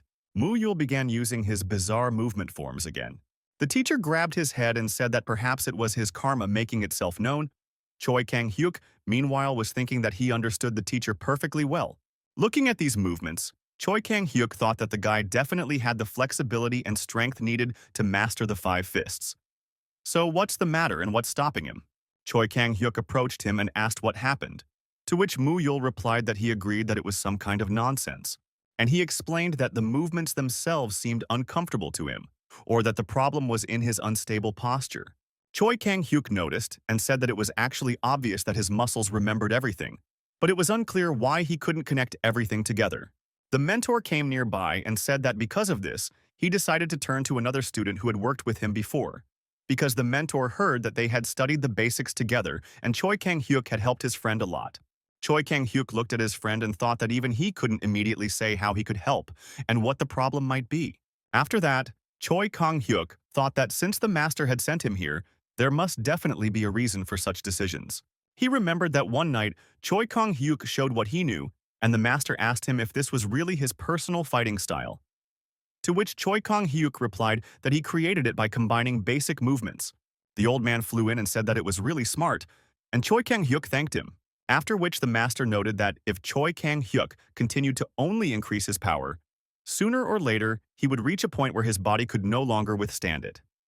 However, this was not a problem because the limit could also be increased. To put it simply, up until now, Choi Kang-hyuk has been using a hybrid technique that he invented himself. Instead of delving into learning new techniques, he has strengthened the basic movements and created his own technique from them. With increasing loads, of course, there is a possibility that the body will not withstand it. However, Choi Kang-hyuk, with the help of his internal energy, made himself a body that can handle it. As the master said, there is a possibility that sooner or later the body will reach its limit, and perhaps this will happen if Choi Kang-hyuk returns to his world. Choi Kang-hyuk remembered these words and thought that his grandfather was right and he wouldn't get far with this, so there had to be another way. The old man who watched his movements said that if he were in his place, he would have done something else. And he said, how about starting with the diamond fist style? After which he explained that this style is based on the cannon diamond technique, one of the techniques that Choi Kong-hyuk uses in his style. In addition, since it contains the secrets of controlling one's own strength, Choi Kong-hyuk can understand many key points of the 3rd, 6th, and 8th levels while studying this style. After that, the master thought for a bit and continued. He said that as far as the concept of the 3rd level is concerned, it is all relative and everything in the world is fleeting like an illusion or a shadow, so one cannot perceive everything in its original form. Choi Kang-hyuk had already stopped understanding what the old man was saying, and the student, noticing this, reminded his master that Choi Kang-hyuk was still young. The old man listened to his second student and said that he was trying to convey that it is important to understand the essence of those things that can become his support in the future. This is a good skill that Choi Kong-hyuk should acquire because the true essence of things is much more important than they seem at first glance. Choi Kang-hyuk recalled the words that the true essence is always more important. Why did Choi Kong-hyuk start trying to understand what the essence of a crane means? What does he become when he spreads his wings like a crane? However, it was only a few seconds later that Choi Kong-hyuk realized that as soon as he thought about the essence of this style, it dawned on him. After this, Choi Kong-hyuk looked at his friend and asked if he had ever seen a crane. The guy replied with a smile that he had never seen it, and also asked what a crane is and whether it is edible. Choi Kong-hyuk thought about what they say that the 5 fists are based on the movements of animals. This means that he needs to combine the movement of an animal and his own, and this means that Choi Kang-hyuk, despite this, began to doubt why his friend, with the help of his abilities, cannot repeat the flexibility inherent in the corresponding animal. To everyone's surprise, Choi Kang-hyuk said that this was exactly the case and briefly voiced his thoughts. The student asked, "Is it possible that Mu Yulu doesn't understand his movements and that's why he can't repeat them?" Choi Kang-hyuk immediately began to justify himself and say that he was trying to say something completely different. The technique is always based on natural movements corresponding to animals. However, Mu Yul has never seen a crane in real life, so it is difficult for him. Choi Kang-hyuk said that it's not about their movements and they should think about it themselves. After all, if they say that movement should be natural, then this is already a mistake, because they can only be natural for the animal on the basis of which they were created.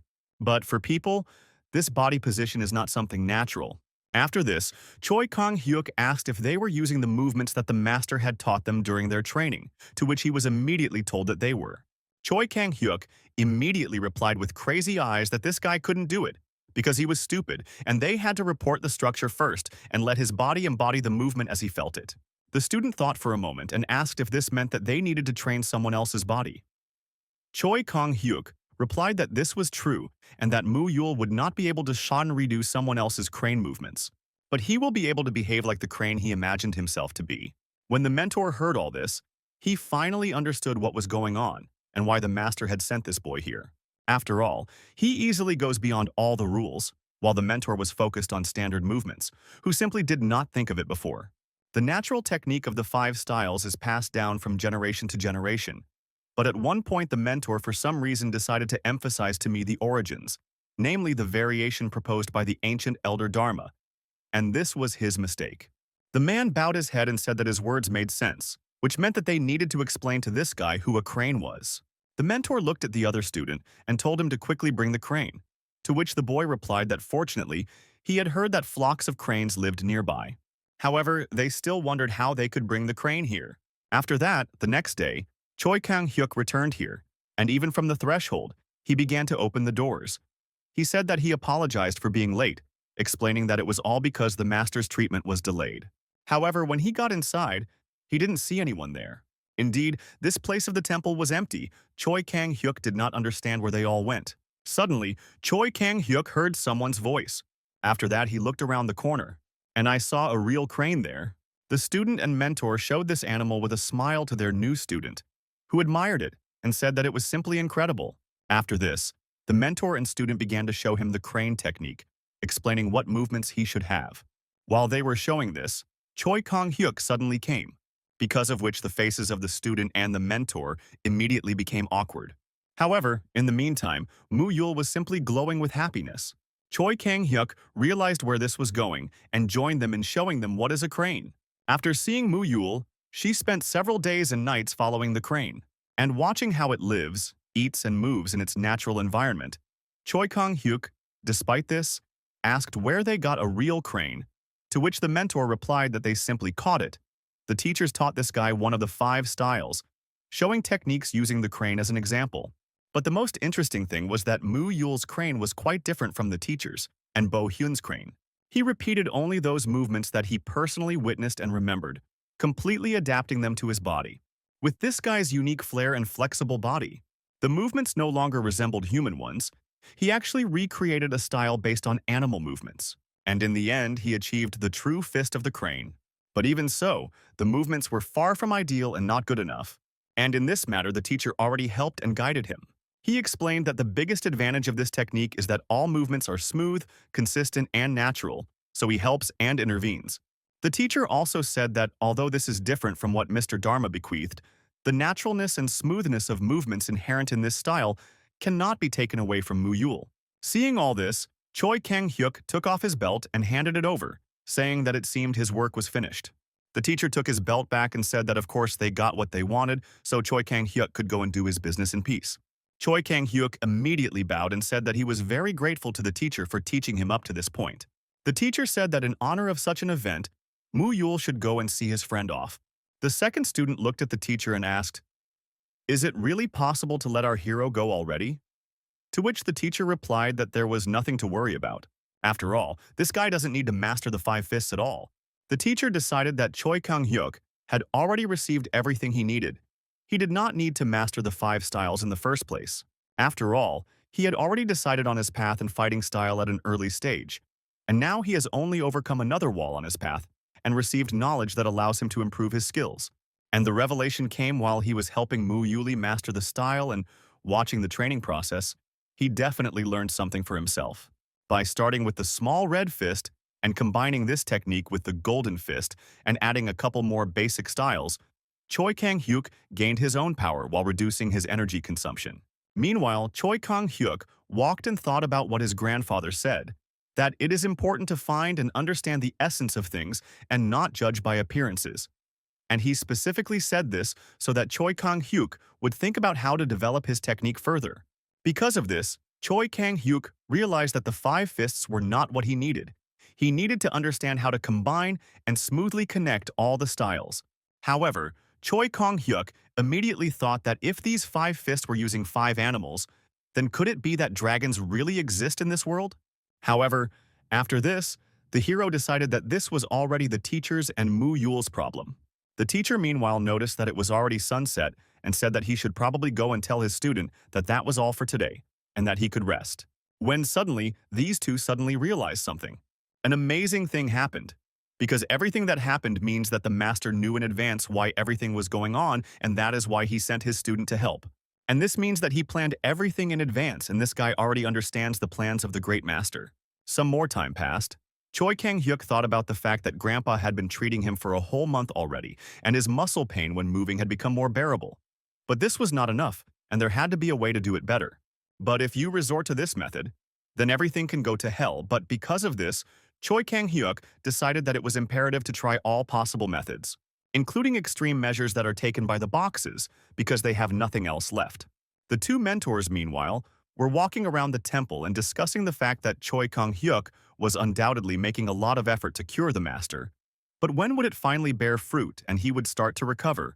Although one could not, of course, dispute the fact that his condition had improved compared to what it was a month ago.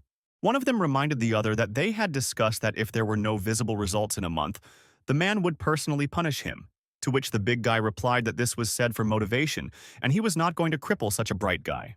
Choi Kang-hyuk had another physical therapy session with his grandfather. Suddenly, the abbot entered the room and asked what was the matter and why Choi Kang-hyuk had called him. Choi Kang-hyuk apologized, but asked him to wait a little since they had almost finished today's procedures. Suddenly, the abbot was incredibly surprised.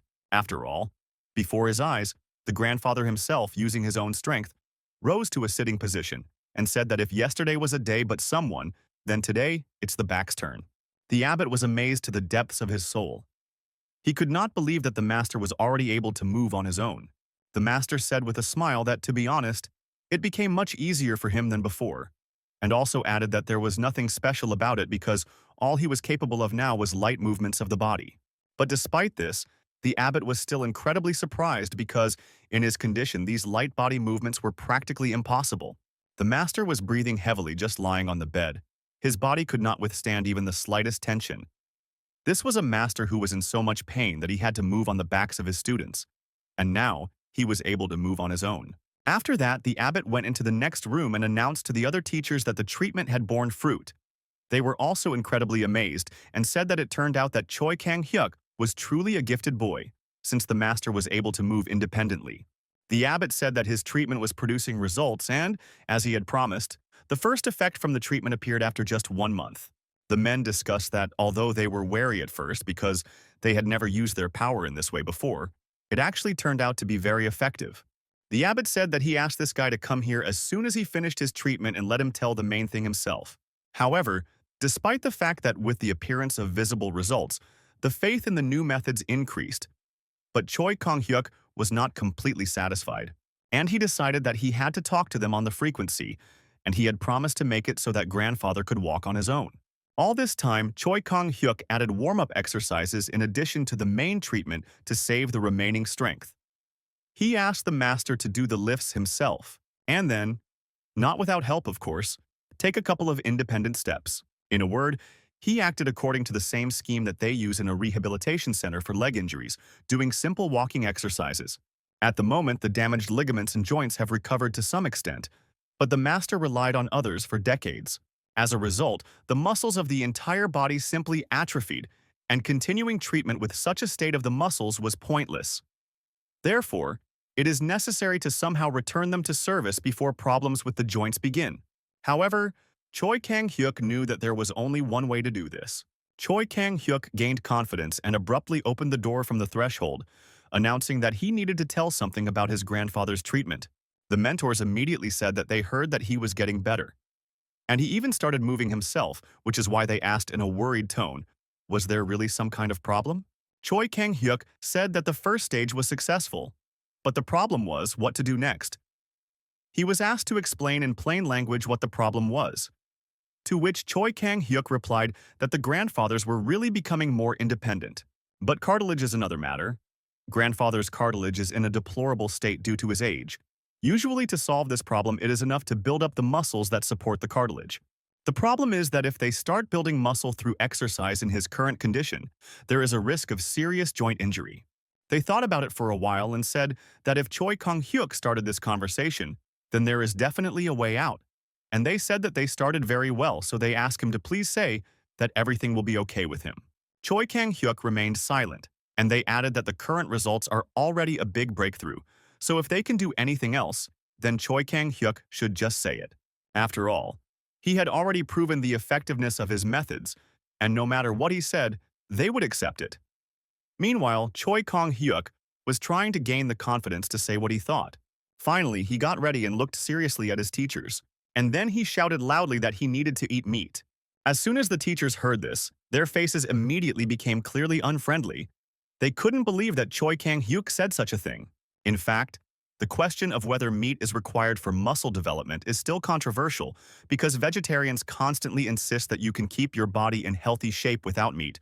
Choi Kang-hyuk knows this very well because he personally studied the issue for a long time. However, it is extremely difficult to build muscle on vegetables alone. There are animal proteins, they are easily absorbed similar to proteins in the body, there is a high content of amino acids, and excessive consumption can be dangerous.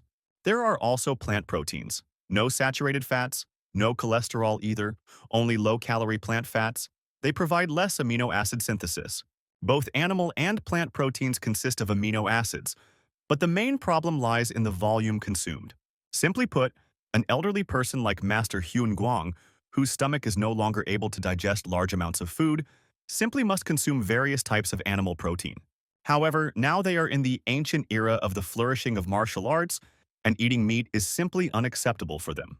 As soon as Choi Kang-hyuk told him this, they immediately got angry and said that this was simply unacceptable to them and asked how he even dared to talk about such a thing. Choi Kang-hyuk covered his ears from their screams and thought that he knew it would happen like this. The head abbot calmed down a little and was the first to ask, Is meat really so necessary for building muscle? Since Choi Kang-hyuk himself was able to achieve such physical fitness without meat, Choi Kang-hyuk remembered that he often secretly ate meat and hesitated a little. He decided not to say this and explained that meat cannot be replaced by beans and mushrooms, only some part is replenished. But this does not compare with the effect of eating animal meat. The abbots thought for a while and asked, is it not enough or just to find special nutritious beans or mushrooms for the master? Choi Kang-hyuk immediately loudly declared that it was impossible to compare the grandfather's body with a young one, because Choi Kang-hyuk was a hammer and could withstand any decisions. But the grandfather was in an extremely unstable state. Inside, Choi Kang-hyuk was thinking that he had to convince them. After that, Choi Kang-hyuk decided to add some drama and said that he understood perfectly well the reason for the ban on meat in Shaolin. It was a necessary deprivation to overcome the earthly. In his passion and appetite, Choi Kang-hyuk said that for this, he could give up meat. After that, Choi Kang-hyuk, with a confident face, said that this is a prohibition for those people who are struggling with temptation. But if it is a matter of life and death, can this be considered a violation of the holy commandments? Inside, Choi Kang-hyuk was thinking that he had to convince them because if he couldn't, the word would repeat its fate. That was why Choi Kang-hyuk was now shouting, doesn't dying in vain violate the law of the flame of life? As soon as Choi Kang-hyuk said this, the teacher of the four dynasties appeared next to him at incredible speed. He extended his hand and exuded an evil aura, and said that he was now demanding that Master Hyun Gwan himself break the holy rules, and he also asked how Choi Kang-hyuk dared to question the commandments of Buddhism. However, unexpectedly, the hand of the chief abbot fell on the shoulder of this monk, who was maddened by such impudence. Choi Kang-hyuk fell to the ground from such incredible energy. He couldn't believe his eyes, because the head abbot suppressed such a crazy flow of power by simply grabbing this monk by the shoulder. The head abbot quietly said that there was some truth in our hero's words, and they could not doubt them at least because now they were at least able to move independently, albeit rather limitedly. Therefore, the abbot said that first they should learn everything from our hero and asked, is it true that eating meat will help the master's body and how are meat and muscle growth related? Choi Kang-hyuk thought that if he were in his world, he could easily explain it using terms, but he doesn't understand how to convey to them the meaning of words like protein and amino acids.